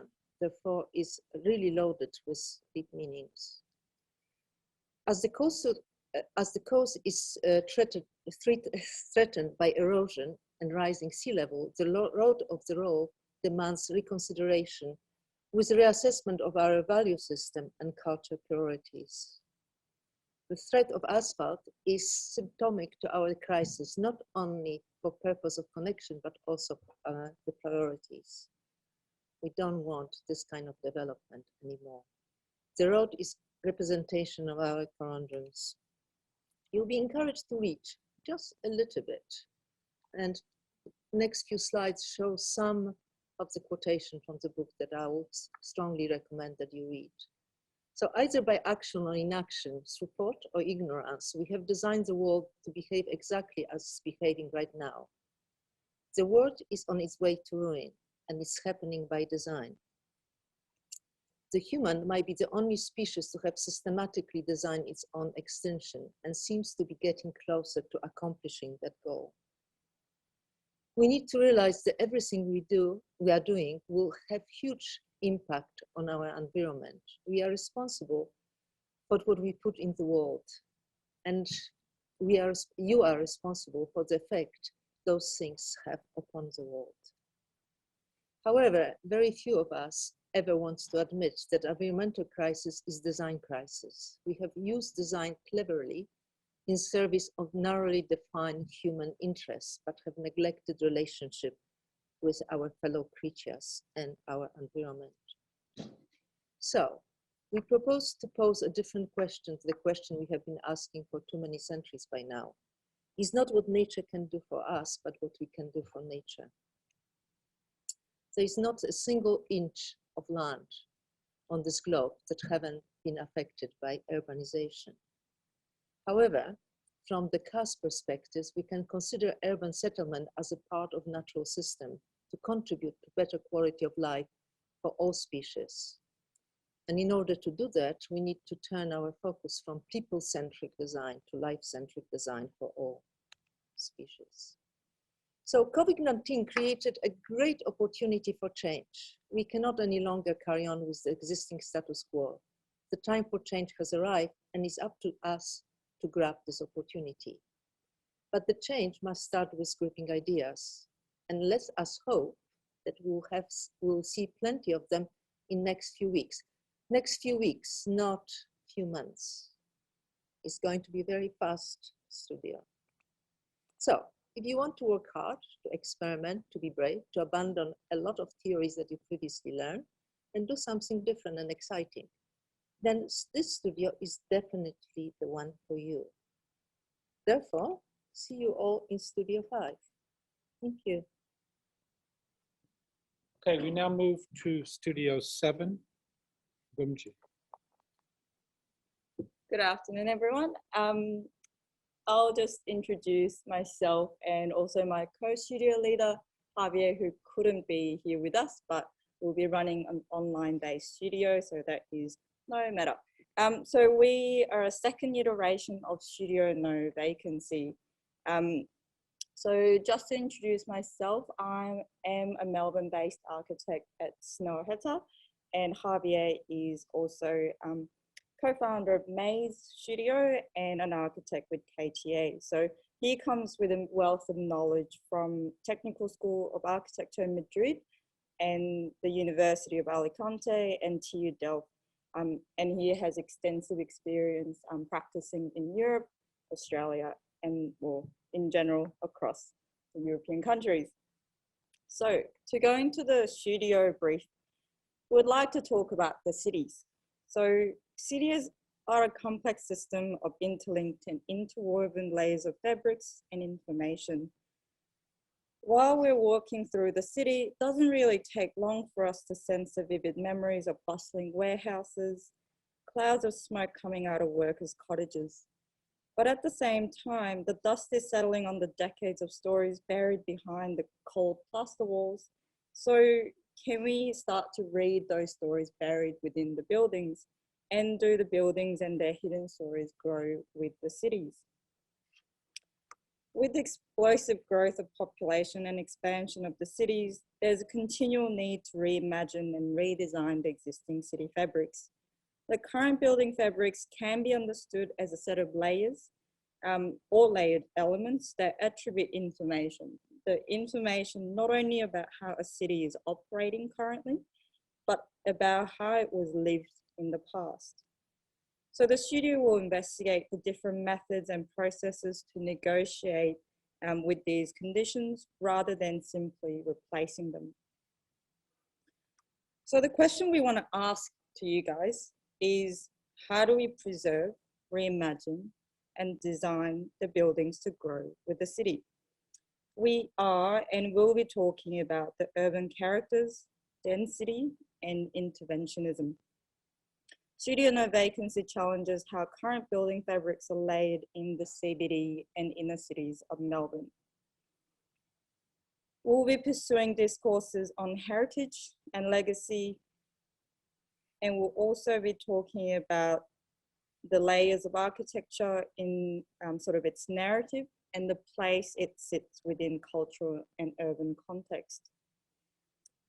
For this studio, it is critical that you can illustrate and articulate your ideas both in verbal and written forms, and speculate within philosophical and cultural framework, and investigate with a level of skepticism and criticism. So of course, this starts with understanding your individual desires and choices. It is fundamentally important as a designer to be able to articulate what you want and how you want it. And of course, understanding the consequences of those desires, you know, the negotiations will follow. So how will you negotiate this with your neighboring sites and the existing fabrics? What spatial qualities will you need to provide? What conditions do they require? These are only some of the questions that we'll tackle to develop the design strategies. To briefly talk about the logistics of the studio will be split into 3 phases. The early phase, motivation, is where you'll be completing a series of analytical and research working groups to demonstrate your understanding of the site and its cultural context. Each student will also be asked to articulate their choice of site area and design and chosen design strategies. This basically means you have to elaborate on your process, which will act as a foundation of your design. By mid-semester, you'll be asked to produce a manifesto and a series of drawings, vignettes, illustrations to articulate your process and demonstrate your speculation in a set of drawings and writings. Then the third and the final phase will be the representation through various forms and media, particularly focusing on the narrative-based visual storytelling method. We'll be talking about how we can demonstrate different ways of storytelling. These are some of the examples from past students' works in the previous iteration of No Vacancy to demonstrate how different representations were taken to really explore your proposal and the narrative of the project. So you can see here the scale of the drawing becomes particularly important, and it's an important measure and device for us to hash out your thoughts in architectural form, as you can see with these drawings. Just to sum it up, this studio will be fairly fast-paced and it will be challenging. However, it will be quite fun. It will be really all about how you operate and how you want to build on your processes. So with Studio 7, will be on Mondays 5:30 to 8:30 and Thursdays 3 to 6. If you have any questions, let me know, and you have my emails on the studio page. Thank you. Studio 10 is being led by Lara Asensio Valeria and David Ma. They're not here, so they've made a video for us. Let that run. This is the introduction for Studio 10, Studio Water, which will be led by Lady Asensio Valeria and David Ma. The studio will be primarily focused around an engagement with the water challenges that will be associated with climate change, and really looking at how these kind of water challenges will actually help us reconsider urbanization in Melbourne context.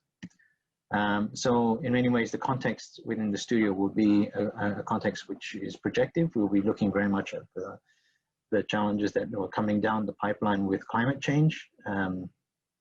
We can see within the context of Australia, we're already starting to get very tangible ideas of what climate change challenges would be, may actually do in terms of radically recontextualizing our environments.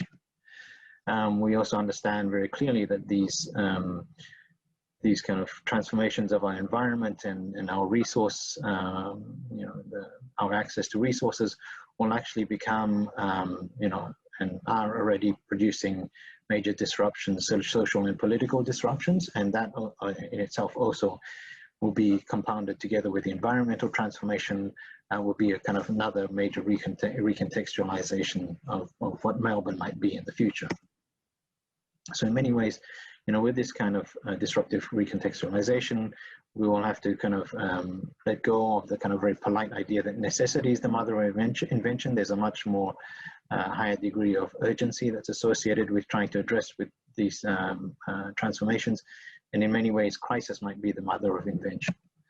We're also going to take the call to arms by Sir David Attenborough about having to be radical enough. We will also be having to think about what kinds of new design practices and new urbanization and architectural practices we will need to adopt to be radical enough to be able to address and be resilient within in the face of these kind of transformations. The studio itself is the third in a series of studios which are done within this larger umbrella of the ArcDR3 research initiative, which is led by UCLA in Los Angeles, the Tohoku University, and the Miraikan Museum of Emerging Technologies and Innovation in Japan. The MSD studios are part of the Australian contribution to this larger international research. The research kicked off in June last year and involves 11 different universities from the Pacific Rim, including from Japan, from China, from the west coast of America, from Chile, Taiwan, and Hong Kong. Different universities from these different areas collectively working on urbanization and architectural responses to this need for resilience and regenerative capacities in the face of major disasters. So in the case of Melbourne, we'll be looking at disasters that are associated with water. So in one sense, we'll be looking at water in terms of its overabundance. So there's a projection that major storm events and severe climate events will introduce more and more severe flooding and say risks from water in some of the city's main neighborhoods. And the water kind of challenges in Melbourne will also be associated with a kind of the opposite problem, where from time to time there will be severe water shortages. So we'll see that Melbourne will flip-flop between severe storm seasons, and then in other cases, in other years, it may actually take on the opposite condition of severe shortages.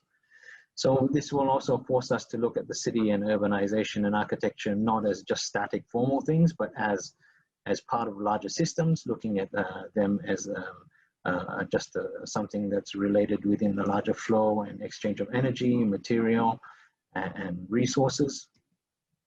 And we'll be trying to start looking at a reconsideration of our architectural and urban design practices, landscape practices in the light of a systemic transformation. So we'll try and consider things such as the hydrology in a national scale, the state scale, and also the local scales.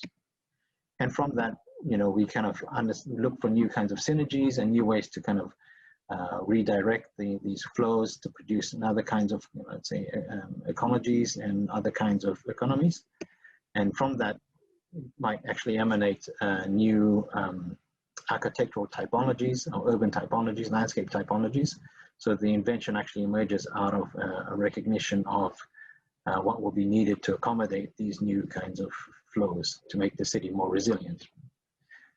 This forces us to look at the city as something that happens in time, forces us to consider a much more cross-disciplinary relationship between architecture, urban design, and landscape, new kinds of civic spaces, new kinds of neighborhoods, new kinds of infrastructure, and across different scales.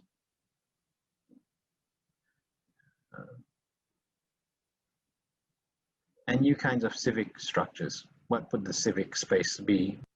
And just to give you a bit of background on us, David and myself, these are some of the work and research that we have conducted as a SONA, as well as 2 publications that we produced, in both cases looking at models of urbanism through the lens of health in one hand, and through the lens of energy production from waste on the other.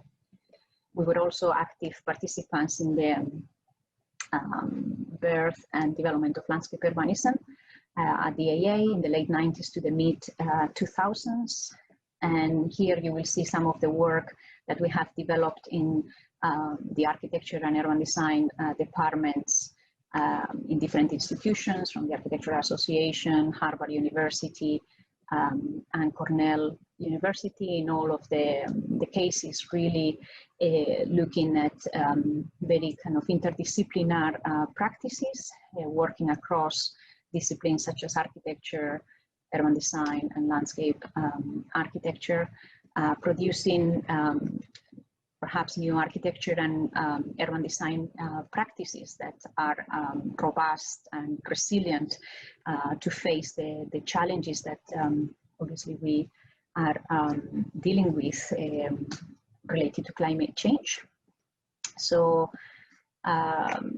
just to say that we are very excited to start the semester with you, and very excited to take this challenge really of looking at Melbourne and the water challenges that we'll be facing with climate change, and really looking forward to see the models of urbanism that we are able to develop in the studio together.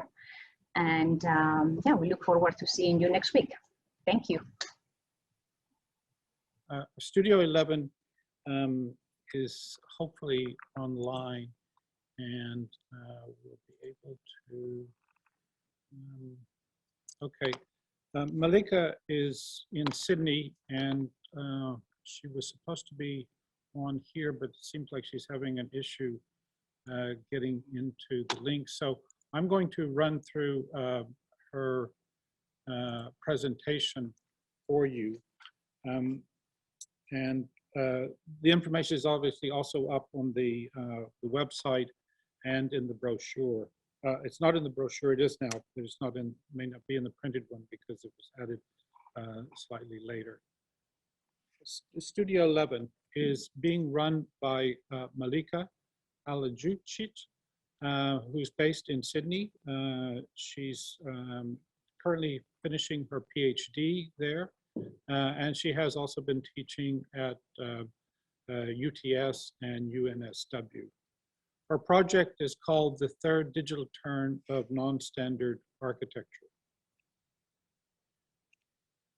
So the studio description is really that the studio will focus on what's called the third digital turn of non-standard architecture, which emerged out of the second digital turn identified in the architectural movement in around 2012. And this was really about using new methods, particularly through parametric architecture, to produce new forms of form making and construction, fabrication, basically based around parametric data models and robotics. This studio is beyond that. So it's now looking at a third digital turn through aspects of the codification of non-standard architecture. I'm just checking the time here. I don't want to go on too long.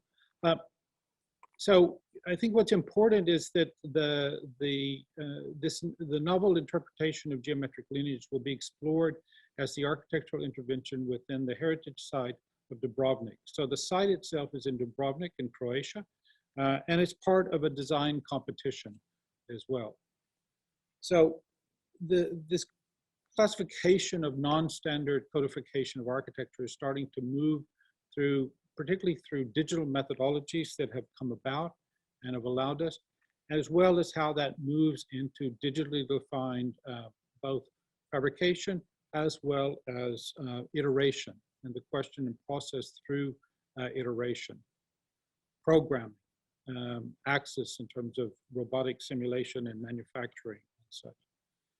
It's also the sort of comes beyond this sort of rationalization of non-standard architecture. So on the one hand, question of non-standard architecture, so not classically defined and derived architecture, but also a rationalization of it in terms of using a much more systematic performance of that and coming a lot of it through mathematics as well. Ways in which different forms can be generated, forms that are not the sort of standard architectural forms. And part of that has to do with both the processing procedures, but also the material possibilities with new forms and materiality. What we saw in Baroque architecture with someone like Borromini, these incredibly complex forms, to where that takes us now with somebody like Frank Gehry. The question of how different are these in terms of their expression and their development. It's a look also in terms of questions of material directly, in terms of here stone and aggregate materials and what they mean, both in terms of constructional possibilities, but also formal development. The ways in which with automation, particularly robotics, that really incredibly complex shapes can now be cut because they can also be described. And these machines that are cutting not just foam or wood, but stone and other really dense materials and how that comes about. As well as looking at plastic materials like concrete and such. These are some projects by Malika that you see on the left and on the right. Projects that came out of developments that she worked on where she studied at the Architectural Association in London. So the site is an area in Dubrovnik, part of a World Heritage sort of location. It's an articulation of the city port through different functions, scenarios, and reaffirmation of the port as part of the city space. And really the conceptual design of how those interactions, traffic flows, evacuation routes, as well as, I mean, it's a walled city here in the the sort of heritage area of Dubrovnik. So that question of the containment as a kind of medieval historic context, but at the same time, how does that flow into the 21st century? Again, these are the same aspects. This is the plan. You can see the really fortified walls encasing the city, as well as it having access to the port area itself. More details of that. It's an amazing sort of location, an amazing both heritage and tourist site. In terms of studio outcomes, the studio aim is to develop an architectural design that interprets readings and integrates the design brief and the site to a comprehensive level of resolution. The studio will critically evaluate readings as an approach to represent architectural space and form. So this is really not just a sort of exercise in form making, but also in critically understanding where the discourse is taking place right now and where it sort of comes out in terms of its realization through form, material, construction, and processes of automation. There's a long list of readings here. It's not as if all of this is going to be in full detail, but these are important reference points from Alberti all the way through to philosophers like Jacques Derrida, Gilles Deleuze, and Guattari, but also current practitioners, Patrick Schumacher, Bernard Tschumi, and let me see who else is on here, Bernard Cash, for instance. These are all the people that, you know, they're not the only people, but certainly they're important people in getting a grounding in some of the sort of background to where this question around non-standard architecture comes from, and then particularly in relationship to this third digital term of non-standard architecture. So please look online. This is a new studio that we had to generate fairly recently, so we haven't been able to maybe prepare all the material as well as we would like, but I think it's a fantastic studio and I'm very pleased that we're able to offer it. Malika has an incredible background in terms of her studies at the AA, her practices in offices, her work with Zaha Hadid's office, her PhD that she's now working on, and exhibitions that she's been involved in, as well as her own work that's been developing over the course of the year. So I certainly, for an online studio, I really highly recommend it to you. Okay. Now we'll move to Studio 16 with Joel Benishu. Again, Joel is not here. In fact, Joel is located in Perth. This is another online studio, and this studio is by a video recording.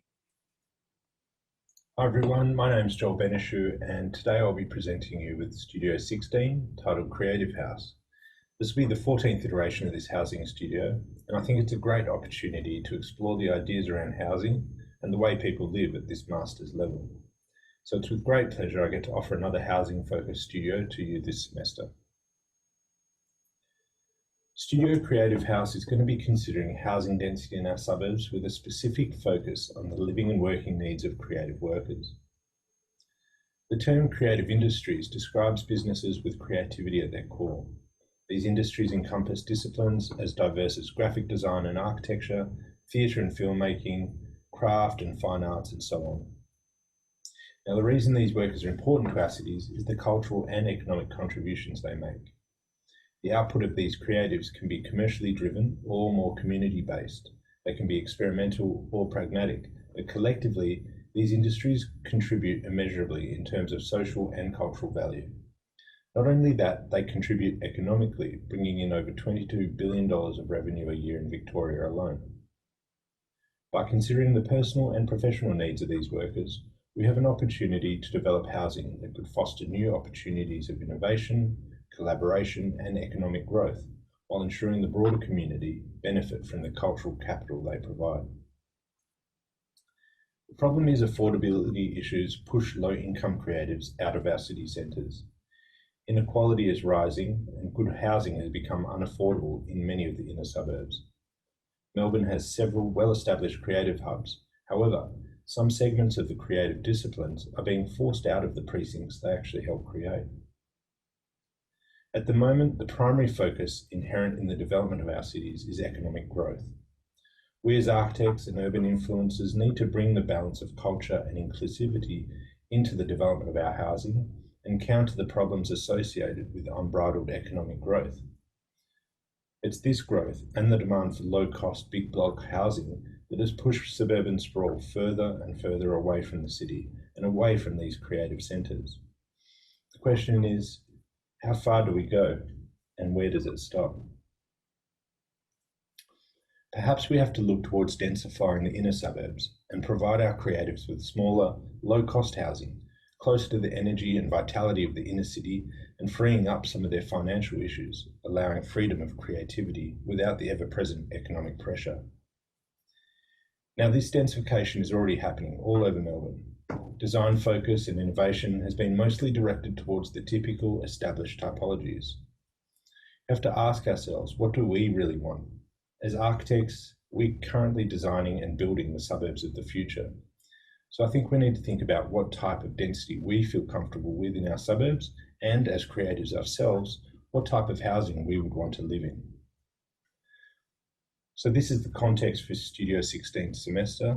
We'll move on to the particulars of the studio. We're breaking up the semester into 3 main phases. The first, week 1 to 3, will be the analysis phase, where in groups we'll put together a whole bunch of information around the creative clients, we'll look at precedents and think about the existing conditions. Initially, we're going to examine the notion of housing and what makes a good dwelling. We'll also unpack the needs of the creatives and think about what they require to live and work comfortably. Through these first few weeks of data collection and analysis, we will put together a strong brief for you to work with and provide a platform to move on into the next phase. The synthesis of these ideas will take place from week 4 right up to mid-semester. These weeks will be spent looking at the human scale, investigating small-scale design, and through a series of practical exercises, you will design the interior layout of a studio space for your creative worker clients. This will be a single unit for your creative worker to live and work in. This design proposal, along with your brief, will be presented at mid-semester and make up 30% of your semester marks. The remainder of the semester will be spent formulating your approach for the creative house. You'll collate all the data and design work from the first 2 phases and use it to put together your end of semester proposal of a multi-dwelling unit or townhouse type development on an inner suburban site in Melbourne. Once again, I think this is a really great opportunity for you to look at the conceptual and practical elements of housing design.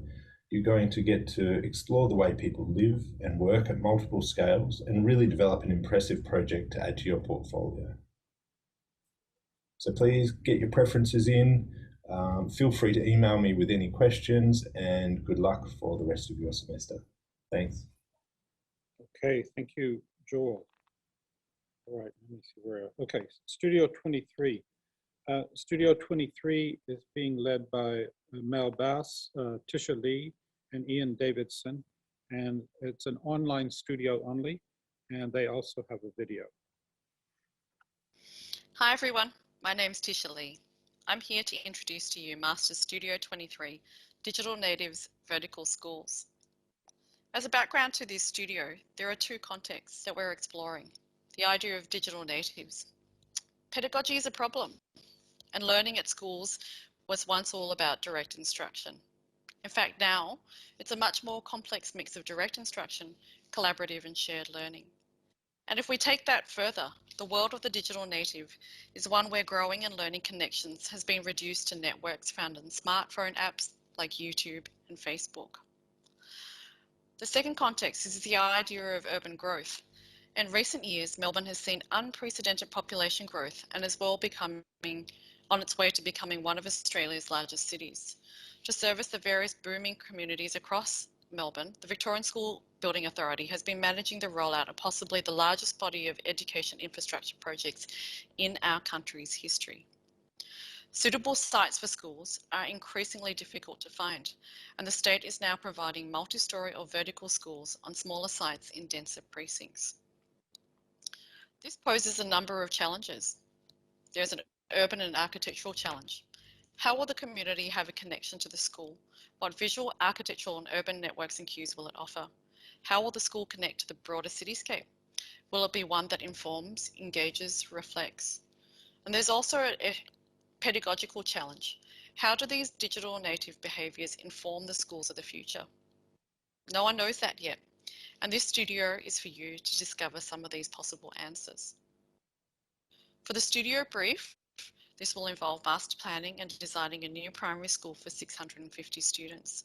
There'll be a choice of 2 sites, one city site and one outer suburban site. Both are of a size that requires a school to be a vertical school. Site 1, this is located at 93 to 97 Maroondah Highway in Ringwood. It's 7,000 square metres in area and is located right in the heart of Ringwood, a recently designated satellite city. The second site is in the Melbourne CBD. It's an alternative site which is 850 square metres, right in the heart of the city. It's located at 399 Little Lonsdale Street. It's currently home to a hotel. The design process will be conducted over 3 phases throughout the semester, and these phases very well could overlap and run concurrently. The first phase is that of the master planning phase, and the master planning phase will address the functional and education requirements of what a school is, and these will include interrogating urban design ideas, preliminary landscape ideas, and also issues on how the new school will function as an important component of civic infrastructure within its precinct. And your work will include research and development of campus prototypes, an analysis of immediate and local context, and propose ideas on how to address the relationship between the school, the community, and the public at a broader scale. We'll also be looking at an education strategy plan, and students will be required to prepare an education design strategy that illustrates the core learning groups that primary school students and staff will be working with, as well as the learning relationships that they'll be part of. It will explain how those learning relationships relate to specific kinds of space and spatial connections, and how those spatial connections can be used to shape a variety of different collaborative learning environments and their various connections. And the strategy will evolve from an exploration of teaching and pedagogies currently in place in the local educational built environment, and also from a review of alternative pedagogies from an international point of view. This plan should test ideas on how learning activities and their spatial settings may be evolving in the current world of the digital native. In the architectural design phase, the brief will be taken from the VSBA guidelines for a primary school of 650 students. Issues that will be considered for both sites will include height, density, the importance of open space, and functions that can be shared with the wider community. And there will also be an interrogation of the rituals of life in a school and how that can inform the development and the exploration of architectural form and language. And we'll be expecting that students will be able to construct a narrative that can resonate really well beyond the resolution of just the functional program of a school. We'll have 3 studio leaders for this studio. Ian Davidson is a design principal at K2LD. Ian has had more than 30 years experience in architecture. He's previously held senior roles at Architectus, NH, and Lions. And for this studio, he will undertake the role of supporting you throughout the master planning and architectural development of the project. Myself, I'm a managing director of K2LD Melbourne studio. I'm a specialist in education architecture with over 20 years of designing and delivering schools in both Victoria and Tasmania. And I'm also an examiner for the Architects Registration Board of Victoria. And we'll be joined by Mal Bass, who is an associate at K2LD. He's currently in charge of the new vertical school campus for McKinnon Secondary College, which is one of Victoria's largest school projects currently under construction at the moment. As the lead tutor in this studio, Mal will be providing guidance and mentorship to students throughout the semester. This studio will be a studio that's run entirely online. We'll be having classes on Monday and on Thursdays. On Mondays, we hope to be promoting thought leadership with us, your studio partners, and also some technical specialists. We'll also be exploring ideas in practice on Thursdays. If you have any questions before you ballot, please feel free to get in contact with Mel at melbass@k2ld.com.au. We are really excited about the potential that this topic offers and look forward to having you join us at Studio 23, Digital Natives. Thank you. So that was Studio 23. This is another one about vertical schools. Also, if you remember, Studio 1 is also doing a project on vertical schools. Very, very different, but nonetheless, there will be some overlap, and I think there will be some joint sessions taking place as well. We now go to Studio 28. This studio is being directed by Miranda Nybor. Miranda's not here. She's in Tasmania in Hobart, and she sent us a video as well. Welcome to this presentation of Studio 28 within Antarctic Extremes. I'm Miranda Nybor, your studio leader. Studio 28 will completely run online, and the tutoring sessions are scheduled on Tuesdays and Fridays from 2:30 till 5:30 p.m. While this presentation is additional to the studio information on the MSD website, there might be some overlaps. But I will start with introducing myself. I'm educated as an architect in the Netherlands and have a background in building engineering. Currently, I'm based in Tasmania. And before moving to Australia to undertake my research into Antarctic interiors, I worked as an architect for renowned architectural practices and as a lecturer for various universities. In the past 5 years, I lectured at the University of Tasmania. I connect my educational experience with my expertise in building engineering, my passion for architecture, and a strong interest in contemporary developments in society, science, and art. Student responses that I receive indicate that I inspire, motivate, and challenge my students through co-constructed learning and by providing clear and direct feedback. At an early stage of my career, I developed a strong interest in human inhabitation of extreme environments. I worked on speculative projects in Dutch flooding zones, the Nepali Himalayas, subarctic Iceland, and a war-torn precinct in Beirut. My research Antarctic interiors, practices of inhabitation through embodied interactions with the ice, brought me to Tasmania and enabled me to join an Antarctic overground traverse. In a small convoy, I drove my own heavy-duty tractor to Concordia Station, which is located in the continental interior. Studio 28 is embedded in this long-term and ongoing research into human inhabitation of extreme environments. Antarctica's ever-changing icescape and its dynamic environmental forces are at the core of this studio.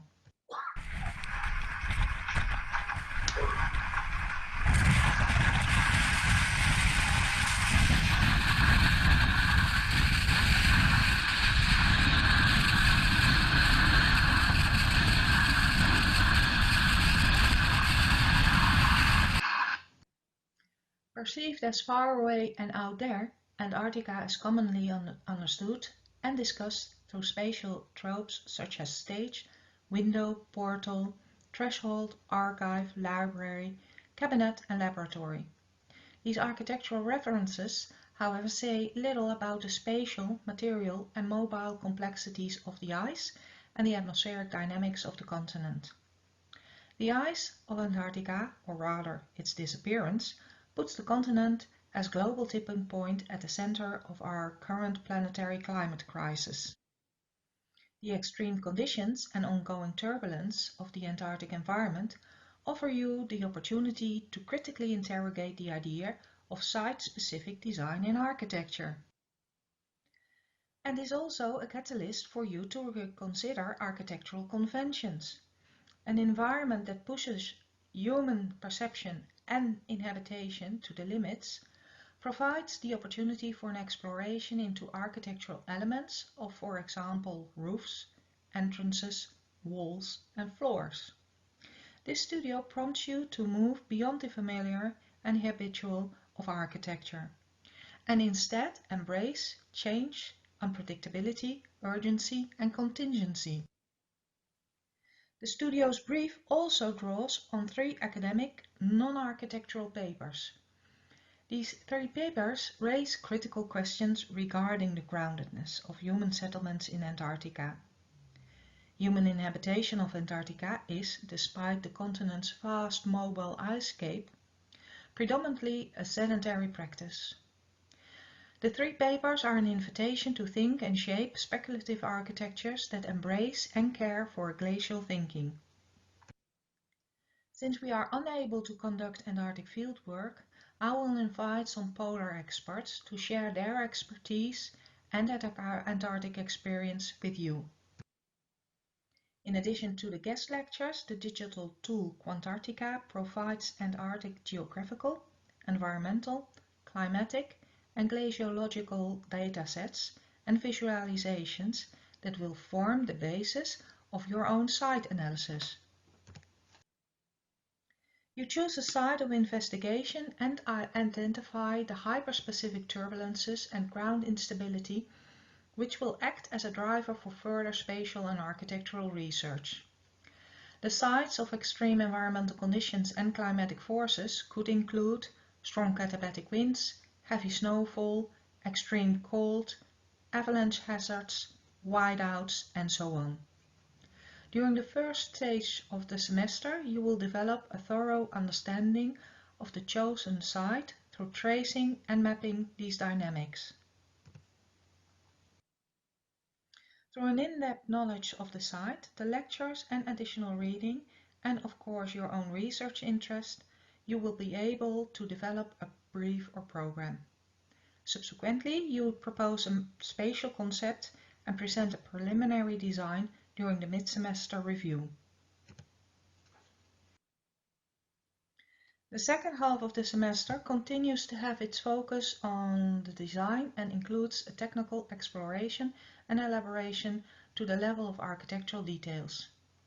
A structural engineer of the Australian Antarctic Division will provide a guest lecture and will join us for several desk grids. You will be encouraged to conduct your research through a wide range of experiments, which include physical and digital models, sketches, drawings, and montages. You will present your speculative design propositions in the final reviews. In other words, this studio encourages you to think and shape architectural propositions that embrace and care for glacial thinking. Antarctica will act in this studio as a critical and dynamic environment for alternative architectures. As you individually develop your project, I recommend that you work in the first few weeks collaboratively with other students who have similar research frames. This could support productive research outcomes and inform your individual proposals at the mid-semester review. So, in line with Shackleton's call for expeditioners, I call out for students, no gender or age restrictions, to undertake an inspiring journey into lesser-known and unstable territory. An expedition that allows for slipping, sliding and gliding with both fun and hard work. I'm very much looking forward to seeing you. Okay, that was Studio 28, Miranda. So we're going to end with Studio 30. Again, this is a fully online studio. And as Nancy or Yo is in Japan, they've also provided us with a video. Hi everyone, we're happy to introduce Studio 33, known as Studio Japan Kamijima. My name is Mitch and I'm an architect currently working in Melbourne, but who has lived and worked in Japan. And I'm Nancy. This is the second time Mitch and I have run a Japan-themed studio at the MSD, and we're excited to continue this series and hope that even though we can't travel right now, we can learn about Japan remotely. I'm currently living in Kamijima, which is both the site of the studio and the case study for my doctoral research, which looks at the role of architecture in rural revitalization. I'll briefly introduce the key themes in the next few slides to give you some context on the premise of our studio. Japan is one of the first countries to enter into a post-growth era with a declining and aging population, resulting in a stagnant economy and many other social and environmental issues. These also include visible signs of decline, such as vacant houses and abandoned farmland.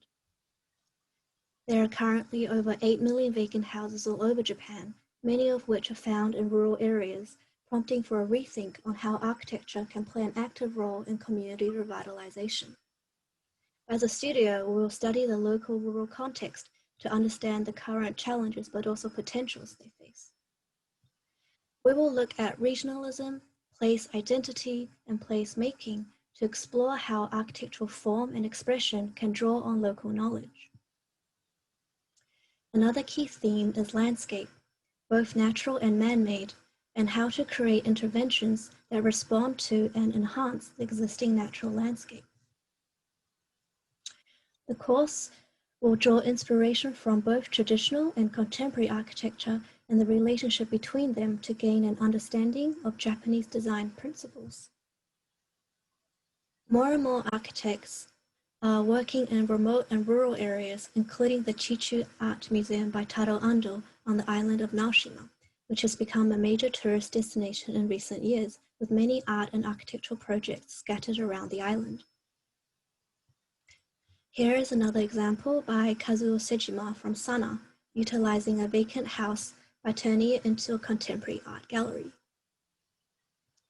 So we want to look beyond purely iconic design and are interested in examining how architecture can be socially engaging and beneficial not only to visitors, but the local community, consisting of many elderly residents who are especially vulnerable and increasingly isolated. I will now introduce the site. Kamijima is located in the Ehime Prefecture in the south of Japan. It is surrounded by the Seto Inland Sea, which is home to 3,000 islands, many of which are uninhabited, but the ones that are inhabited are rapidly losing population as young people move to big cities in search of better education and job opportunities. Perhaps the most famous islands in the Seto Inland Sea are the art islands of Teshima and Naoshima, which can be seen at the top right-hand side of this map. Kamijima is not as well known yet by tourists, although the number is gradually increasing, mainly due to the major cycling route which connects through the area. Called the Shimanami Kaido, the cycling route connects several different islands and has become a popular tourist attraction. At about 70 kilometers long, casual cyclists can take a few days to complete the route, with Kamijima as a possible day trip by ferry. The studio will be separated into 3 design tasks across different scales that increase in size and complexity over the semester. Although different in function, what each design project has in common is the aim to facilitate exchange. We'll start with designing public furniture, focusing on craft and details.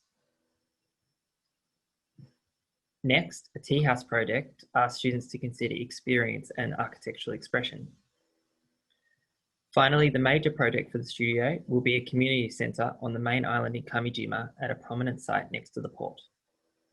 The site is currently a car park, and the town wishes to create a new community space that caters to both visitors and locals while representing the town's identity, as it is one of the first buildings that visitors will see when visiting from the port for the first time. Students will have the chance to develop their own unique brief through researching the island and proposing a mixed-use community space that can be self-sustaining and develops local industry. Potential programs could include art gallery, craft beer brewery, and so on. The 3 main exercises will be divided across the semester, and we plan to include guest critics from Japan, as well as local people from Kamijima, to participate in workshops, discussions, and critiques, as the town people are also very interested in new ideas to revitalize their town. We hope students will be excited to get a chance to develop their project in consultation with local residents of the island. Nancy may also host a public exhibition at the end of semester for the town. Another learning outcome will be the presentation and development of detailed drawings across multiple scales, exploring ideas of how craft and tradition might inspire both details and your larger concepts. The final project will blend pragmatic considerations with innovative design.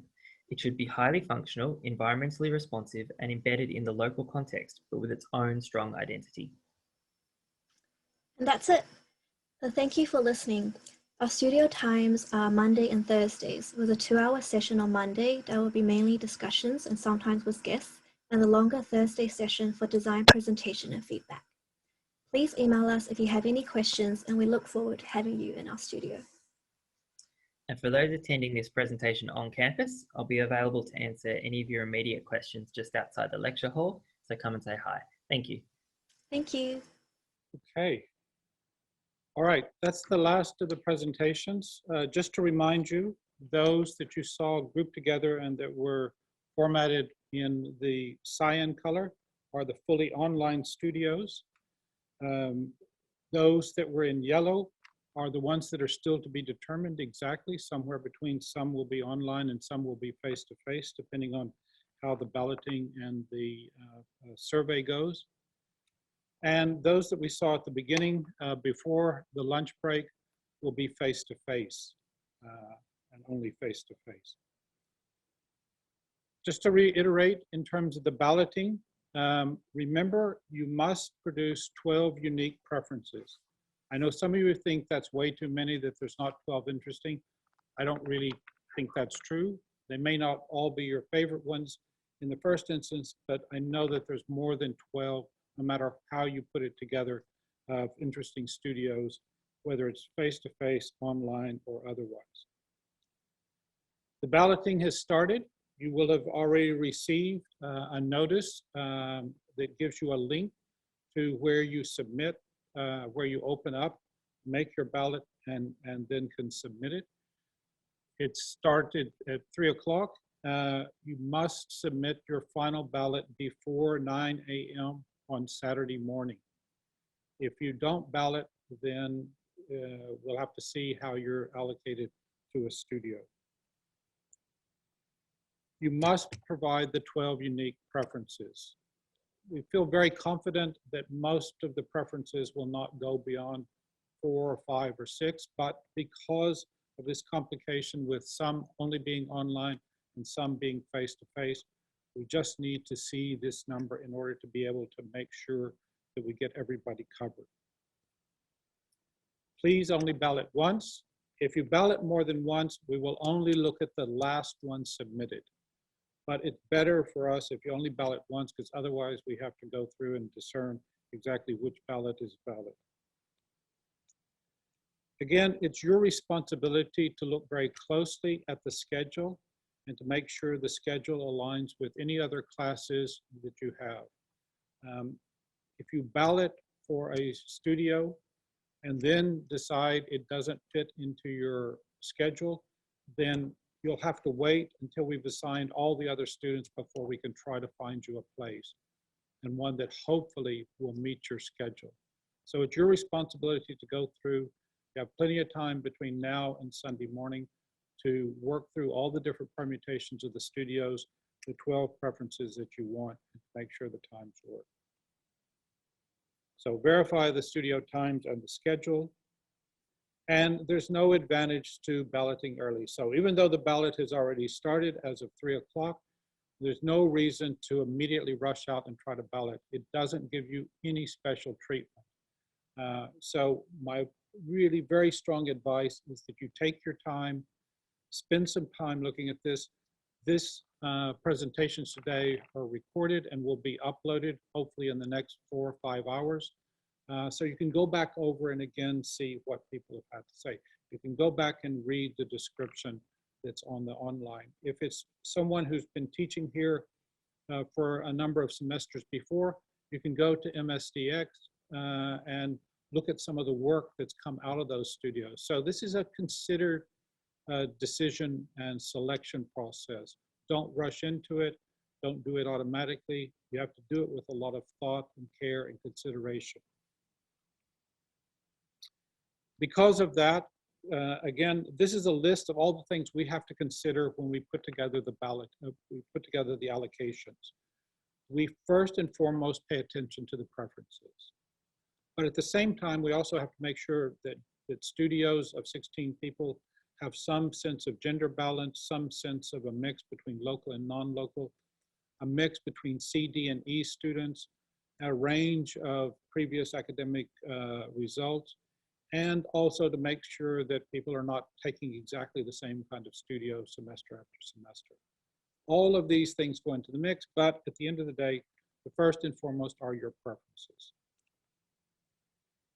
We will receive all of those sometime after 9 o'clock on Saturday, and then we will spend Saturday and as long as it takes into Sunday to do all of the allocations. And once the allocations are complete, you will get an email with that information, and you will know exactly which studio you've been allocated to, so that when the semester starts on Monday, the 1st of March, you will be allocated to your studio.